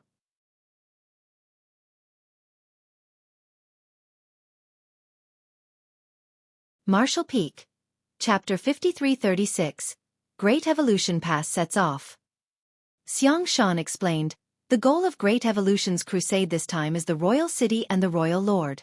In the last war when we retook Great Evolution Pass, the Black Ink Clan suffered heavy casualties, and the Royal Lord was severely injured.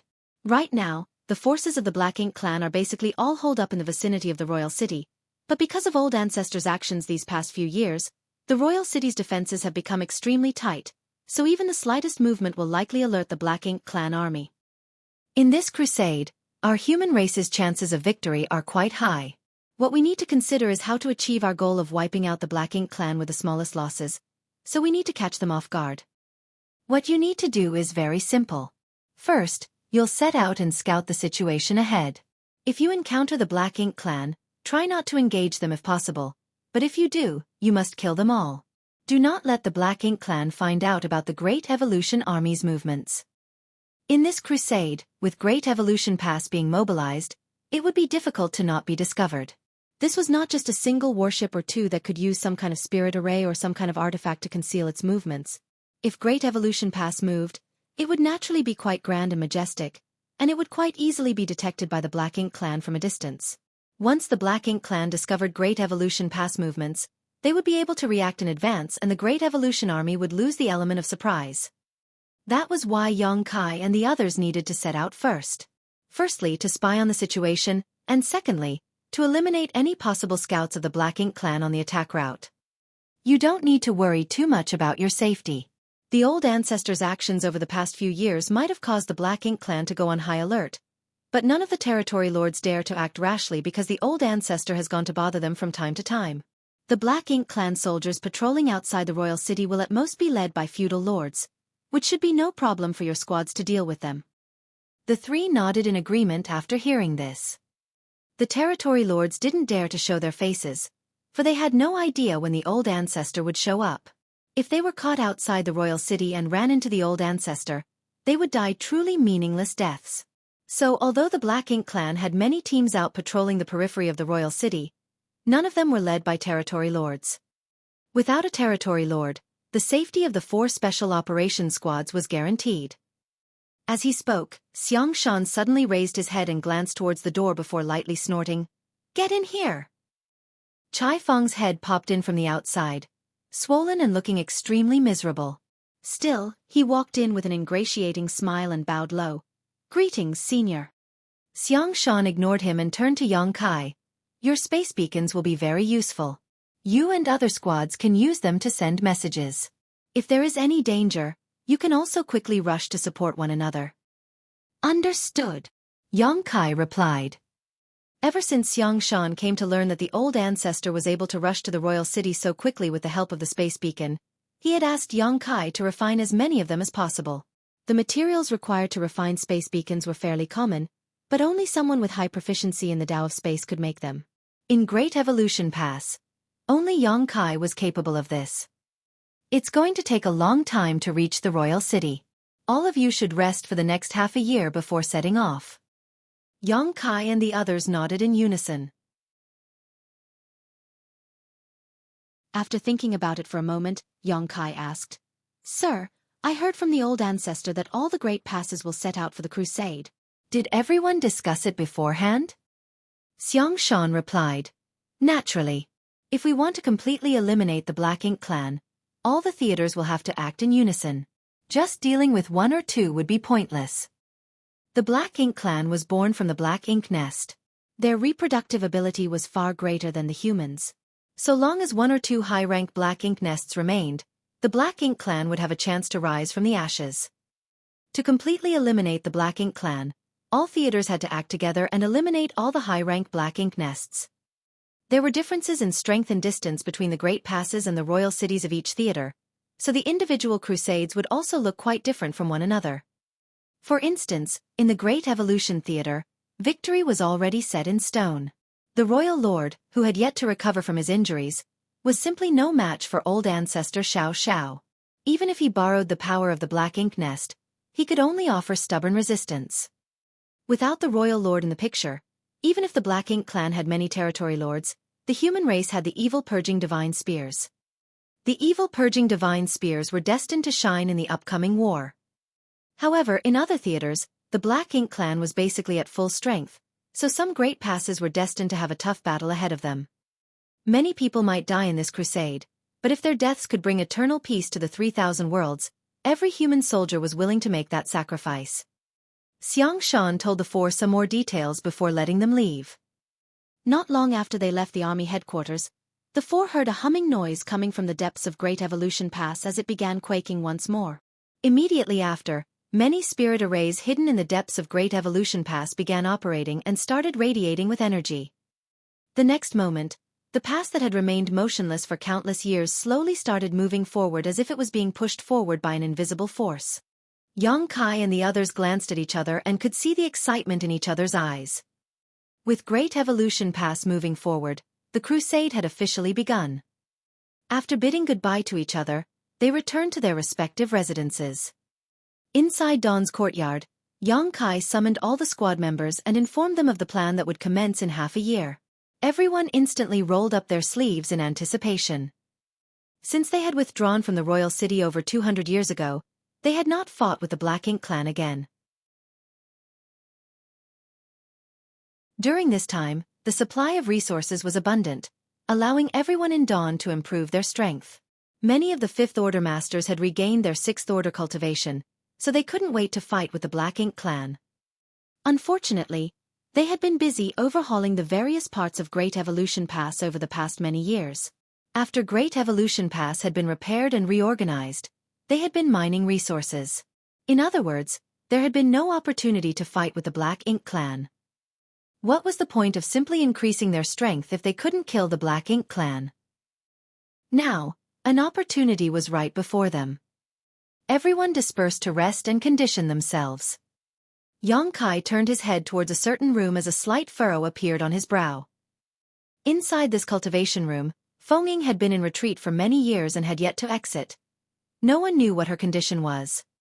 Back when Yang Kai was making a soup out of the beef gifted to him by Wind and Cloud Pass old ancestor at Dawn's camp, Su Linggong happened to come over and drink a bowl of it. He had heard that it was a gift from an old ancestor and suddenly received an epiphany. He used that opportunity to break through to the 8th order in one fell swoop. The beef soup was just an ordinary soup and had no special properties at all. Nonetheless, Su Linggong had a preconceived notion in his mind and felt that the soup was something mystical, and the opportunity did not come from himself but was thanks to the soup. While observing Su Linggong breaking through to the 8th order, Feng Ying also gained some benefits and went into a retreat. It had been 200 years since then, but there had been no movement.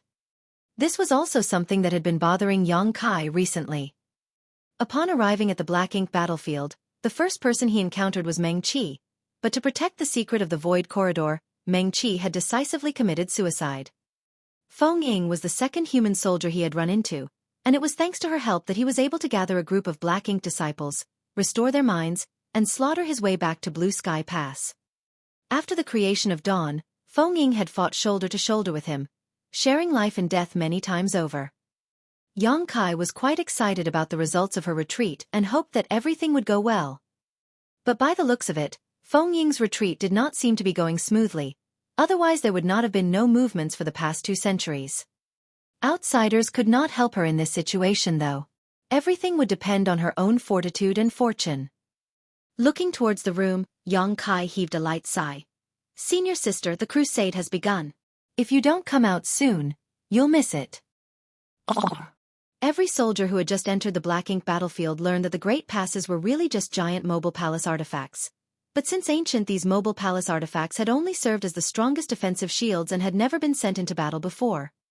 Today, the tens of thousands of soldiers of Great Evolution Pass witnessed this magnificent feat. It wasn't just Great Evolution Pass. Over 100 Great Passes across the vast Black Ink battlefield set off on their crusade at almost the same time. It really wasn't an easy task to control such a massive mobile palace artifact. At least 1 9th Order Open Heaven Realm and 38th Order Open Heaven Realm Masters had to be stationed at the core in order to just move it. It also needed 38th Order Masters to remain on standby. Its initial speed was very slow, almost as slow as a turtle's crawl, but the speed of Great Evolution Pass gradually increased with time. A month later, it had already reached the speed of an ordinary Dao Source Realm Master. Another month later, it was comparable to an Emperor Realm Master. Another month later, its speed was no worse than a low-rank Open Heaven Realm Master. Such a colossus object could be said to be unstoppable when it started moving. Whether it was a big asteroid or an entire universe world, the Great Pass would smash through it like rotten wood. Another month later, the speed of Great Evolution Pass had reached its limit, about on par with a 4th Order Open Heaven Realm Master. This was still far slower than the army's normal marching speed, but that could not be helped.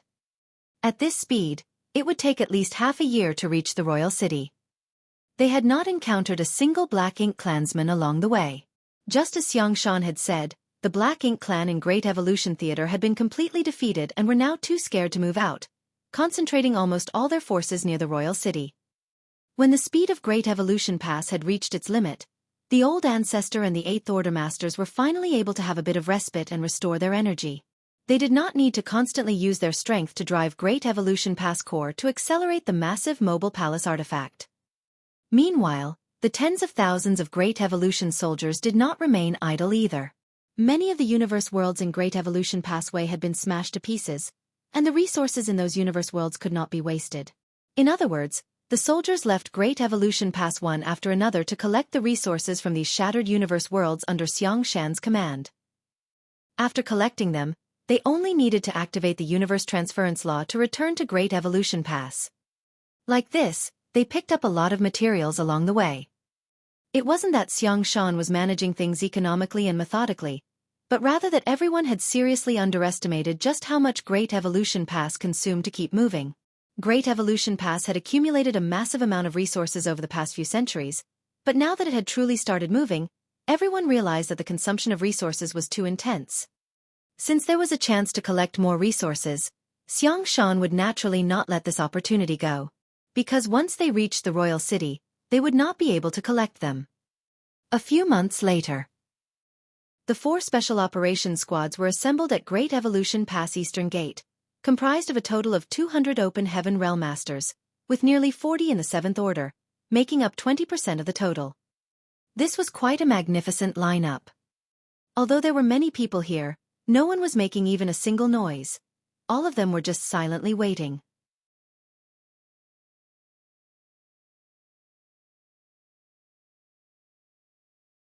Marshall Peak.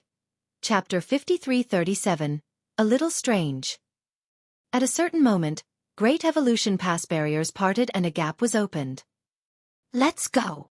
Yang Kai shouted as the Dawn's members, who had been waiting for a long time, rushed out. Following closely behind them were the Old Turtles, followed by the Profound Wind and Snow Wolf squads. After exiting Great Evolution Pass, the 4 squad leaders immediately summoned their respective warships as their squad members boarded and took their respective positions. The warships' arrays started humming before the 4 warships shot straight ahead, rapidly flying away from Great Evolution Pass, leaving dazzling trails of light in their wake. Although Great Evolution Pass current speed was fast, comparable to a mid-rank Open Heaven Realm Master, it was still a colossal entity, so it had reached its limit. A warship, on the other hand, was different. No matter how slow a warship was, it would still be much faster than the current speed of Great Evolution Pass. The 4 warships did not immediately scatter. There was still some distance to the royal city, so this location was safe. Since they would not run into any Black Ink clansmen yet, there was no need to disperse. To carry out this mission, each warship had undergone a certain degree of modification, which greatly enhanced their stealth and mobility. Many offensive arrays were sacrificed for this. Yang Kai was standing on the deck of the Dawning Light with a universe chart in his hand, checking the direction and leading the other 3 warships. Originally, the human race universe charts didn't include the topography of Great Evolution Theater. After all, the Black Ink clan had occupied Great Evolution Pass for 30,000 years, so no one knew about the exact situation of Great Evolution Theater. But as a matter of course, as the Great Evolution East-West Army invaded the Black Ink clan's territory on their way to the royal city, and then on their way back to Great Evolution Pass, the chart masters accompanying the army were able to create a new universe chart that would be of great use in the upcoming crusade. At maximum speed, it wouldn't take long for the warships to reach the royal city, but they were not aiming solely for speed, as their job was to maintain a certain lead on the Great Pass to provide reconnaissance information. The Black Ink clan was currently terrified of the sudden and elusive intrusion of the old ancestor, so no territory lord dared to wander outside the royal city. At the same time, the defenses of the royal city had become extremely tight because of the old ancestor's constant harassment. The Black Ink clan surveillance range should be half a month's distance away from the royal city at the Great Pass current speed. In other words, the 4 scouting squad should encounter the Black Ink clan soldiers monitoring the vicinity of the royal city within a month and a half if they maintained a 2-month lead on Great Evolution Pass. After sending a divine sense transmission to Chai Fong and the other 2 squad leaders, informing the 3 about the situation, all 3 of them nodded in response. The following journey remained uneventful. During this time, all the members of the squad, except those who were responsible for maintaining the ship systems, were quietly cultivating. A month and a half later, Chai Fong's voice suddenly rang in Yang Kai's ears. "Brother Yang, it's time." The meditating Yang Kai immediately opened his eyes and stared deep into the void before slightly nodding. "Everyone, just shout if you run into trouble. Don't try to be a hero. The old ancestor is right behind us. If we win this battle, we won't have to worry about anything. I hope that I will see all of you at the celebration banquet where we will drink till we pass out." Ma Gao laughed. Yao Kongqing added, "I have a few jars of fine wine that have been fermenting for 1,000 years. We'll drink them together at the celebration banquet." "You're making me thirsty," Chai Fong smacked his lips. Everyone broke into laughter. "Disperse," Yang Kai shouted as the 4 warships quickly scattered. At the same time, the illusion arrays on each warship were activated. If they wanted to hide themselves, illusion arrays were the easiest and the most convenient method. Illusion arrays personally set up by the array great grandmasters of the Great Pass were more than enough to hoodwink the eyes and ears of the Black Ink clan patrols. Although nothing had physically changed about the current dawning light, if one wasn't close and didn't look carefully enough, they would only see an asteroid floating in the void. Countless asteroids were floating about in the void, so why would the Black Ink clan pay attention to one more? Dawning light kept moving forward at a steady pace. After 10 days, a slight furrow appeared on Yang Kai's brow as he stared into the dark void ahead. The situation was indeed as the old ancestor had stated. For the past 200 years, the Black Ink clan had been trying their best to create a defensive line, fearing that the humans would once again invade the royal city. The Black Ink clan had suffered heavy losses in the last war, and even the royal lord had suffered serious injuries which had yet to heal. Thus, the Black Ink clan did not want to fight the humans again. If it was possible, they would rather give up the royal city and seek refuge in another theater. At the very least, it would not be so vexing. But that was impossible. The royal lord's Black Ink nest was at the royal city. Giving up the royal city was equivalent to giving up the high-rank Black Ink nest. As far as the Black Ink clan was concerned, the high-rank Black Ink nests were their very root and foundation. How could they give one up so easily? So, they had elected to establish a defensive perimeter in order to block any human offensive, and the way they did so was extremely simple. By spending an inordinate amount of resources, they had spawned many Black Ink nests and then used those nests to produce a massive amount of Black Ink strength to fill the space around the royal city. Regardless of what method the humans could use to deal with the corruption of Black Ink strength, so long as the humans were within the range of Black Ink strength, the Black Ink clan would always have an advantage. One had to admit that although this method was expensive and time-consuming, it was quite effective. At the very least, after over 2 centuries of hard work, the distance which would need 10 days to reach the royal city had been filled with the Black Ink strength.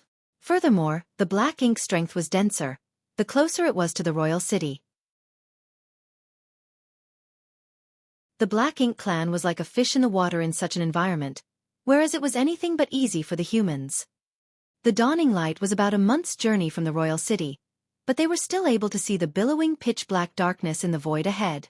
This was the result of the Black Ink clan's efforts over the last 2 centuries.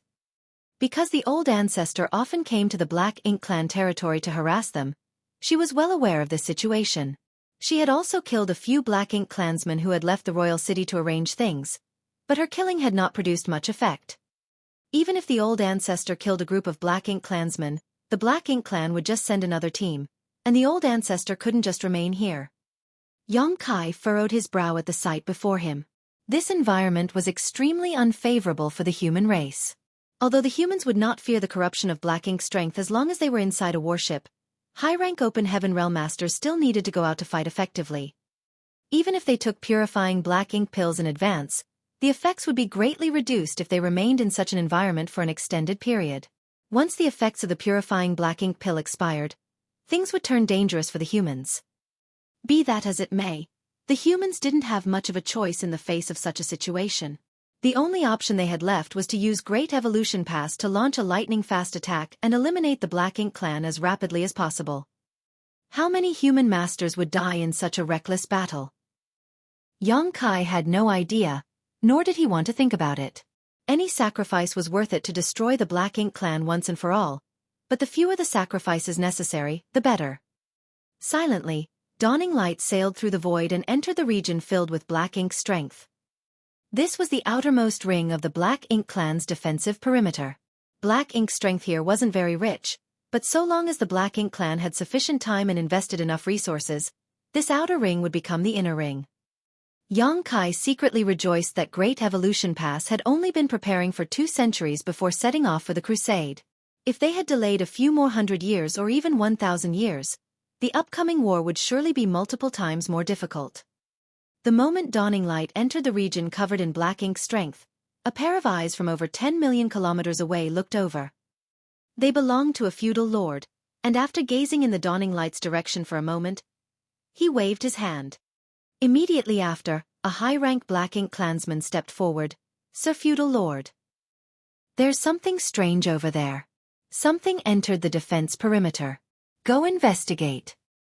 An aggrieved look immediately appeared on the high-rank clansman's face as his heart started rapidly pounding in fear. This wasn't surprising though, as the human old ancestor had been coming over quite frequently as of late. Would death not be certain if they were to run into her while checking out the situation? Nonetheless, as a subordinate of the feudal lord, he didn't dare refuse the latter's orders. However, he didn't go alone to investigate. Although it would not matter how many went if they really encountered the old ancestor, it was still better than going alone. After a while, the high-rank Black Ink clansman led a dozen or so others and flew in the direction pointed out by the feudal lord. The team led by the high-rank Black Ink clansman traveled a few million kilometers. Yang Kai had already noticed them rushing over a few moments ago.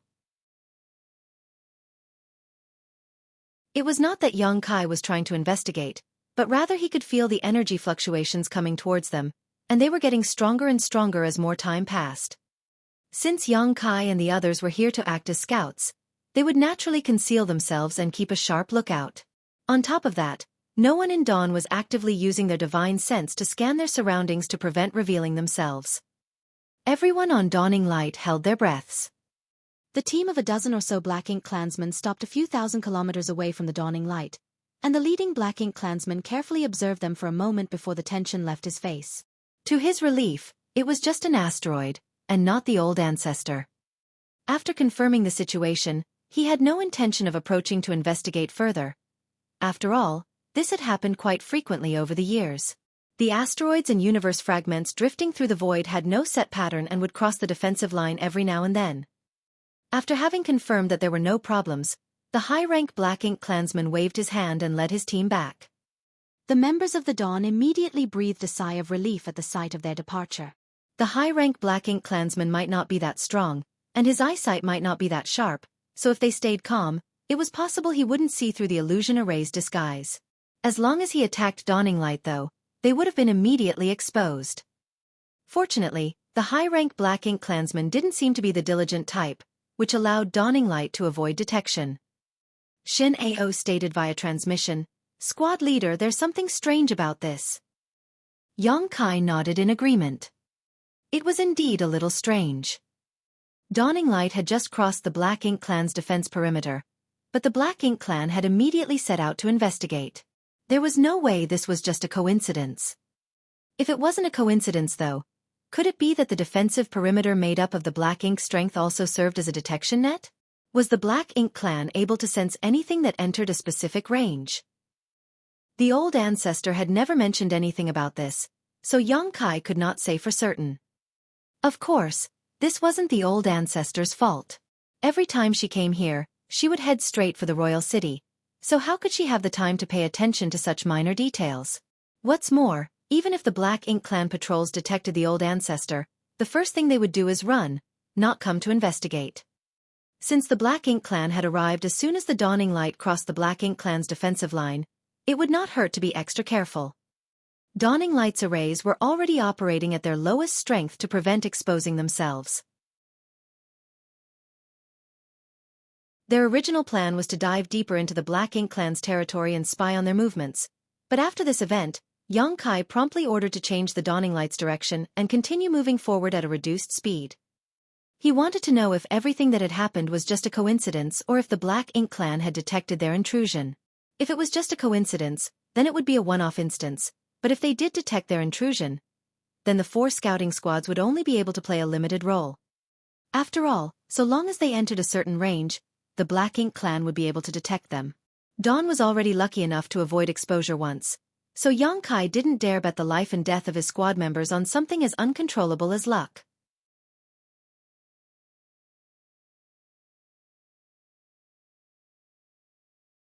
Marshall Peak. Chapter 5338. It's not a coincidence. Dawning Light continued drifting forward, silently and stealthily. Although they were still at the edge of the enemy defense perimeter, they would still occasionally encounter a few patrolling Black Ink clansmen. All of these patrols were led by feudal lords with a dozen or so lower-rank Black Ink clansmen following them. Judging by this, it was quite apparent how much importance the Black Ink clan attached to this defensive line, and how afraid they were of some human master breaking into it. The more this was the case, the more it showed that the Black Ink clan was at the end of its rope. Since ancient times until now, when had the Black Ink clan ever been so passive on the Black Ink battlefield? They had always been the ones attacking the Great Passes on a large scale. Even if they suffered heavy casualties, they would quickly refill their ranks and make a comeback within a few decades. Every time, the humans warded off the Black Ink clan, but only after painstaking efforts and sacrificing countless lives. Generation after generation, elites were sent from the 3,000 worlds to the Black Ink battlefield, but they barely managed to hold the line. Now, the Black Ink clan in Great Evolution Theater no longer had the capital to act arrogantly. This was the dawn of humanity's victory, the glory of Great Evolution Pass. About half a day later, another team of Black Ink clansmen flew towards Dawning Light, but they left soon after a brief investigation and finding nothing unusual. Yang Kai and Xin Ao, who were standing on the deck, looked at each other with serious expressions on their faces. It wasn't just a coincidence. The Black Ink clan could notice any intrusion of their defense line. I did not notice anyone spying on us, so how did the Black Ink clan discover us? Xin Ao asked in confusion. Yang Kai thought for a moment before replying, perhaps it's because of the Black Ink nests. The Black Ink nests? Ning Qiji was confused. Yang Kai slightly nodded. Old Ancestor told me a few things about the royal city. After the withdrawal of the Great Evolution East-West Army, there was nothing unusual about the royal city at first, but after a decade or so, the Black Ink clan began to set up this kind of defensive line. So where did the Black Ink strength come from? Naturally, it came from Black Ink nests. Bai Yi suddenly interjected. I spotted 2 Black Ink nests from where we just passed by. Judging by their sizes, they should be low rank. Xin Ao was beside himself in shock. You can see them? Bai Yi looked at Yang Kai and asked, Squad leader, you can see them too, right? The reason she could see this was because as a disciple of Divine Feather Paradise, she had to cultivate eye-secret techniques in order to facilitate her archery skills. Yang Kai also cultivated special eye techniques. The eye-secret techniques of Myriad Demons Heaven were not inferior to those of Divine Feather Paradise, perhaps even superior in some aspects. Xin Ao and the others all looked towards Yang Kai with a look of curiosity on their faces. Yang Kai gave the confirmation, nodding. Indeed, there were 2 low-rank Black Ink nests. Just as the old ancestor suspected, the Black Ink clan seems to have gathered all the Black Ink nests outside the royal city to set up a defensive line filled with Black Ink strength. Originally, there was 1 high-rank Black Ink nest and nearly 100 mid-rank Black Ink nest in Great Evolution Theater. Furthermore, there were a few dozen low-rank Black Ink nest under each territory lord. In short, there were at least 1,000 low-rank Black Ink nests spread throughout the Great Evolution Theater, and that was not even counting the high-rank and mid-rank Black Ink nests. Although a number of them had been destroyed during the Great Evolution East-West Army's incursion, that was only a small part. The Black Ink clan still had a lot of Black Ink nests remaining. Where did these Black Ink nests go? Others might not know, but how could the old ancestor who had attacked the royal city repeatedly not? The dozens of mid-rank Black Ink nests had all been moved to the royal city to be better protected. The Black Ink clan had no choice in this matter, as there was no safe place for the Black Ink clan in the entire Great Evolution Theater apart from the royal city. If the Black Ink nests remained outside, they were at risk of being destroyed by the humans at any moment. Furthermore, many more low-rank Black Ink nests were arranged in the periphery of the royal city, which were then used to produce Black Ink strength using large amounts of resources, creating a strong defensive line. In other words, low-rank Black Ink nests could be found almost everywhere in the periphery of the royal city. These Black Ink nests would constantly generate Black Ink strength, filling the defensive line and expanding it outward. Every time the old ancestor attacked, she would destroy many Black Ink nests, but once she made a move, her position would be exposed, and the other Black Ink nests were quickly evacuated. Dawning Light entered the range of 2 different low-rank Black Ink nests, and they were detected every time. So, it was obvious that the Black Ink strength did serve as a monitoring tool. Perhaps the feudal lord in charge of the Black Ink nest could sense when something came into contact with the surrounding Black Ink strength. After pondering for a moment, Yang Kai ordered, "Inform the other 3 squads about this and tell them to be on guard." The current situation was a bit problematic. If they were lucky, they might be able to smoothly bypass the enemy patrols, but if they were down on their luck, and if one of the Black Ink clansmen who came to investigate launched an attack at them, Dawning Light would instantly be exposed. The illusion array set up on the Dawning Light only had concealing effects. It didn't provide any form of defense. Having received the order, Shin Ao quickly took out some space beacons and sent messages to Chai Fong and the others. Meanwhile, Yang Kai turned his gaze in the direction of the royal city. They were about a month's journey away from the Black Ink clan royal city, so when Great Evolution Pass arrived, it would definitely be discovered by the Black Ink clan. At that time, the royal city would quickly be able to gather its forces and prepare for the incoming attack. A month was more than enough time for the Black Ink clan to prepare completely. Whereas Great Evolution Pass would lose its element of surprise. Was there any way to hoodwink the eyes and ears of the Black Ink clan?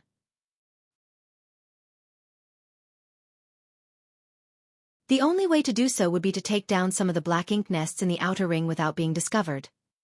It would be difficult but not impossible. Having made up his mind, Yang Kai ordered, "Carefully retreat from here and follow along the edge of the defensive line." He planned to first investigate the situation of the Black Ink clan's defensive line. The defensive line built using many Black Ink nests might have appeared like one enormous wall, but in reality, it was bloated and uneven, so there may be some flaws. The reason why Yang Kai wanted to withdraw was because he did not want to intrude into any Black Ink nest domains anymore. After all, they would be investigated every time they entered a new detection range. They might have been lucky so far, but each new inspection increased the risk of getting caught. Under the prudent control of the Dawn Squad's members, Dawning Light drifted through the Black Ink clan's defensive line and retreated. Once they were out of danger, Shin Ao reported in a low voice. The other squads have replied back. The Old Turtle Squad and Profound Wind Squad had the same idea and have withdrawn from the defensive line to search for a gap to infiltrate. On the other hand, the Snow Wolf Squad said they want to go deeper. Deeper? Yang Kai furrowed his brow. Shen Ao nodded in response. Brother Yao said that since the Black Ink nests are all placed on the outer ring to build the defensive line, once the defensive line is pushed outward, the Black Ink nests would definitely move along with it. In other words, there are no Black Ink nests in the inner ring. No feudal lords should be guarding the inner perimeter, which would make it safer to set up a reconnaissance position. Yang Kai pondered for a moment before replying, "That may be so, but the Black Ink strength in the depths of the defensive line is also denser, and many Black Ink clan squads should be patrolling that zone, so it's not necessarily safer than the periphery. If we get caught in the periphery, we can still find a chance to escape, but if we get caught deeper inside, the consequences would be dire." It had also crossed his mind, but as a scout of the main army, Yang Kai naturally had to prioritize keeping Great Evolution Pass movements a secret. Eliminating the Black Ink clan's eyes and ears, increasing the chances of Great Evolution Pass surprise attack being successful was the appropriate choice. Still, they might be able to obtain more information if they ventured deeper. "Can you still contact him?" Yang Kai asked. Shin Ao denied, shaking his head. "Brother Yao has already cut off contact." Although the disturbance caused by their communication was extremely small, if a master happened to be nearby, they might notice it. Since Yao Kongcheng was leading the Snow Wolf Squad deeper into the enemy defense line, he would naturally not contact Yang Kai and the others. The safest choice would be to keep the space beacon in his space ring to avoid any possible mistakes. Yang Kai couldn't help frowning. Still, Yao Kongcheng must have his own plans, so Yang Kai didn't object.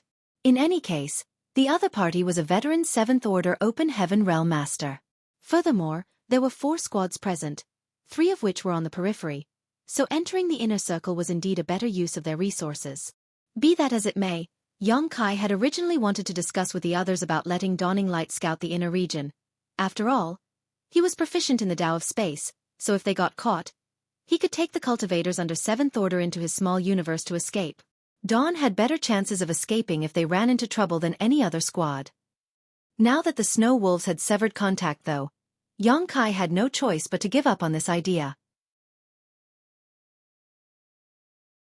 All he could do now was hope that everything went smoothly. Yao Kongcheng was indeed right. All the low-rank Black Ink nests were arranged at the periphery to act as detectors.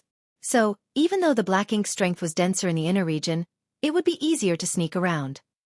At the very least, the feudal lords managing the Black Ink nests would not be able to monitor everything at such a distance. Perhaps they might gain something different. Yang Kai threw this matter to the back of his mind and focused on searching for flaws in the Black Ink Clan's defensive line as Dawning Light moved around the periphery. They did not have that much time as they had only advanced a 2-month distance ahead of Great Evolution Pass. In other words, Great Evolution Pass would be arriving within 2 months. If they failed to take care of the Black Ink Clan's detection net by then, the surprise attack would be exposed. 2 months might seem like a long time, but it wasn't easy to find a gap in this massive Black Ink strength defensive line. With the Black Ink strength continuously spreading over time, the Black Ink Clan's defensive line was constantly moving outwards. Fortunately, given the vast area that needed to be covered, the outer edge of the defense line did not advance very quickly. Dawn did not encounter the Old Turtles or Profound Wind squads as it continued its search. The Black Ink Clan's defensive line was a huge sphere centered around the royal city, covering a range of about 1 month's distance from the royal city. Currently, the 3 squads including Dawning Light were moving along the outer arc of the sphere. The chances of running into each other in such a large area were quite slim.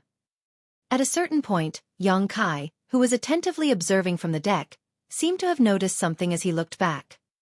Much to his surprise, a large ship was flying straight towards Dawning Light from the depths of the void. Yang Kai's heart immediately leapt into his throat. Much to their shock and dismay, there was a Black Ink Clan ship out here away from the defensive line. If it crashed into them, Dawning Light would definitely be exposed. Even if it didn't crash into them, the Black Ink Clansmen on the ship might try to brush the asteroid in their path aside. At the time, Dawning Light would undoubtedly be exposed. Everyone aboard Dawning Light immediately looked nervous.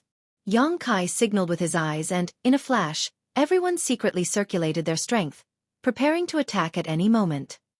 If they were fast enough, they might be able to eliminate the Black Ink Clan on the ship before the enemy inside the defensive line noticed anything. Of course, there was also a possibility that they might get exposed. But at this moment, they could only take a gamble. When they were just 100,000 kilometers away from each other, the Black Ink Clan ship changed directions, almost brushing past Dawning Light as it plunged back into the Black Ink Clan's defensive line. Everyone immediately breathed a sigh of relief.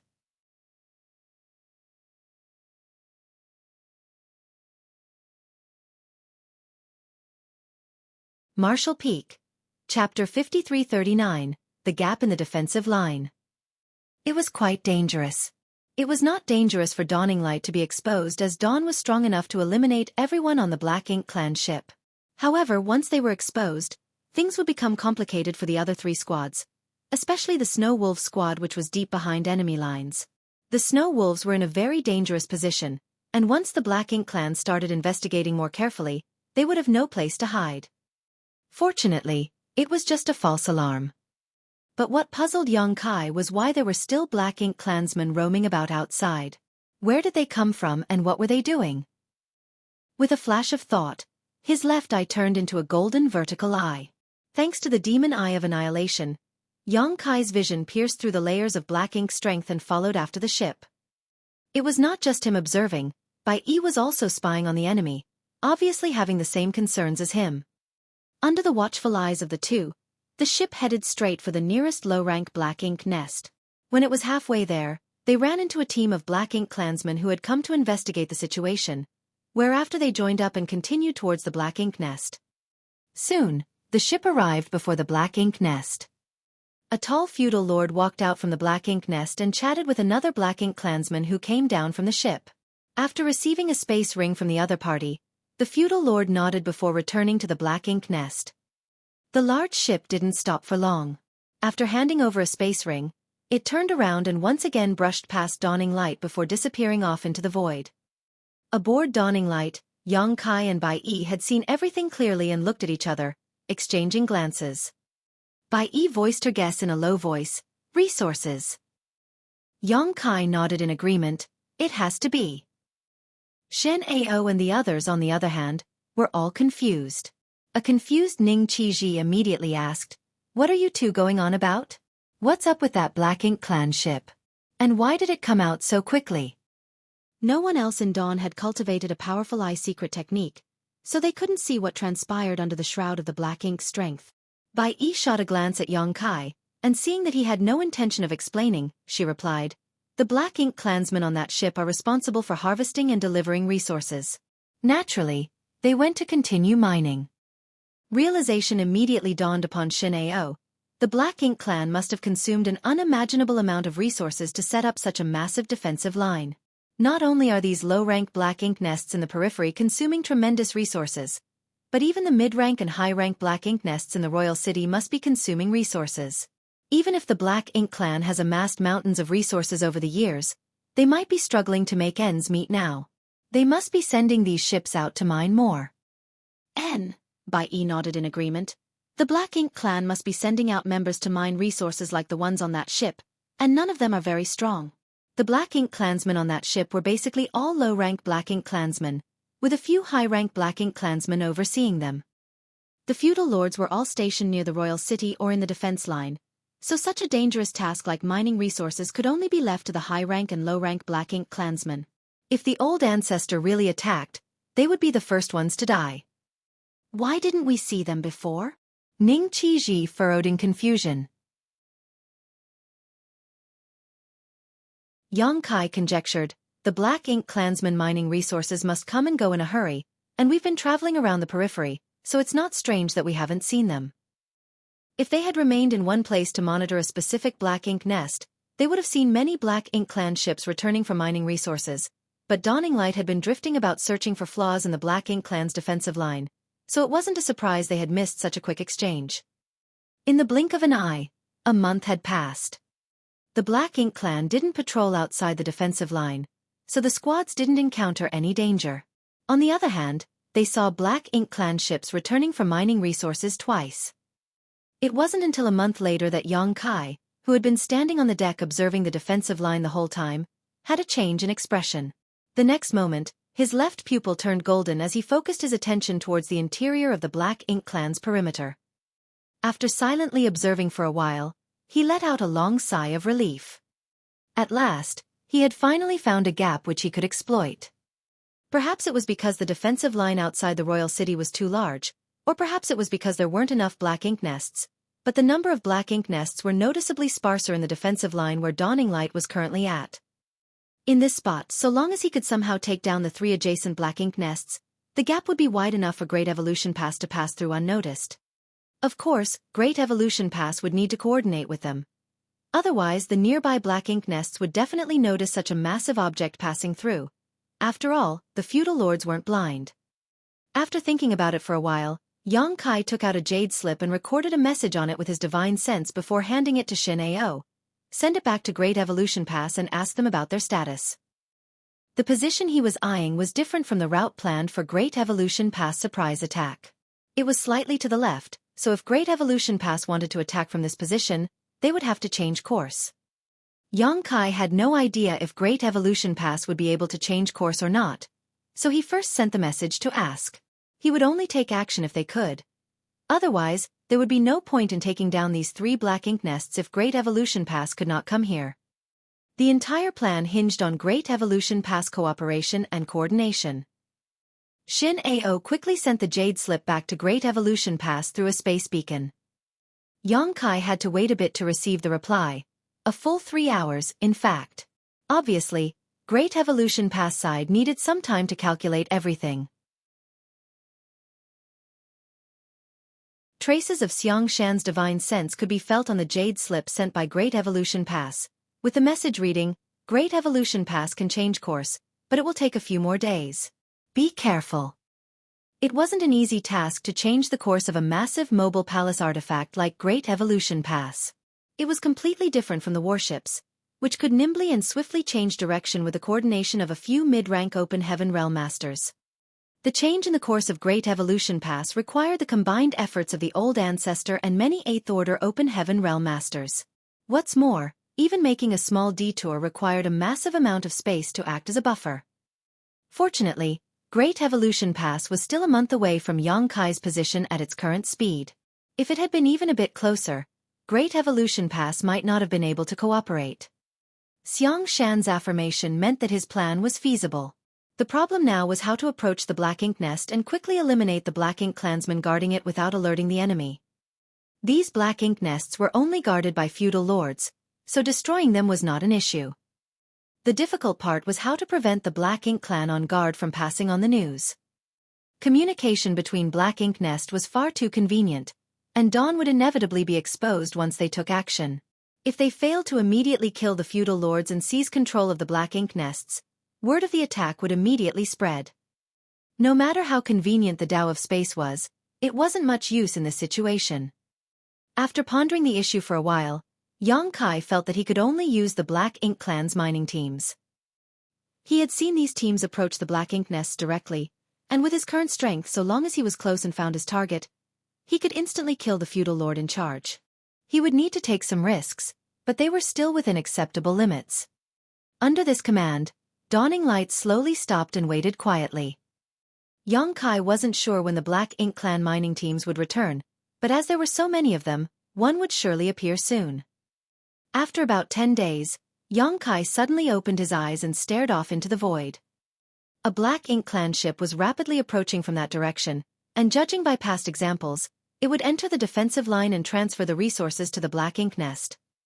After observing the route of this ship, Yang Kai's divine sense undulated as he issued a command.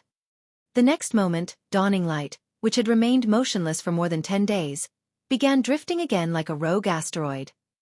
In a flash, it happened to be blocking the way of the Black Ink clan ship. A high-rank Black Ink clansman was standing on the deck, vigilantly scanning the surroundings. Fear was clearly visible on his face. This was not surprising as the human old ancestor had been attacking Royal City quite frequently recently. Although they were a fair distance from the Royal City, no one knew from which direction the old ancestor would appear. If she appeared somewhere nearby, they would not be able to take even a casual attack from her. As such, he would always be on edge every time he returned from outside. The reason the Black Ink clan mining teams came and left in a hurry was firstly because they were entrusted with a crucial mission, and secondly and most importantly, they were terrified of running into the old ancestor. In contrast, mining resources outside was relatively safe. At the very least, since they were far away from the Royal City and with no signs of the human army attacking, there was no threat to them. After observing for a moment, the high-rank Black Ink clansman breathed a sigh of relief. There were no signs of explosions coming from the Royal City, so the old ancestor was probably not here. Strangely enough, that old ancestor seemed to have calmed down quite a bit and has not shown her face for a while. Just a few years ago, she would come every 2 or 3 months. Rumor has it that the royal lord had flown into a rage over this, and many of his close aides lost their lives due to his rampage. He secretly rejoiced that he was not on duty at the Royal City. Otherwise, he would have to live a life of constant fear. An asteroid happened to be blocking their way, but the high-rank Black Ink clansman didn't care. In the vast void, asteroids like these were fragments of shattered universe worlds and could be found everywhere. It was quite a normal sight. Be that as it may, the Black Ink clan ships weren't very sturdy as the Black Ink clan's craftsmanship wasn't very good. The ships at most could be used as big flying artifacts, a far cry from human warships which were extremely sturdy. Even an asteroid like the one in their way could damage the ship if they simply rammed into it. While the high-rank Black Ink clansman was feeling faintly envious of the human race's ability to refine warships, he suddenly noticed something amiss. Gazing at the asteroid, he was surprised to find that it was constantly changing its direction. What's going on? Before this high-rank Black Ink clansman could figure out what was wrong, a cold and grim face suddenly appeared in front of him. He didn't even sense when the other party had arrived. A human face. Enemy attack. The high-rank Black Ink clansman's reaction was quite quick. He realized what was going on in the blink of an eye, and instinctively raised his fist as he was about to shout. But the surrounding space instantly froze. His hand, which had barely twitched, was frozen in place. Not only that, an immense pressure came bearing down on him, under which he was unable to muster the strength to utter a single word. Immediately, a large hand covered his face as everything went black before his eyes and he fell unconscious. The space around the ship vibrated, and by the time Xueqi and the others arrived, all the Black Ink clansmen aboard the ship had been terminated.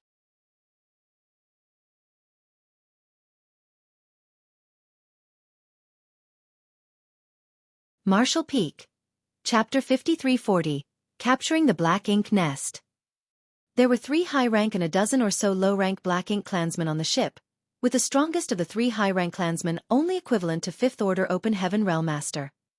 Taking care of such a force was as easy as breathing for Xueqi. Dawn quickly boarded the ship, silently and stealthily. Xueqi stretched out his hand and stored dawning light in his small universe before ordering, "Everyone below the high-rank Open Heaven Realm, enter my small universe."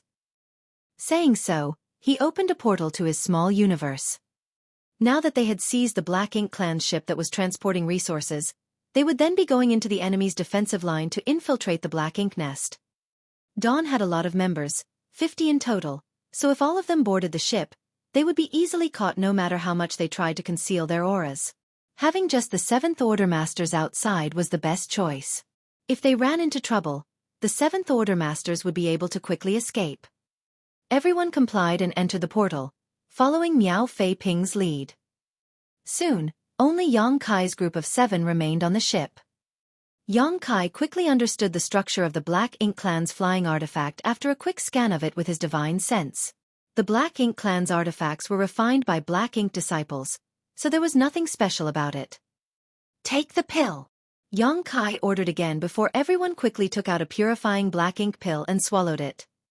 With the World Tree clone in his small universe, Xueqi was not afraid of the corruption of Black Ink strength, but the same was not true for Shin Ao and the others.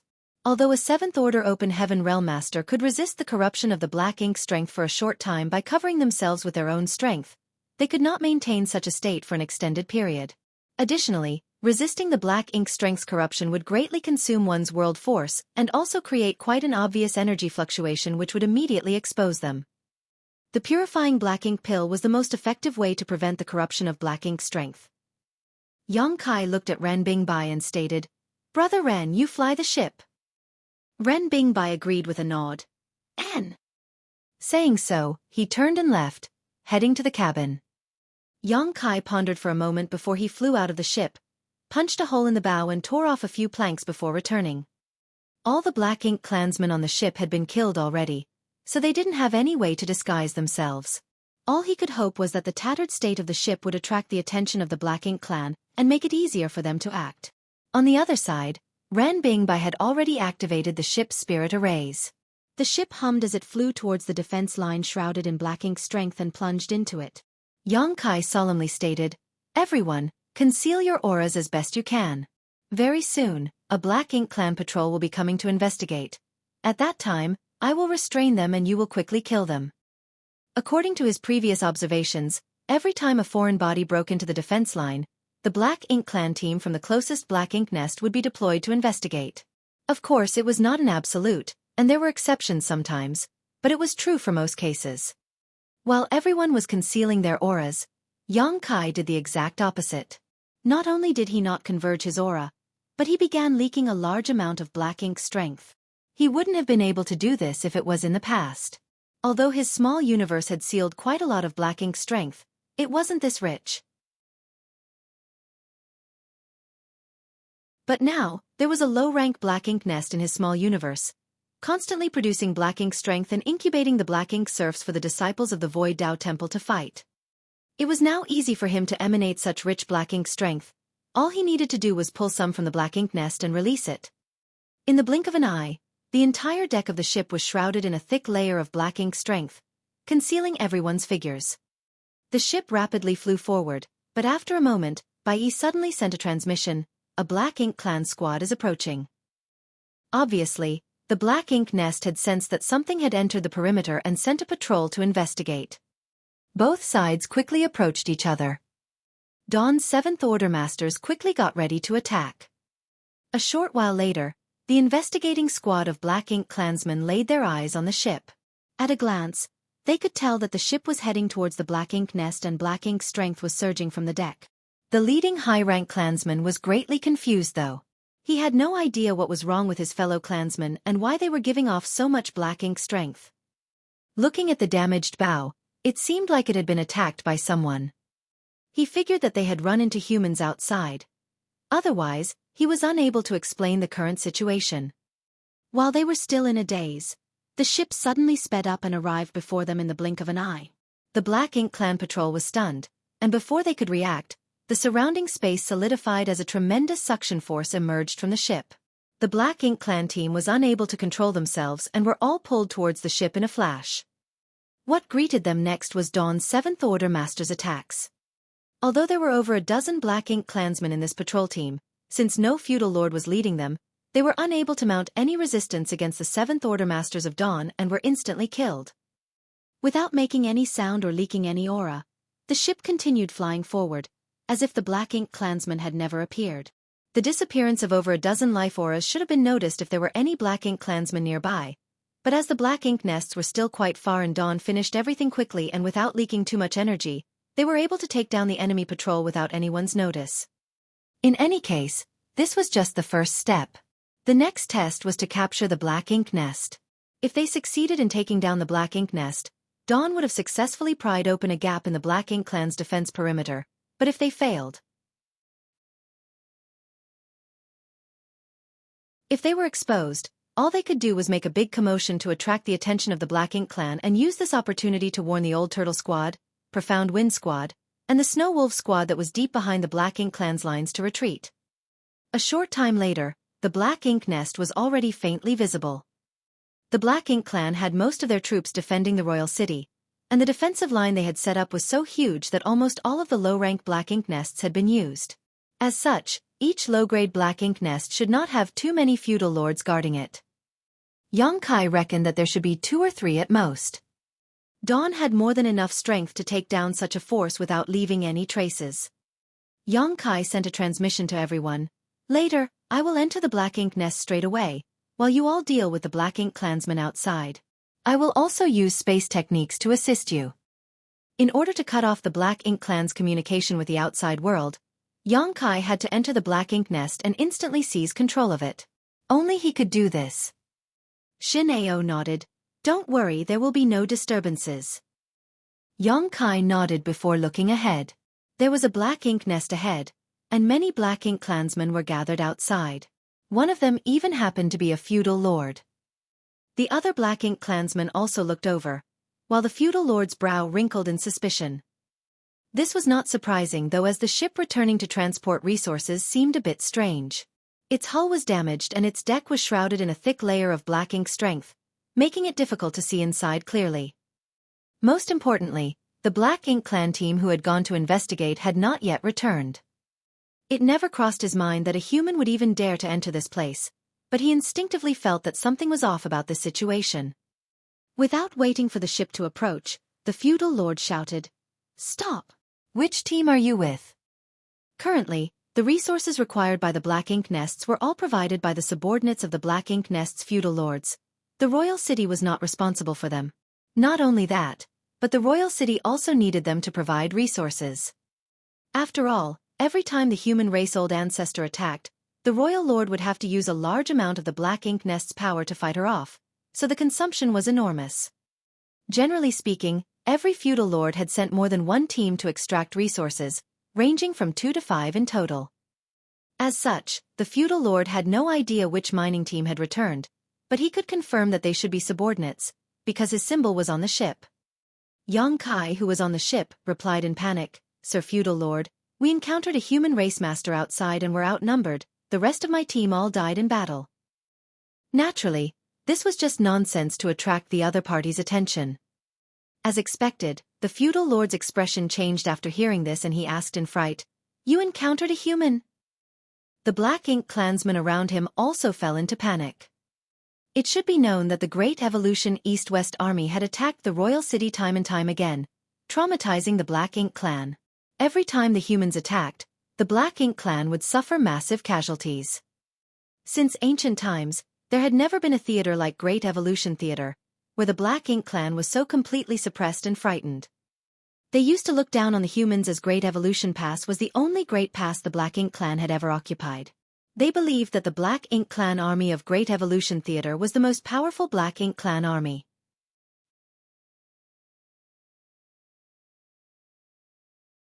That all changed a few hundred years ago, and ever since that war ended, the Black Ink clan had invested everything into constructing a defense line of Black Ink strength to prevent the human race army from attacking again, but now even the mining team so close to the perimeter had encountered humans. Are the humans about to launch another attack? Will the royal lord be able to resist this time? Will Great Evolution Theater be the first to be conquered by the humans? For a time, many distracting thoughts flashed across the feudal lord's mind. Meanwhile, the ship was rapidly approaching. Attack! Yang Kai shouted as he urged his space principles, enveloping the entire region ahead of him. At the same time, his figure flashed past the Black Ink clansmen outside and rushed straight into the Black Ink nest. He wanted to find the feudal lord in charge of this Black Ink nest and take him down first. Under the imprisonment of the surrounding space, all of the Black Ink clansmen immediately went stiff, while the weaker Black Ink clansmen were fully immobilized. At that moment, an arrow silently flew out from the ship, almost keeping pace with Yang Kai. The arrow flew straight towards the feudal lord's chest, and if everything went smoothly, it would have pierced through his body and reaped his life. But in the end, the other party was still a feudal lord. In this moment of life and death, he somehow managed to move his body to the side just a little, so while the arrow still pierced through him, it missed his vitals. Damn it! Bai Yi ground her teeth.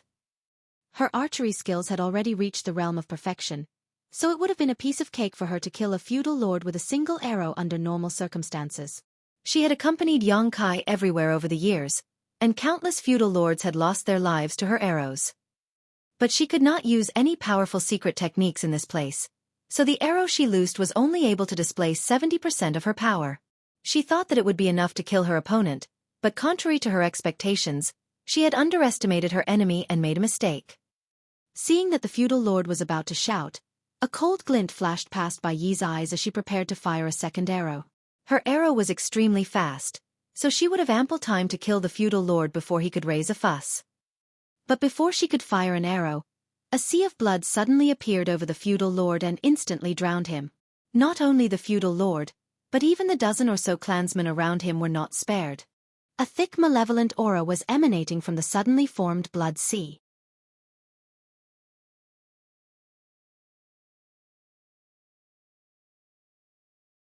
Marshall Peak. Chapter 5341. Can you stomach it? Although the blood sea was giving off an extremely evil aura, it was also extremely restrained. Just from this, it could be seen that the person controlling it was extremely skilled. In the entire Dawn Squad, the only one who cultivated blood principles was Blood Crow. Thus, only he could have cast the blood sea. This was the first time everyone had cooperated with Blood Crow while fighting an enemy ever since he joined Dawn. That's why, it came as a surprise that he was able to display such a blood sea. Though this technique gave off a skin-crawling aura, it was extremely effective. At the very least, the feudal lord and the dozen or so Black Ink clansmen who were trapped in the blood sea couldn't make a single sound. Bai Yi ignored all this and instead fired a few arrows, taking out the high-rank Black Ink clansmen who had yet to react. Just as she took action, Shin Ao and the others also attacked. They all rushed towards the Black Ink clan without using any secret techniques or artifacts to kill as quietly as possible. Inside the Black Ink nest, Yang Kai's figure flickered as he instantly arrived at its core.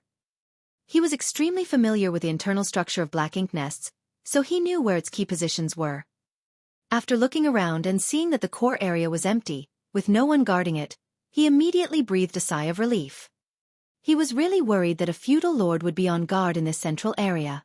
If that was the case, the feudal lord would have instantly sounded the alarm about the enemy attacking.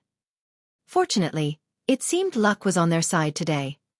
After giving it another thought, it was not surprising. The main task of the low-rank Black Ink nests set in the periphery of the royal city was to generate Black Ink strength and expand the defense perimeter. The feudal lords of the Black Ink nests were surely busy at the Black Ink pool, so there was no point standing by in the central area. After all, what would they do inside the Black Ink nest space? Chat with other feudal lords. Without any hesitation, Yang Kai continued deeper, making a beeline straight to the Black Ink pool's location. Finally, he saw a feudal lord and a high-rank Black Ink clansman.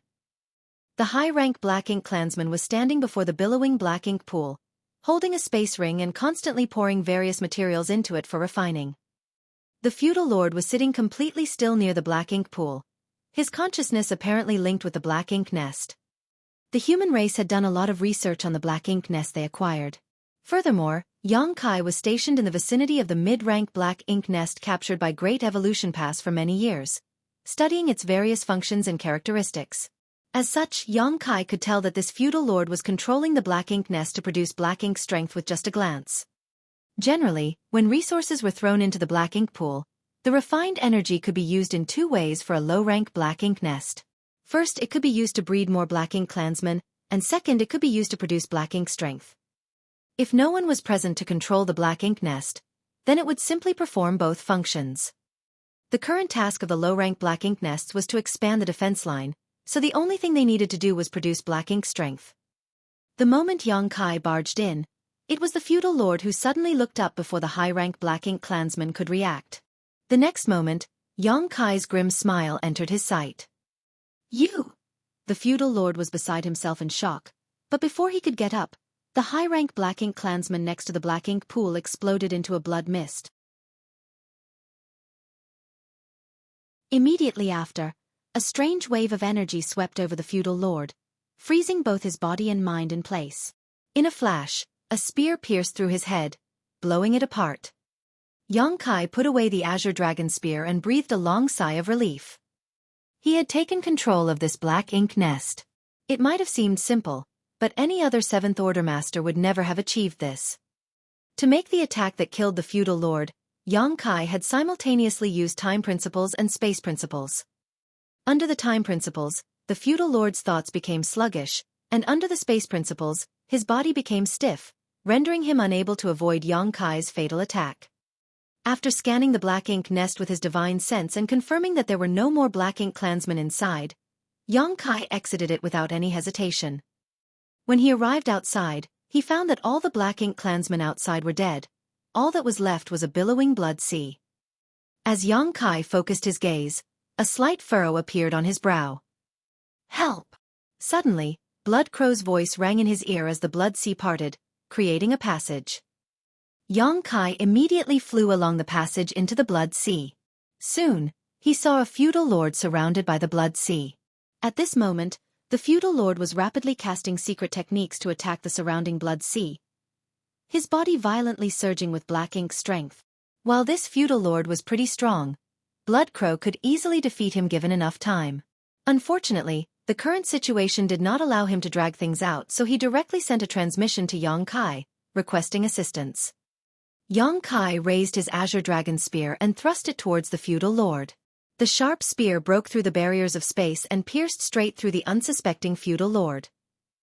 A fountain of black blood immediately gushed out from the feudal lord as Yang Kai pulled out his spear. Immediately, Blood Crow broke into a maniacal laughter. Yang Kai's expression instantly changed as he quickly retreated. Just as he withdrew from the blood sea, it strangely converged into a single place, transforming back into Blood Crow. The many black ink clansmen that were previously submerged in blood sea were nowhere to be found.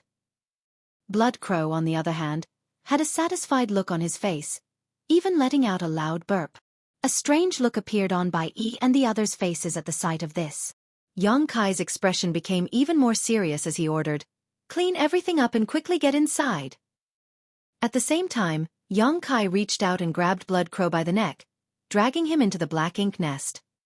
The black ink nest was pretty big, so Yang Kai quickly found an empty space and let dawning light out.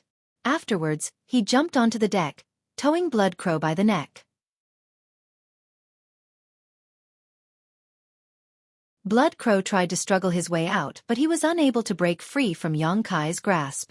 His face immediately became ugly as he shouted, "Let me go!" No matter what, he was still a senior to Yang Kai, so he found it disgraceful to be hauled around by the neck by a junior.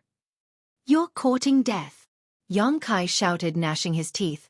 "Do you know what you're doing?" Blood Crow gave a lackadaisical smile. "What do you think I'm doing?" As he spoke, Bai Yi and the others also rushed over and came to the deck in succession, staring at Blood Crow silently. As if he sensed everyone's attitude, Blood Crow lightly chuckled. "What's wrong? Are you feeling disgusted just because I ate a few black ink clansmen?" Shin Ao corrected, furrowing his brow. "Brother Xue, it's not like that, but—" "There's no need to explain," Yang Kai glared at Blood Crow. "I know you cultivate the great evolution immortal bloodlight scripture and can refine the blood essence of others to increase your cultivation, but the Black Ink clan? You've been on the Black Ink battlefield for so many years, so I don't think that you need me to explain it to you. If you refine the Black Ink Clan's blood essence, can you stomach it? Blood Crow indifferently replied, if I can't stomach it, what would I have eaten all these years? Yang Kai's expression changed. This isn't the first time. Blood Crow lightly chuckled as a sliver of black ink strength surged in between his brows. The Black Ink Clan had blood essence which could be refined, but that was naturally filled with black ink strength. Refining blood essence also meant being contaminated by black ink strength. On the battlefield, the slightest mistake would lead to horrendous consequences. He could be corrupted by black ink strength and become a black ink disciple. Blood Crow indifferently rebuked, don't speak to me about the Grand Tao. This king resurrected for the sake of greater strength. Otherwise, this king wouldn't have died back then. The Great Evolution Immoral Bloodlight Scripture is a wondrous secret art, and not nearly as simple as you think. It's not a problem to refine the blood essence from the Black Ink Clan, and as for the black ink strength, there is naturally a way to resolve it now. The method he was referring to was none other than the purifying light.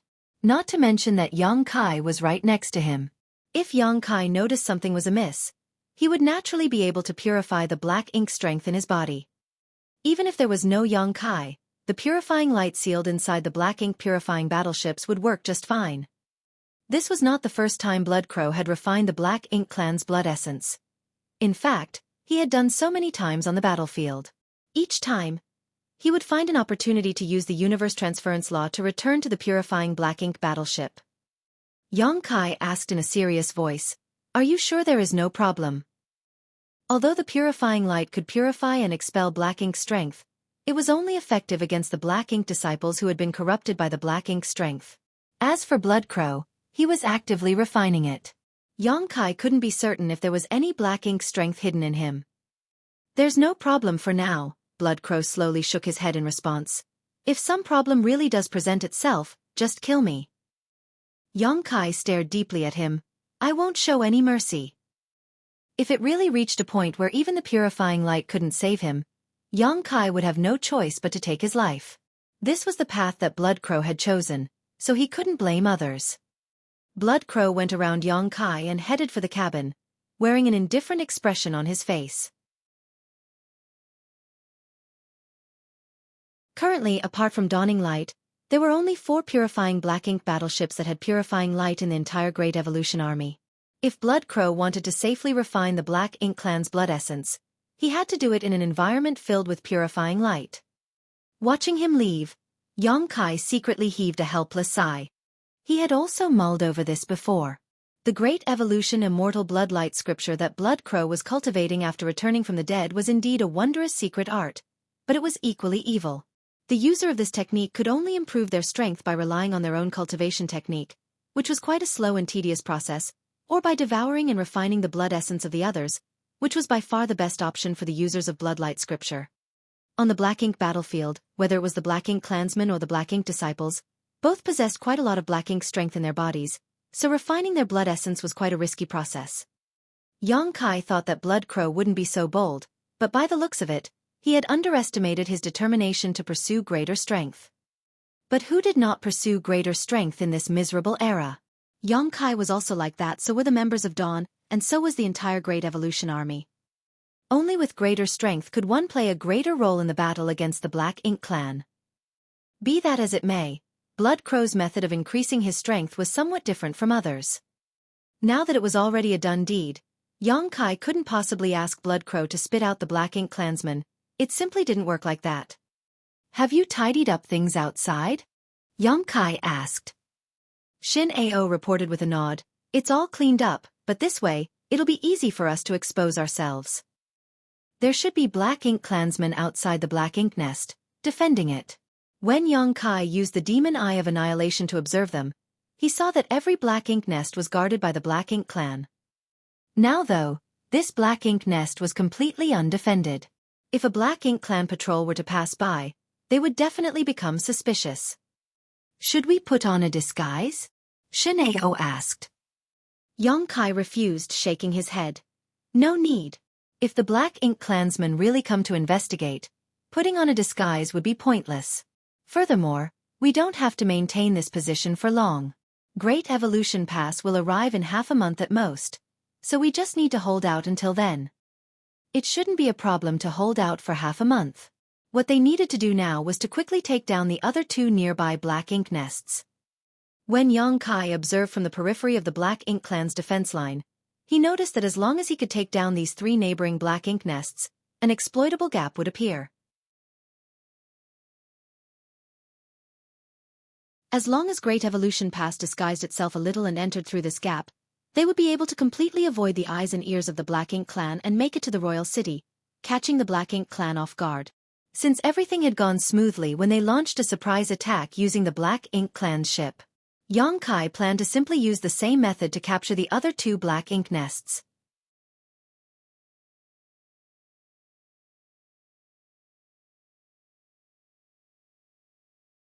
Marshall Peak.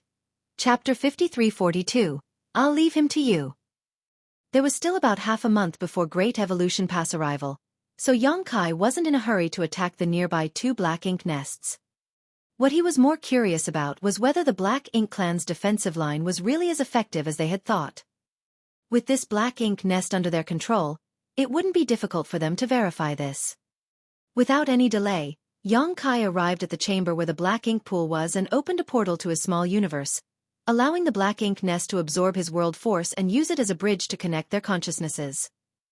At first, he felt nothing out of the ordinary, but when Xueqi immersed his mind and carefully sensed his surroundings, he felt his consciousness expanding. Not only had the black ink nest become a part of him, but even the surrounding void seemed to be within his reach. The range of his consciousness was the area filled with the black ink nest's black ink strength. Though the further away it was from the black ink nest, the blurrier his perception became. Nonetheless, he was able to detect a foreign body if it intruded into the region. As he had guessed, the defense line formed by the black ink strength did serve as the warning system. This was also the reason why the Black Ink clan sent a team to investigate them the 2 times they had approached to within a certain range of the black ink nest so quickly. Although Great Evolution Pass had seized a mid-rank black ink nest and had done a lot of research on it over the years, they had no idea that it had such a function. It wasn't that the people studying the black ink nest were careless, but rather that the humans had invested all their energy into spawning subnests. Why would they even think about producing black ink strength? For one, the black ink strength was highly dangerous to the humans. Even the low-rank black ink nest in Xueqi's small universe only gave birth to the weakest black ink clansman and did not produce any black ink strength beyond what he deemed absolutely necessary. As such, Xueqi was also oblivious to this function of the black ink nests. After carefully examining it for a moment and making sure he hadn't missed anything, Xueqi finally relaxed somewhat. By the looks of it, the Black Ink clan's defense line had 2 purposes. Firstly, it served as a detection net, so once a human broke in, the Black Ink clan would be alerted, and secondly, it would create an advantageous environment for the Black Ink clan to fight in. Over the years, the low-rank black ink nests had been constantly producing black ink strength, enveloping the region around the royal city, making it difficult for human cultivators to enter this place. This was the Black Ink clan's strategy to protect themselves. Correspondingly, if the black ink nest's warning was only effective to this extent, then his previous plan would work. If he could capture the nearby black ink nests, then a gap would appear in defense line. At that time, Great Evolution Pass would be able to pass through and charge straight at the royal city undetected. The Black Ink clan probably hadn't even imagined that the Great Passes could be moved. The Great Passes had remained in place for countless millennia. Although they were strong and sturdy, they had only been used for defense, never to attack. Now they were being mobilized for the first time ever. The humans would definitely be able to catch the Black Ink clan off guard with this move. Furthermore, the influence of the Black Ink strength on the humans would be greatly diminished with Great Evolution Pass acting as a barrier and shield. If someone was not able to withstand the Black Ink strength's invasion, they could simply return to Great Evolution Pass and recuperate. This was unlike before, where they could only rely on warships. Warships were constantly at risk of destruction, but if the Black Ink clan wanted to destroy Great Evolution Pass, it would be extremely difficult. Suddenly, hurried footfalls came from outside. Xueqi returned to his senses and looked towards the entrance. Shin Ao hurriedly walked in and looked at Xueqi with a solemn expression. Squad leader, Bai Yi said that a Black Ink clan team is approaching. How many? Xueqi asked. That's surprising. We just seized this black ink nest, and now a black ink patrol is coming? Did one of the nearby black ink nests notice the disturbance and come to investigate? Dawn was extremely fast and had completely suppressed the fallout from their attack, so being noticed was unlikely, especially since even the closest black ink nests were quite some distance away and there was a thick cloud of black ink strength between them. Logically speaking, it should be impossible for them to detect anything. I don't know, Xueqi shook his head. Yang Kai hurriedly went out and soon arrived outside. The Seventh Order Masters of Dawn were hiding at the entrance of the black ink nest, concealing their auras. Seeing Yang Kai arrive, Bai Yi waved at him and pointed in a certain direction. Yang Kai focused his gaze, using the demon eye of annihilation, and noticed a black ink clansman was indeed flying towards them. Only one. In this place, where everyone moved around in teams of no less than a dozen, it was quite strange to see a lone black ink clansman acting like this. Judging by the approaching aura, it was a feudal lord, and they seemed to be heading straight for this particular black ink nest. Damn it! Originally, Yang Kai wanted to quickly capture the two nearby black ink nests to prepare for Great Evolution Pass attack, but he had never expected such an unforeseen event to occur. Be that as it may, since this black ink clansman had come knocking on their door, Yang Kai and his squad had no choice but to silence him. The occupied black ink nest had a huge flaw, which was that the black ink clansman here had been completely wiped out. With not a single black ink clansman guarding this place, if the other party became even a little suspicious, he would very likely realize that something was amiss. Nevertheless, Dawn could do nothing about it. Yang Kai could not ask Xueqi and the others to disguise themselves as the difference between humans and the black ink clan auras was too great. Their physiques also didn't match. Many black ink clansmen did have humanoid forms, and although some were human-sized, most of them were far taller and imposing, with various warped shapes. Everyone thus held their breaths. The feudal lord quickly approached. What made everyone heave a sigh of relief was that the other party appeared to be completely oblivious to the capture of the black ink nest. It did not look like it even crossed this individual's mind that humans could accomplish this. He simply approached in a seemingly casual manner. Soon, the newcomer arrived in front of the black ink nest. The feudal lord examined it for a moment before curiously calling out, "Lord Bogao, why is there no one guarding this place? Where did your subordinates go?" Yang Kai's expression changed slightly as he learned for the first time that the feudal lord he had killed inside the black ink nest was called Bogao. Furthermore, this guy appeared to know him. This made Yang Kai curious about the purpose of the other party's visit. Yang Kai immediately had an idea as he replied in a hoarse voice. The defense line has been frequently intruded upon recently, so they have all gone to investigate. Sir Feudal Lord has his hands full with the black ink nest, so he is unable to reply. "Sir, please come inside." He couldn't disguise himself as Bogao, so he could only pretend to be one of Bogao's subordinates. Presumably, the other party wouldn't be able to find any fault. As expected, the other party didn't suspect anything and simply walked towards the black ink nest. However, after taking just one step, he instantly retreated. Yang Kai cursed, gnashing his teeth. This feudal lord was quite crafty. Perhaps he really hadn't noticed anything before, but my reply gave him the confirmation that something was wrong, or perhaps the absence of the black ink clansman alerted him, so he pretended to move forward before retreating. This time, Yang Kai was caught off guard. Fortunately, Yang Kai's reaction was extremely fast. With a single instantaneous movement, Yang Kai appeared beside the feudal lord and pounced at him. The next moment, the feudal lord who was about to retreat suddenly froze as Yang Kai's fist landed on his head, releasing a massive amount of world force. The feudal lord immediately felt dizzy. But this wasn't the end of it. Yang Kai got a firm hold of his opponent and began bombarding him with punches. The feudal lord felt extremely aggrieved.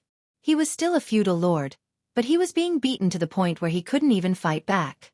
Every time he mustered some strength, it would be dispersed by the other party's violent assault. A moment later, he spat out a mouthful of blood as all the color drained from his face.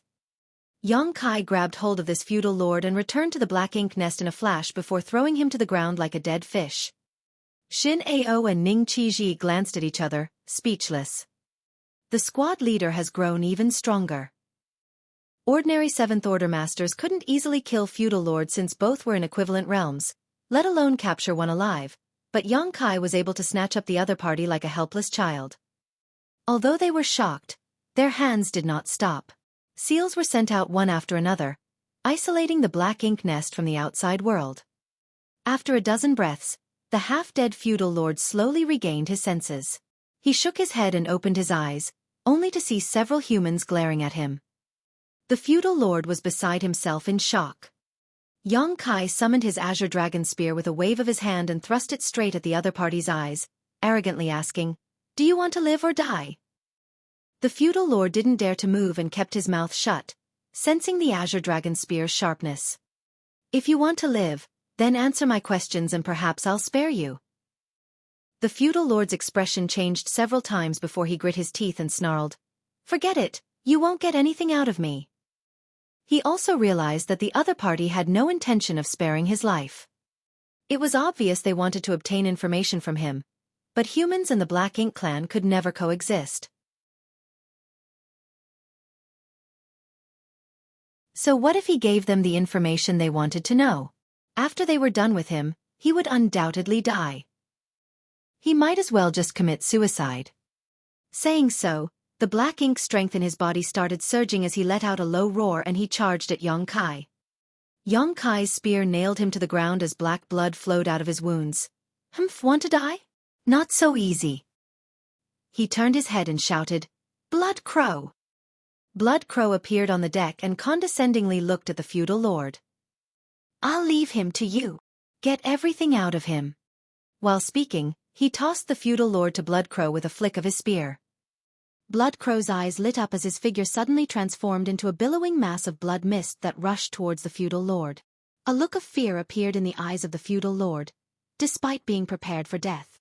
He wasn't afraid of dying. Otherwise, his attitude wouldn't have been so unyielding just now. However, there was a difference in the way one died.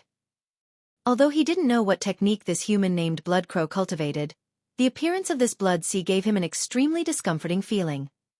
It pulsed with a malevolent aura not inferior to the one given off by Black Ink strength. The blood sea continued swirling, without making the slightest noise. Xueqi put away the azure dragon spear. Shin-Ao leaned over and whispered, "Is it fine doing this?" Xueqi lightly snorted, "What can I do if he insists? Rather than letting him eat on the battlefield, I might as well let him have his fill right now.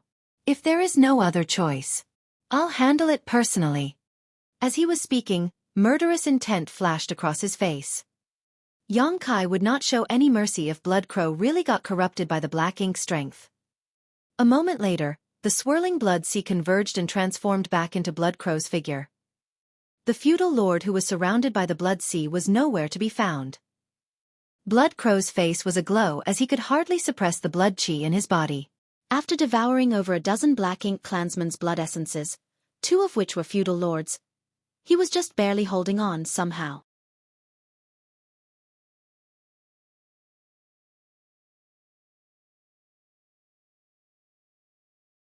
Marshall Peak. Chapter 53-43, Collecting Resources. On the deck, Blood Crow casually tossed 2 space rings to Xueqi.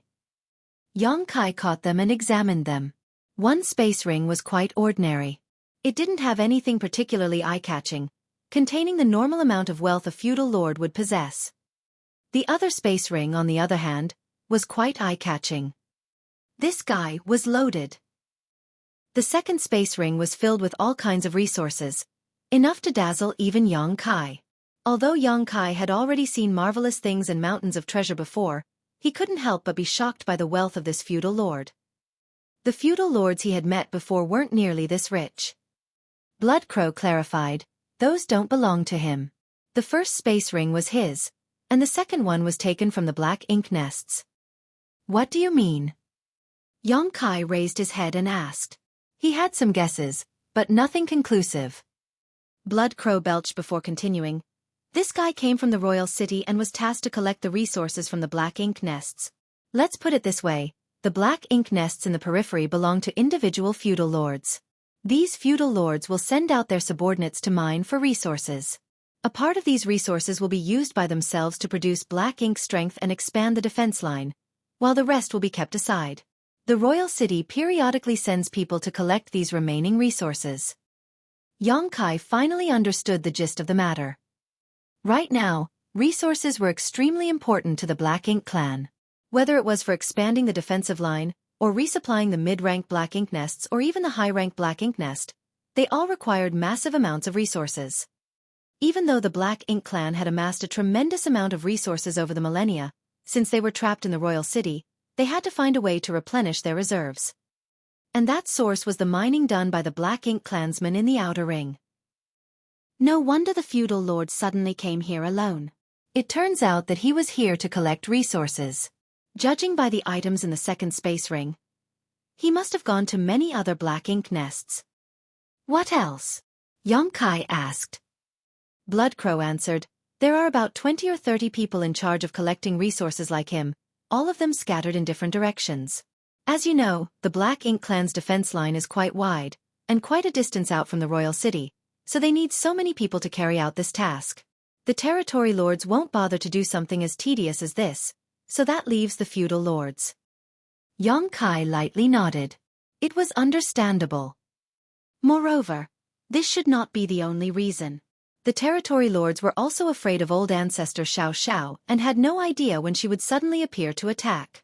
They would feel much safer in the royal city than outside on their own. If a territory lord ran into old ancestor Xiao while away from the royal city, they would just die in vain. Interesting. A grin appeared on Xueqi's face as he suddenly thought that he could make good use of this opportunity. Originally, he had planned to use the same method as last time to take down the two adjacent Black Ink nests. But doing so entailed too many uncontrollable variables. Luck played quite a big role in them seizing this Black Ink nest unnoticed. If they played the same trick again and again, and for some reason the Black Ink clan became vigilant, the risk of being exposed increased dramatically. But this new information had given Xueqi a chance to employ another method. He could just pretend to be a feudal lord sent by the royal city to collect resources. Xueqi turned to Xueqi and ordered, send a message to Chai Feng and Ma Gao. Tell them to stop sneaking around outside and come here. Also, try to contact Yao Kongcheng and have them withdraw as well. Yes. Xueqi quickly took out some space beacons and sent the messages. Holding the space ring in his hand, Xueqi started stroking his chin, pondering. When Bai Yi and the others saw his eyes darting around, they immediately understood that he was scheming something, so they didn't disturb him. Soon after, Xueqi raised his head and reported, Chai Feng and Ma Gao have sent their replies. They will arrive in half a day, but I still can't get in touch with Yao Kongcheng. Xueqi furrowed his brow. Yao Kongcheng's actions were bordering on recklessness, but since he could not get in touch with him, Xueqi could only hope that everything was going smoothly for him and his squad. You guys stand guard outside in turns. Meanwhile, I'll keep on the lookout in the central area, Xueqi ordered before entering the Black Ink nest. On the deck, Bloodcrow patted his stomach before turning around and returning to the cabin as he still needed to properly refine the blood essence he consumed. A chill ran down everyone's spine at the sight of this. Half a day later, Xueqi, who was keeping an eye out from inside the Black Ink nest, vaguely sensed a foreign body intruding the Black Ink nest's detection range and immediately sent a message, having the rest of Dawn go on high alert. But shortly after the first disturbance, Xueqi felt another body intruding on the defense line. Xueqi knew that it was the Old Turtle and Profound Wind squads. As he had expected, a team of people stealthily made their way over shortly after. Their leader was none other than Chai Feng. Chai Feng was quite smart. He knew that the warship would be too conspicuous, so just like Dawn, he put away the warship and took everyone below the Seventh Order into his small universe when they entered the perimeter. He only arrived with a few Seventh Order masters. Bai Yi, who was guarding the entrance, had already noticed them and guided them inside. When he saw Xueqi sitting by the Black Ink pool, Chai Feng couldn't help but be in awe. He immediately cupped his fist and congratulated, "Brother Yang, this Chai admits defeat." Their squad had also been wandering around the periphery for many days. They too were thinking of taking down a Black Ink nest and hiding inside the Black Ink clan's defense line. But it was easier said than done. Although the Old Turtle squad was quite strong, it was still difficult for them to silently capture a black ink nest. On the other hand, Dawn had accomplished just that. Needless to say, Yang Kai deserved the most credit for succeeding in this difficult task. No one was his opponent in the same realm, so he could quickly crush a feudal lord, which was critical to moving about undetected. That's very kind of you. Yang Kai continued, please wait a moment, the Profound Wind Squad will be arriving soon. Chai Feng lightly nodded and led his squad to Dawning Light.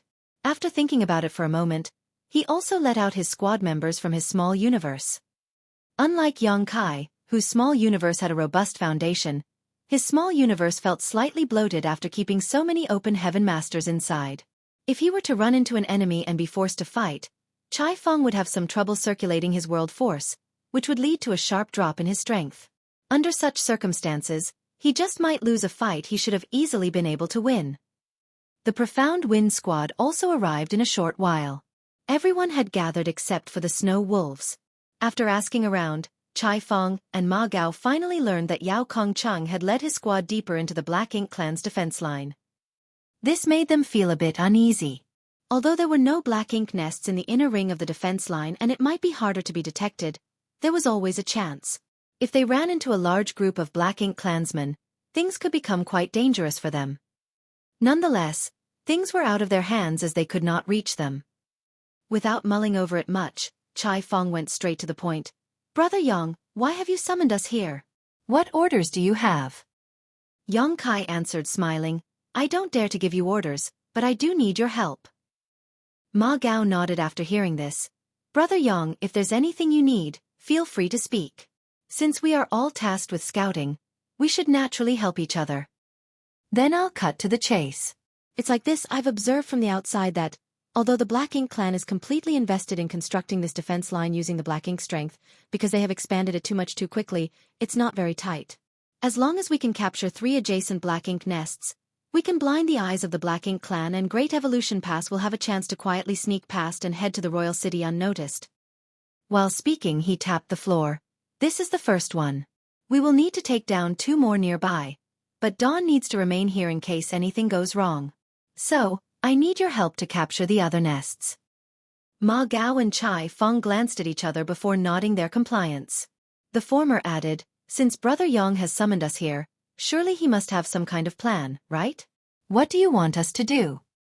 Yang Kai started explaining, I do have a plan. Originally, I was planning to use the same trick I used to capture this nest, but now I have a better idea. Previously, a feudal lord came here. Next, Yang Kai explained what happened with the recently arrived feudal lord. Ma Gao raised his brow, collecting resources. Chai Feng was not all bronze and no brains, rather he was quite sharp, so he immediately understood what Yang Kai had in his mind.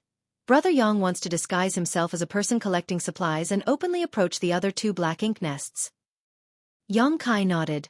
Rather than sneaking around and possibly raising the opposite party's guard, it would be better to act boldly. Indeed, I'm sure that it would never occur to the Black Ink clansmen on guard that the person approaching them so blatantly actually had ill intentions towards them. Ma Gao agreed. But Brother Yang, there is still a problem. According to what you said, the one collecting the supplies was a feudal lord. If you were to disguise yourself, you can at best disguise yourself as a Black Ink disciple, which would still be suspicious. Yang Kai had disguised himself as a Black Ink disciple more than once. Apart from him, no one else could do this because they did not possess Black Ink strength, but Yang Kai was different. His small universe even had a Black Ink nest inside, so it wasn't difficult for him to withdraw some Black Ink strength. Yang Kai explained with a smile, about 20 to 30 people are collecting supplies, and I don't think that all of them would be feudal lords. If some Black Ink clansman asks, I have an excuse. So long as I can get a chance to approach the feudal lord overseeing the Black Ink nest, we'll already be halfway to success.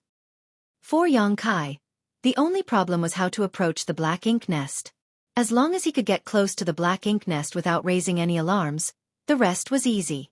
When he led his squad here, he had completely disregarded the Black Ink clansmen in the vicinity and charged straight into the Black Ink nest as he was afraid that the feudal lord in charge of the nest would sound the alarm. Fortunately, the other party was a bit lax, probably never having expected a human to be so courageous as to directly charge into his black ink nest. But Yang Kai couldn't place his hopes on the carelessness of others for the next 2 black ink nests. It was better to have everything under his control. The Black Ink clan troops stationed at every black ink nest were quite strong, with more than one feudal lord standing guard. Since Yang Kai needed to focus on dealing with the master of the black ink nest, he needed help to take care of the other black ink clansmen. Since Dawn had to stay here, he was left with no choice but to ask for the Old Turtle and Profound Wind Squad's help. Since Brother Yang has considered things thoroughly, we will cooperate with you. As for how we should act, I hope Brother Yang has planned everything, Ma Gao quickly agreed.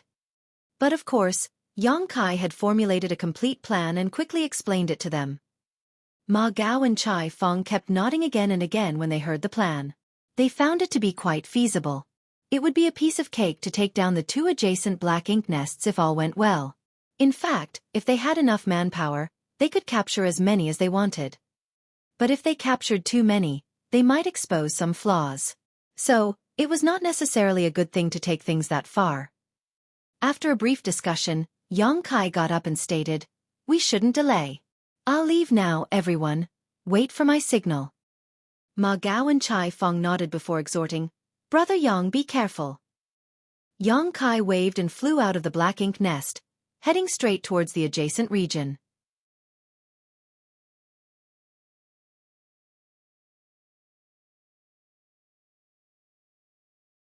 Marshall Peak. Chapter 5344, That Day Will Come. Usually, a black ink disciple was no different from an ordinary human, so Yang Kai didn't need to openly use the black ink strength in his small universe to disguise himself. If he did that, he would be exposing a big flaw. Nevertheless, there was one thing he needed to pay attention to. The black ink disciples in Great Evolution Theater had already been cultivating for 30 millennia, so those who had survived had broken through their innate shackles.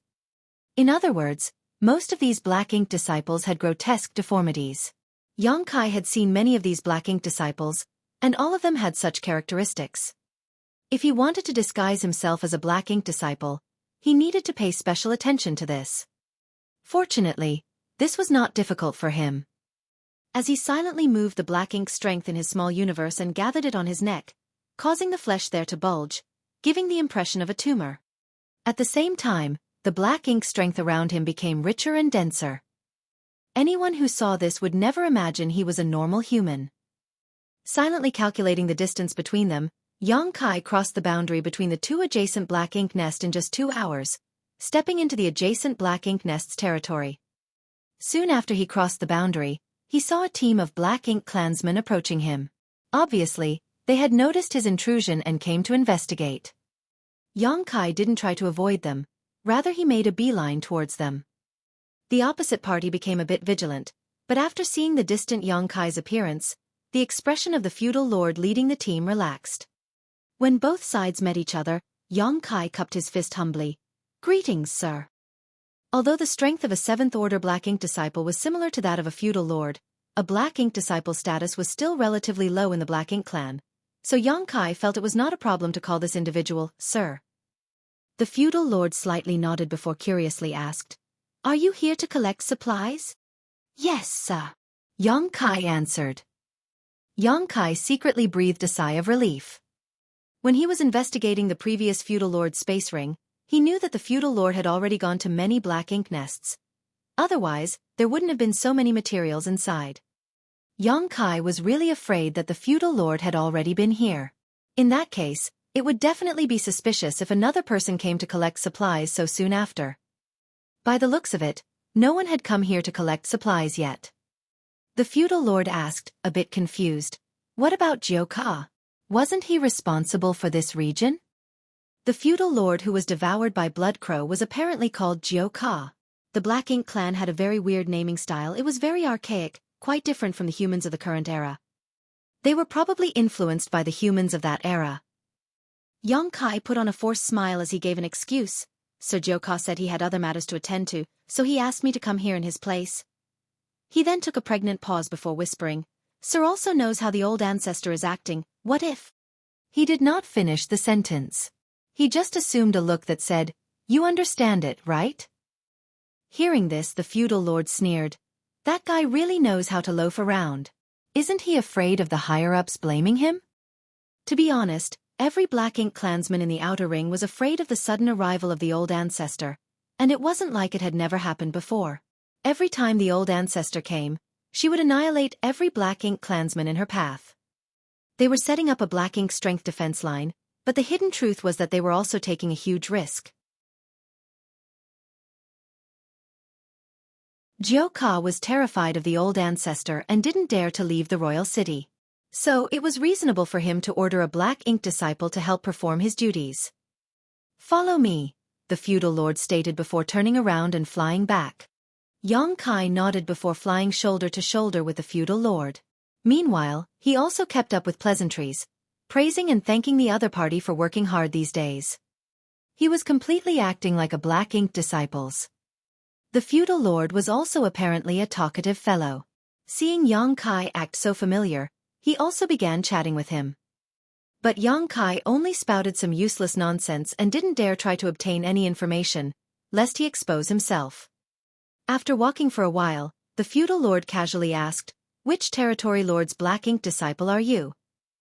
Warning bells started ringing in Xueqi's heart. He didn't know if the other party was testing him or just asking casually.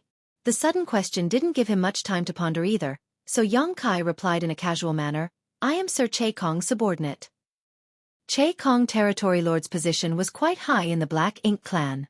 During the last war between the Great Evolution East-West Army and the Black Ink clan at the royal city, Xueqi was made the army commander by the royal lord, so it made sense for him to have many Black Ink disciples under him. It was hard to believe that this feudal lord out on the outskirts knew all of them. Even Xueqi, who had spent so many years in Blue Sky Pass, did not know all the soldiers of Blue Sky Pass. After all, there were too many of them. If it was true even for him, the same must be true for the Black Ink clan. The other party must have casually asked, so as long as he didn't reveal too many flaws, it shouldn't be a problem. But Xueqi had no idea if this feudal lord was familiar with Xueqi or not. Hearing Xueqi's reply, the feudal lord couldn't help but look at Xueqi, frowning. "You are Sir Xueqi's Black Ink disciple? Why have I never seen you before? Is this guy also Xueqi's subordinate? I'll be damned." Xueqi secretly cursed his bad luck. Originally, he had thought of using Xueqi's name, but now it seems that he had just picked a rock and smashed it on his foot. If this feudal lord really was Xueqi's subordinate, he would definitely recognize the Black Ink disciples under Xueqi. Noticing the suspicion in the other party's eyes getting stronger and stronger, Xueqi immediately added with a sigh, "I am Sir Xueqi's subordinate now, but I used to be Sir Xueqi's subordinate." Xueqi had died in the battle at Great Evolution Pass a long time ago, so there was no one left to verify his identity. As one of Xueqi's former subordinates, since his master died in battle, Xueqi would definitely have to submit to another territory lord. "So you were at Great Evolution Pass?" The feudal lord finally found it logical as to why he had never seen this Black Ink disciple before. "Indeed," Xueqi nodded his affirmation, now finding this feudal lord quite annoying. Had he not worried about giving himself out too early, he would have already stabbed his azure dragon spear straight into the feudal lord's mouth. Xueqi's story might have passed preliminary scrutiny, but he kept his guard up, for there was a flaw in his narrative. As expected, the other party was not a fool, so a frown appeared on the feudal lord's brow as he asked, "When Sir Hongdi led the army to retreat from Great Evolution Pass, he had an agreement with the 8th Order human masters at that time. Not only did he have to leave behind his own Black Ink nest, but he also had to leave all the 7th Order Black Ink disciples behind. How did you make it out of there?" If Xueqi had really been at Great Evolution Pass, it would have been impossible for him to appear here. Xueqi explained with a sigh, "We tried to break past the human army's blockade to assist the royal city multiple times, but we never succeeded. During the second battle, I was seriously injured and on the verge of death, so I had no choice but to find a place to conceal myself and stabilize my injuries. It wasn't until Sir Hongdi retreated from Great Evolution Pass and passed by that I managed to rejoin the army." He was bound to make a slip of the tongue if he kept speaking too much. A single lie would require more lies to cover up. If the feudal lord kept questioning Xueqi was not sure if he could dispel his doubts. A look of sadness appeared on his face as he sighed. We fought many battles at Great Evolution Pass, and lost countless territory lords. There, a 7th-order black ink disciple like me was just an ant. It's already a miracle that I survived. His words seemed to have touched the other party's heart, who let out a long, forlorn sigh. It was the same at the royal city, even so, royal lord. Forget it. Let's not talk about this anymore. The humans are still a great threat to my black ink clan, but sooner or later we will wipe them out. Yang Kai couldn't help but nod. That day will surely come. Yang Kai sneered in his heart. Since the Black Ink clan wanted to exterminate the humans, why would they let Black Ink disciples live? The hatred between the two races was irreconcilable to the point that they had no hope to coexist in this vast universe. The feudal lord remained silent for the rest of the journey. Yang Kai was more than happy with his situation. From the other party's attitude, it was clear that he didn't doubt Yang Kai. Now, half of his plan had succeeded. The remaining half would depend on whether he could successfully capture the Black Ink nest. A moment later, the Black Ink clan team arrived before the Black Ink nest. The feudal lord turned around and exhorted Yang Kai. Wait here, the supplies are with Mao Bo. I'll go and bring them to you. Many thanks, sir. Yang Kai nodded slightly. Mao Bo seemed to be the name of the feudal lord in charge of this Black Ink nest, the master of this place. The leader of the Black Ink clan team who brought him here was most likely a subordinate of Mao Bo. After spending some time with the Black Ink clan, Yang Kai had some understanding of how their hierarchy worked.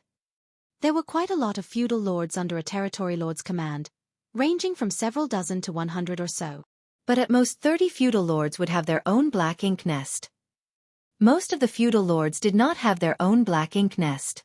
Under normal circumstances, these feudal lords who didn't have a Black Ink nest would choose to submit to those who had a Black Ink nest, which could be regarded as a superior and subordinate relationship, but also a cooperative one. After all, the feudal lords with Black Ink nest also wanted their territories to become stronger. This way, when they were summoned to fight against the human race, not only would they be able to display greater strength, but they would also be able to protect themselves better. The master of the first Black Ink nest occupied by Dawn was called Bo Gao, but there was another feudal lord at the Black Ink nest, who was devoured by Bloodcrow. The situation was very similar to the Black Ink nest here. Yang Kai scanned the entire Black Ink nest with his divine sense, and found that there were only 2 feudal lords here. One was the one who had brought him back just now, while the other was the one who was in charge of the Black Ink nest called Mao Bo. As for the others, they were all high-rank and low-rank Black Ink clansmen. There were not too many of them either, about 50 in total. This will work. It would be even better if Mao Bo came out of the Black Ink nest. While he was pondering, the Black Ink clan feudal lord returned and handed Yang Kai a space ring. These are the supplies. Yang Kai took it and pretended to examine it before putting it away. Presumably, the Black Ink clan wouldn't dare to embezzle when it came to this matter. Cupping his fist, Yang Kai addressed the feudal lord. Many thanks, I'll head to the next location. The feudal lord nodded in response.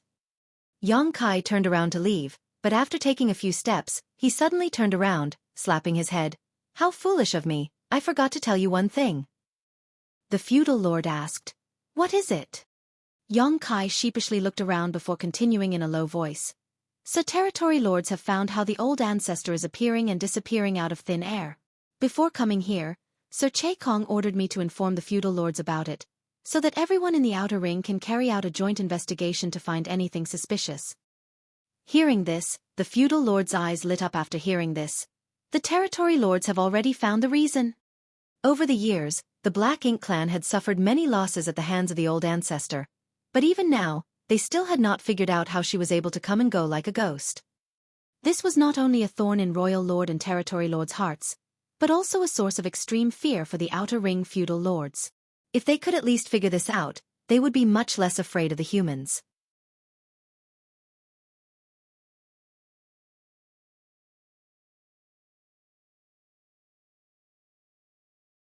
Marshall Peak.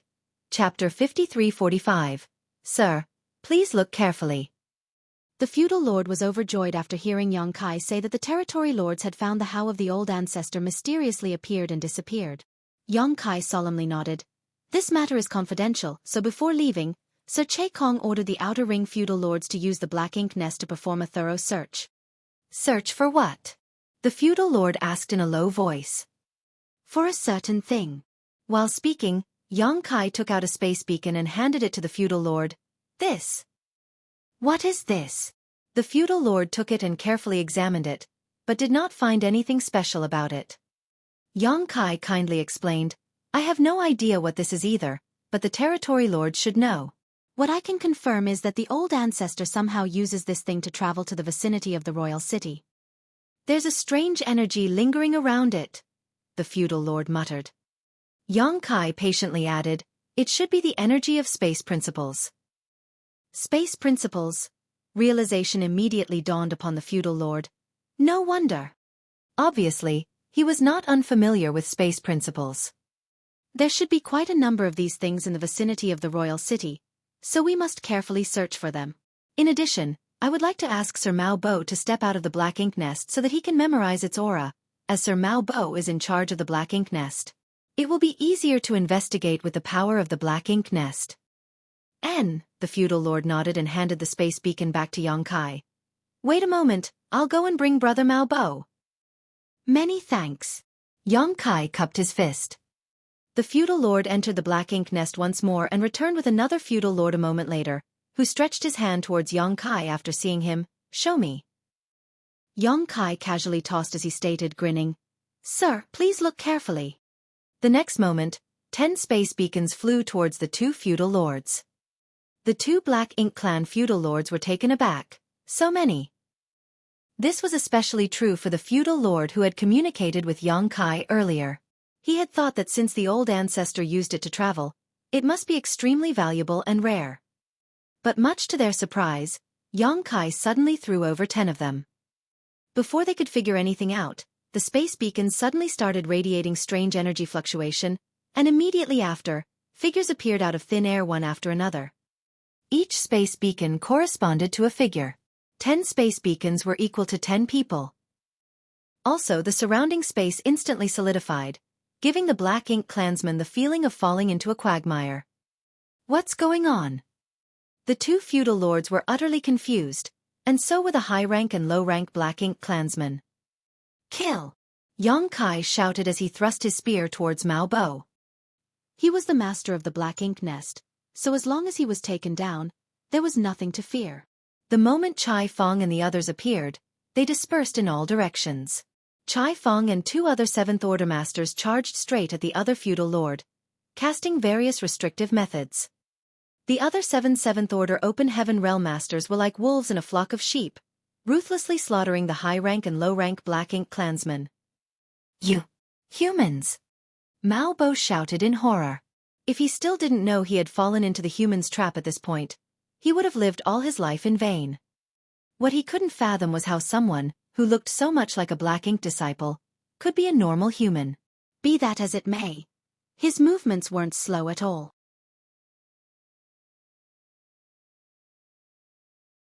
Instantly, his consciousness communicated with the black ink nest, and the next moment, the giant flower bud-shaped nest started trembling slightly as a tremendous amount of black ink strength surged towards him. Just like the royal lord could use the power of his black ink nest at the royal city to increase his strength, the feudal lords could also do the same.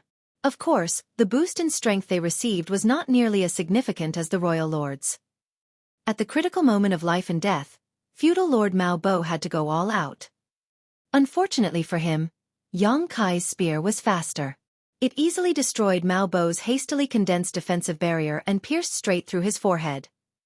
Mao Bo's eyes cracked wide in disbelief. He could not be considered as weak among the feudal lords, and had even personally killed a 7th Order human in one-on-one combat in the past. Today though, his opponent was only a 7th Order human, but he was simply unable to block that spear thrust.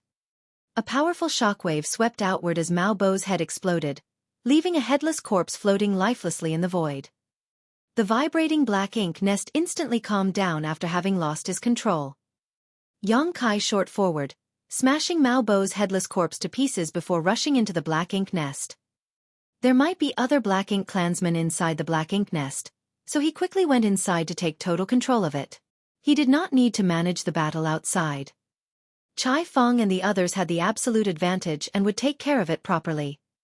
There were indeed a few high-rank Black Ink clansmen inside the Black Ink nest, but none of them was at the core area. Mao Bo had been staying inside the Black Ink nest all the while. As such, the high-rank Black Ink clansmen didn't dare to do anything outside their jurisdiction. Yang Kai went on a killing spree with his spear. After he had confirmed that all the Black Ink clansmen in the Black Ink nest had been annihilated, he exited casually. The battle outside was over by the time he arrived. The 10 high-rank Open Heaven Realm Masters of the Old Turtle Squad were more than enough to deal with a single feudal lord and a group of less than 50 weaker Black Ink clansmen. The feudal lord who had led Yang Kai here fell at the hands of Chai Fong and the other 2 7th-order masters in less than 5 breaths, while the remaining small fry were unable to cause any trouble. By the time Yang Kai emerged from the Black Ink nest, not only had all the Black Ink clansmen been taken out, even the battlefield had been cleaned up by Chai Fong and the others. "Come inside." Yang Kai beckoned everyone. Chai Fong and the others entered the Black Ink nest in single file. After entering the Black Ink nest, Chai Fong released the Old Turtle Squad's warship as everyone landed on the deck, looking at each other, grinning. "Is there any problem?" Chai Fong asked in a low voice. Yang Kai shook his head. "It should be fine."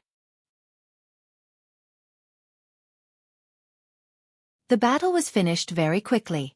In addition, there was quite a bit of distance between them and the other Black Ink nest, so the fallout of their battle wouldn't reach them. "I'll go bring the others," Yang Kai stated before activating space principles and disappearing into thin air, leaving behind only a space beacon. Yang Kai returned a short while after. He then opened a portal to his small universe as 40 people walked out one after another. They were the members of the Old Turtle Squad. Previously, all the Old Turtle Squad members below the 7th Order had been left with Dawn to facilitate a rapid deployment. Now that they had taken over this Black Ink nest, they needed the full Old Turtle Squad to guard it, which was why the remaining members were brought over. The Black Ink strength inside the Black Ink nest was quite dense and strong, so even a 7th Order master would find it hard to bear for a long time. The purifying Black Ink pill might provide some help, but it was not suitable for an extended stay in an area filled with Black Ink strength. A warship, on the other hand, could provide firm protection. As long as the warship's defensive arrays remained intact and active, there was no risk of being corrupted by Black Ink strength. Yang Kai didn't stop to rest after helping the Old Turtle Squad settle down at the Black Ink nest and immediately headed towards the third target. This trip was even easier than the last, thanks to his prior experience. When he met with the Black Ink clan team, who had come to investigate the situation, Yang Kai didn't say he was here to collect supplies. After all, such an excuse was a little risky. If the feudal lord he had killed first had already collected the resources from here, he would have to come up with a new story to slip his way out of it. Saying that the royal city had discovered how the old ancestor mysteriously appeared and disappeared, and wanted all of the feudal lords in charge of the Black Ink nests in the outer ring to carry out a joint search was a much better excuse. As expected, the Black Ink clan did not find it suspicious. Not only did they not become suspicious, they even became quite excited. To them, if they could unravel the mysteries of how the old ancestor was randomly showing up out of thin air, they would have a safer future. After arriving in front of the third Black Ink nest, Yang Kai used news of the space beacons to easily lure out the master of the Black Ink nest, and using the same trick, Yang Kai tossed out a handful of space beacons and attacked. But he was cooperating with Ma Gao's squad this time. All the special operations squads were almost equally strong, except Yang Kai's Dawn squad, which was much stronger thanks to the latter. Under the cooperation of 10 7th Order masters, the Black Ink clansmen guarding this Black Ink nest were swiftly wiped out. As such, the third Black Ink nest was successfully occupied. The 3 adjacent Black Ink nests covered quite a wide area of the Black Ink clan's defense line. Now that they had been captured, a hole had appeared in the detection net. So long as Great Evolution Pass disguised itself slightly, it would be able to pass through this hole and rush to the rear of the Black Ink clan's defense line undetected. Obviously, Great Evolution Pass must have some kind of illusion array installed on it, so disguising itself would be a piece of cake. They had now occupied 3 Black Ink nests. Dawn was stationed at one, the Old Turtles at another, and the Profound Wind Squad at the last one. Things settled down from the moment, but it would be hard to say after some time had passed. The Black Ink clan would definitely grow suspicious if 3 Black Ink nests fell silent for too long, but delaying things for 10 days or half a month shouldn't be a problem. Great Evolution Pass would have arrived in half a month at most. So long as Great Evolution Pass could pass through the defense line, Dawn and the other squads would only have to keep up this act for a few more days. Even if the Black Ink clan noticed after that, it would be too late. It would be difficult for them to respond in time. At the very least, it would be difficult for the Black Ink clan forces stationed at the perimeter to rush back to help defend the royal city. As such, the forces of the royal city would be weakened. Originally, Yang Kai thought that taking down the 3 adjacent Black Ink nests was enough, as this was also the minimum requirement for Great Evolution Pass to quietly sneak through the enemy defense line. But now that he had such a good strategy, Yang Kai felt like he could take over an additional Black Ink nest. It wasn't that he didn't want to take down even more after that. It was just that he was lacking in manpower. Right now, each of the 3 squads was guarding a Black Ink nest, while he alone could guard the 4th. If he took a 5th, there would be no one left to guard it. After all, it would be difficult for the others to last long in the Black Ink nest without the protection of a warship. 3 Black Ink nests were the lowest requirement. If there were 4, it would naturally be better, as the margin for error would be bigger. Having made up his mind, Yang Kai gave a word of advice to Dawn before continuing on his way without a moment of delay. The 4th Black Ink nest was taken down quite easily, just like the previous 2. All Yang Kai had to do was use the space beacon as an example. The Black Ink clansmen out in the defense line were extremely concerned about the old ancestor, so when they heard that the territory lords had solved the mystery of the old ancestor's mysterious appearance and disappearance, they were overjoyed, which easily lured out the feudal lord guarding the Black Ink nest. But he didn't expect to be greeted with Yang Kai's spear. This time, Dawn's Shin Ao and the others worked together with him. After taking down the Black Ink nest, Dawn's members didn't stay and instead used their universe transference law to return to Dawning Light. Yang Kai remained alone at the Black Ink nest, monitoring the situation in the outer ring. Everything remained calm and peaceful for the next few days. He occasionally contacted the 3 squads, but nothing unusual happened in their respective areas.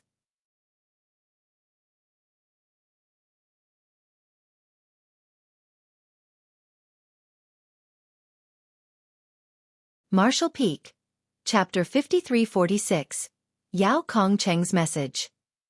The Black Ink clan didn't seem to have many dealings with each other. But thinking about it, all the Black Ink clansmen inside these Black Ink nests were extremely wary of the old ancestor. If they could hide in their Black Ink nests, who would be willing to come out? Even the feudal lords who had gone out to collect supplies were on edge. When Yang Kai had told the 2nd Black Ink nest's feudal lord that Xueqi feudal lord was afraid of the old ancestor and had asked him to go, it might have been a casual excuse, but it was clearly not an unlikely scenario. Otherwise, the feudal lord wouldn't have shown such an expression. There were still 10 days until Great Evolution Pass arrived. Today, while Yang Kai was sitting in the Black Ink nest, monitoring the movements of his surroundings, a space beacon on him suddenly had a subtle reaction. He had a lot of space beacons in his possession, basically in sets of 2, which corresponded to each other. When they were not in use, he would usually store them in his small universe. But Yang Kai had kept a few on him. These space beacons were the ones used to contact the other special operation squads in Great Evolution Pass. He couldn't put them in his small universe, or else, the world barrier would isolate from the outside world and the others would not be able to contact him. After a quick check, Yang Kai immediately noticed that the space beacon was linked to the Snow Wolf squad.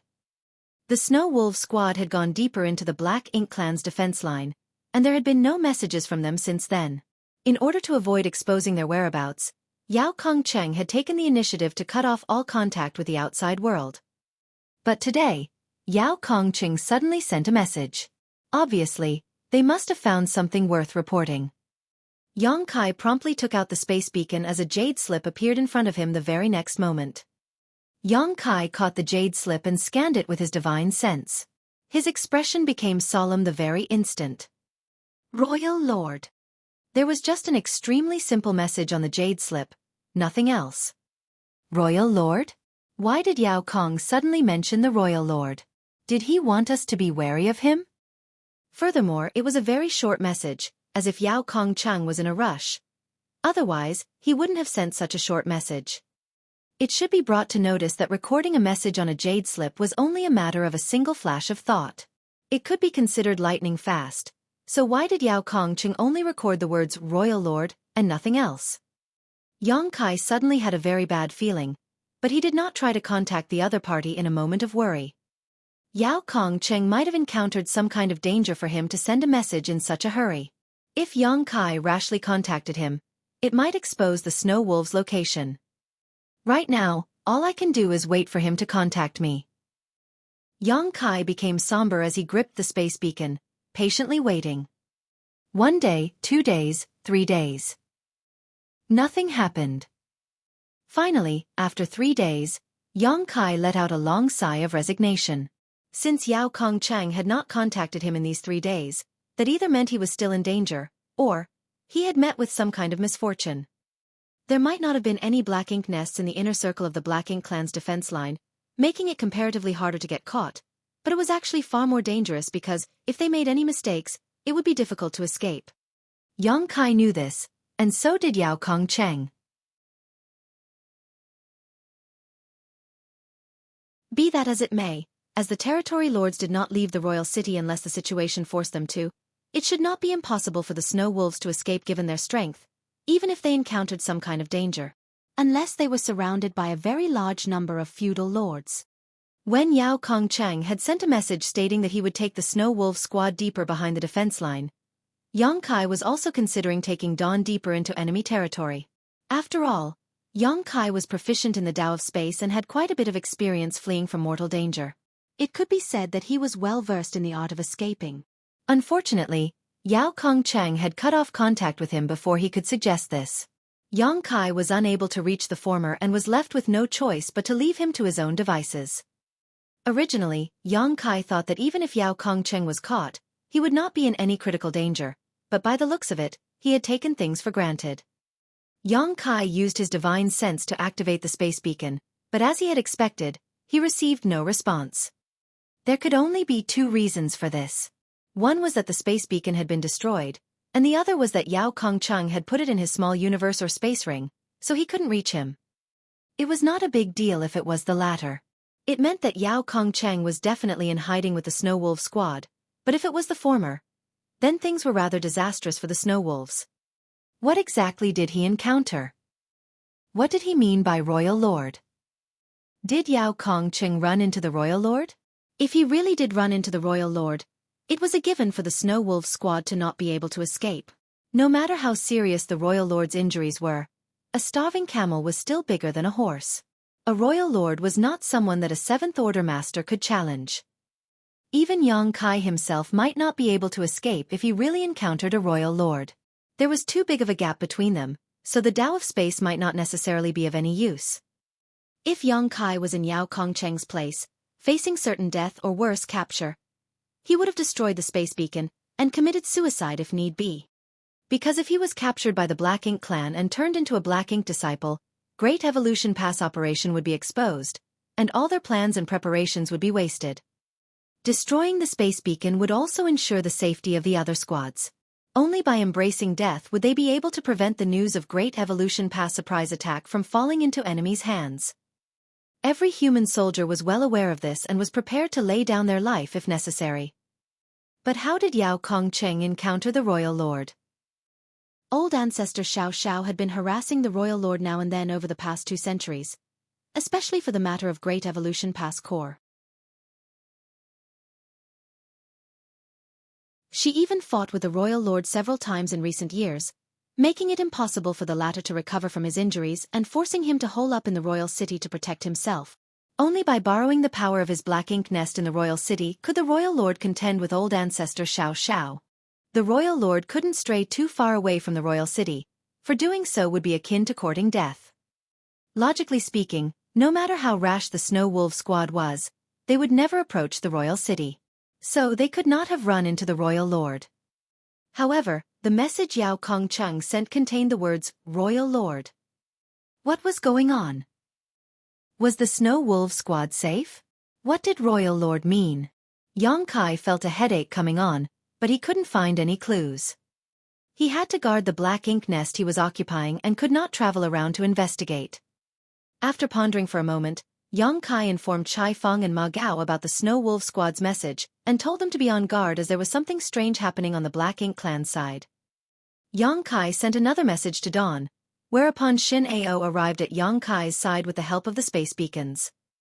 When they met each other, Yang Kai didn't waste any time and directly stated, "Brother Shen, I'll have to trouble you to take care of this place and monitor the situation outside. If there is any movement, please inform me immediately." Shin Ao nodded, "All right. Also, when you think you've almost reached your limit, get someone else to replace you." Understood. One had to be connected to the black ink nest to monitor the surroundings, but doing so allowed black ink strength to slowly seep into one's body. As a 7th Order Open Heaven Realm Master, Shin Ao's cultivation was not weak in any way, so if he took a purifying black ink pill, he could resist such invasion for a while, but not for long. He had to ask the other members of the Dawn Squad to replace him when necessary. Only by doing so would they be able to monitor the situation outside at all times, so as to prevent anyone from intruding. This was something Yang Kai had no choice but to ask. If he wanted to find out more about Yao Kongcheng's situation, he had no other choice but to place his hopes on the black ink nest space and see if he could obtain any useful information. Once his consciousness was connected to the black ink nest, his consciousness would enter the black ink nest space. In this situation, he would be unable to perceive anything happening in the outside world. If some black ink clan team came to check on this place, Yang Kai would not be able to hide things from them, and if they attacked him, he might not even be able to react. So, he needed someone to cover for him before entering the black ink nest space. Otherwise, he wouldn't have called Shin Ao over. After making the necessary arrangements, Yang Kai immediately walked towards the center of the black ink nest. After a short while, he sat down cross-legged inside before opening his small universe and connecting his consciousness to the black ink nest, using his world force as a bridge. Yang Kai had done this more than once, so he was just traversing a familiar path. A few days ago, when he had captured the black ink nest, the thought of using this method to obtain some information about the black ink clan did cross Yang Kai's mind, but it was a little dangerous. Right now, the 4 scouting squad's main purpose was concealment, so not taking any risk was the better choice. So, Yang Kai had not taken any action for the past few days. However, since the Snow Wolf squad seemed to be in some sort of trouble, and Yao Kongcheng had sent such a cryptic message, he had no choice but to take the risk and enter the black ink nest space to investigate.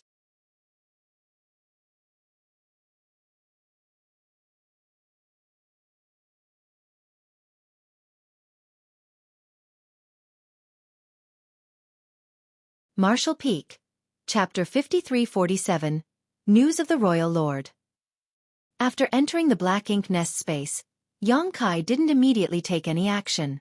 He just quietly waited in a corner, observing the situation.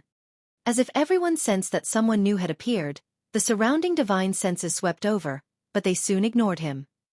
Although most of the soul avatars entering this space were acquainted with each other, some unfamiliar faces would come in from time to time, so there was nothing strange about this. Yang Kai secretly let out a sigh of relief.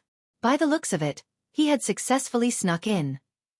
Inside the black ink nest space, divine senses kept surging again and again as naturally, the various soul avatars were communicating with each other.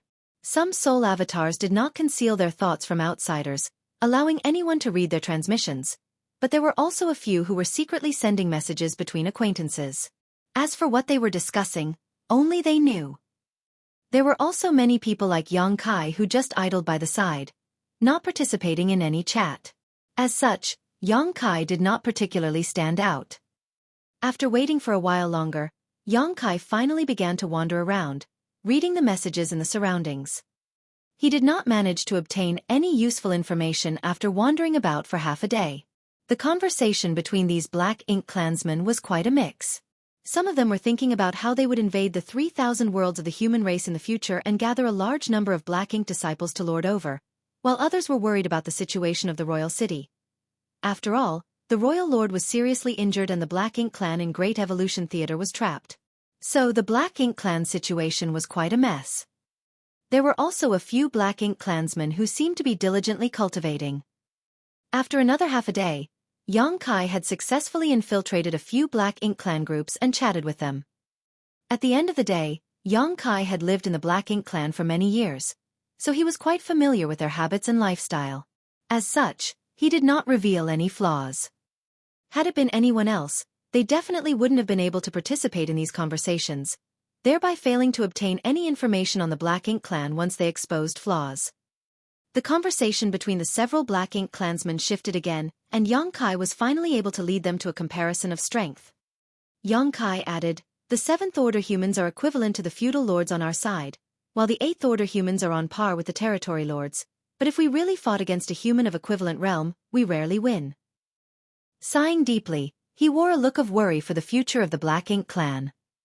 One of the feudal lords disagreed. "There's nothing we can do about that. Human cultivation mainly depends on a lot of accumulation over time, so their foundation is firmer. We, on the other hand, can use the Black Ink nest to quickly increase our strength, so we're naturally lacking a bit in comparison. But that doesn't mean that we don't have any advantages. Human growth is slow, and it's not easy for masters to appear. Although it's not easy for us either, we're much better than humans in this regard."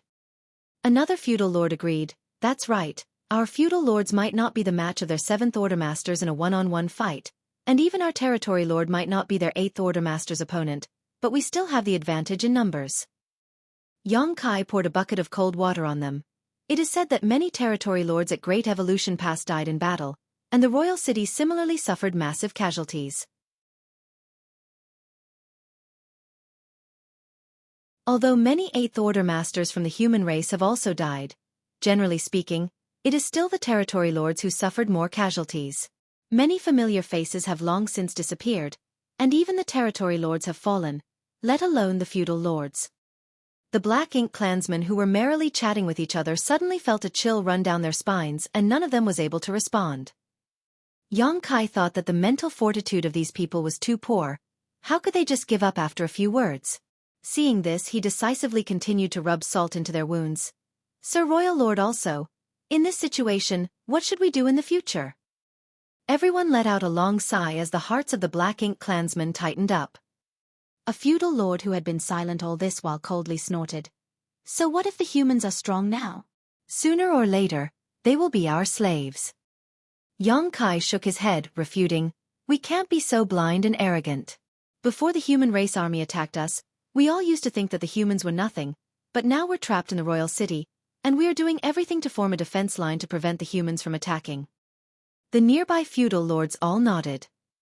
Before the arrival of the Great Evolution Army, the Black Ink clan of Great Evolution Theater were extremely proud of themselves, because they were the only theater that had managed to capture a human Great Pass. In the entire history of humans and Black Ink clan, the humans had only lost Great Evolution Pass. The Black Ink clan had never managed to repeat this feat in any other theater. But the Black Ink clan here was completely routed when the Great Evolution Army arrived. In the end, the Black Ink clan was forced to leave behind a mid-rank Black Ink nest and all their 7th Order Black Ink disciples in order to escape from Great Evolution Pass. In addition, the royal city suffered massive damage and casualties. If they could turn back time, they would never underestimate the humans again. The feudal lord who was opposing Yang Kai let out a cold snort before rebuking, "The defense line is necessary. It's fine if the humans don't attack, but if they dare do, they'll definitely suffer." Yang Kai curiously asked, "Why is this sir so confident? Have the higher-ups made some special arrangements that we don't know of?" Yang Kai assumed a humble look on his face as he asked, while the others in the conversation also became curious. The feudal lord hesitated for a moment, but ultimately he answered in a low voice, "I don't know whether higher-ups have made any arrangements or not, but the royal lord seems to have recovered." Yang Kai's heart clenched tight. The royal lord has recovered. How did he recover? That's impossible. The royal lord hadn't been able to enter his Black Ink nest to heal all these years as old ancestor Xiao Xiao hadn't given him the opportunity to do so. It's impossible for the royal lord to recover without entering his Black Ink nest. Not only did Yang Kai think so, but the other feudal lords also thought the same. One of them quickly asked, "Has the royal lord really recovered? Is this news accurate? Where did you learn about this?" The feudal lord stuttered, unable to explain. Yang Kai's voice turned heavy as he stated, "Sir, this concerns the royal lord, you can't speak irresponsibly. It's fine as it was just in between us, but if word of this got out, I'm afraid the territory lords will condemn you for speaking nonsense." Yang Kai didn't know if the territory lords would really do such a thing, but in any case, making a big deal of things was currently to his advantage. The feudal lord hurriedly defended himself. I'm not speaking nonsense, it's just... What? It's just that. A few days ago, we faintly felt the aura of the royal lord's attack. Although it was only for a fraction of a breath, it was definitely the royal lord's attack. When the feudal lords heard this, all of them became extremely excited and quickly asked whether it was true or not. The feudal lord naturally insisted that he was not the only one who had sensed it, as the other feudal lord in his black ink nest had also sensed it. Yang Kai's heart sank as he asked, "How many days ago?" The feudal lord casually replied, 3 days ago. 3 days ago. It was right when Yao Kongchen sent me that message. Did Yao Kongchen really encounter the royal lord? The feudal lords all became excited while Yang Kai too pretended to be overjoyed, but he was in no mood to ask any more questions. The Snow Wolf squad had encountered the royal lord. By the looks of it, their fate had been sealed. After all, they were only a special operations squad. They might have a chance to escape if they encountered a territory lord, but if they encountered the royal lord, death was the only possible outcome. Yao Kongcheng must have sent me a message at the last moment to inform me of this, but unfortunately, he simply had no time. So the jade slip only contained the words royal lord. The Snow Wolf squad perished. Most likely they all died together. Yang Kai's heart ached even more. The reason for this conjecture was that the remaining 3 squads had yet not been found out. If the Snow Wolf squad still had survivors, they would definitely be turned into Black Ink disciples. Once they became Black Ink disciples, not only would Dawn and the others be unable to hide themselves, even Great Evolution Pass surprise attack would be exposed. If they weren't all instantly killed, suicide was the only option to prevent themselves from being turned into Black Ink disciples. Since Dawn and the others were still safe and sound, and there were no unusual movements in the Black Ink clan's defense line, it meant that no one from the Snow Wolf squad had fallen into the hands of the Black Ink clan. Murderous intent surged in Yang Kai's heart as he couldn't wait to exterminate all the Black Ink clan soul avatars in this Black Ink nest space. Nevertheless, he also knew that if he followed this impulse, the losses would far outweigh the gains. The reason why the feudal lord had only suspected that the royal lord had recovered was mainly because of the distance. All the low-rank Black Ink nests were about a month's journey from the royal city. If the royal lord was at the royal city, then even if he attacked, they would not have been able to sense it unless he really went all out. But why would the royal lord go all out against the Snow Wolf squad? The royal lord would have to be much closer to their Black Ink nest for them to be able to sense his casual attack. At most, the conflict would be a 10-day journey away from their position. The royal lord would not have left the royal city if he had not recovered. After all, he would be too afraid of running into the old ancestor otherwise. After staying in the Black Ink nest space for another hour, Yang Kai finally found an opportunity to leave. The moment his soul returned to his body, he made a quick scan with his divine sense and noticed that Ren Bingbai was the one overseeing the Black Ink nest currently. Shin Ao should not have been able to hold on and left, asking Ren Bingbai to take over. Yang Kai walked to the center and chatted with Ren Bingbai a little before asking him to return to Dawning Light. Ren Bingbai noticed that something was not right and asked, "Squad leader, is something wrong?"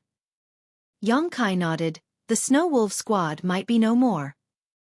Ren Bingbai was beside himself in shock. What happened? Yang Kai replied, "They might have run into the royal lord." The royal lord? Ren Bingbai involuntarily exclaimed in shock. They went to the royal city. Yang Kai shook his head. Yao Kongcheng would not have taken such a risk. He must have run into the royal lord outside. When you return, tell everyone to be extra careful. Understood. Ren Bingbai solemnly agreed. After he left, Yang Kai thought about it for a moment before messaging Chai Feng and Ma Gao about the Snow Wolf squad, telling them to raise their guard to the highest limit. Nonetheless, if they did encounter the royal lord, they would simply be unable to do anything no matter how careful they were. The gap in their strength was too wide. Right now, all Yang Kai could do was pray that they could hold on a few more days until Great Evolution Pass arrived. Immediately after, Yang Kai also sent a message to Great Evolution Pass to inform them about the royal lord's suspected recovery. Yang Kai received a reply from Great Evolution Pass soon after.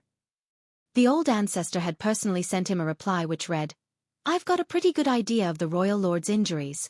It's impossible for him to recover in such a short time. Is there a mistake in the information? Yang Kai quickly messaged back, informing her of everything he had learned in the black ink nest space.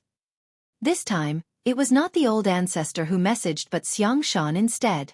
He asked him to be careful and immediately flee if it came to that, meaning he should escape all alone. Yang Kai's small universe had a world tree clone, so he didn't need to worry about being turned into a black ink disciple. He was also proficient in the Tao of space. As such, his chances of escaping with his life were still decent. But if he tried to escape with the others, that would be really unrealistic and everyone would definitely be wiped out. You're tuning in to the Xueqi's Martial Arts Saga YouTube channel. Don't forget to subscribe and join us on this journey to catch the most captivating stories.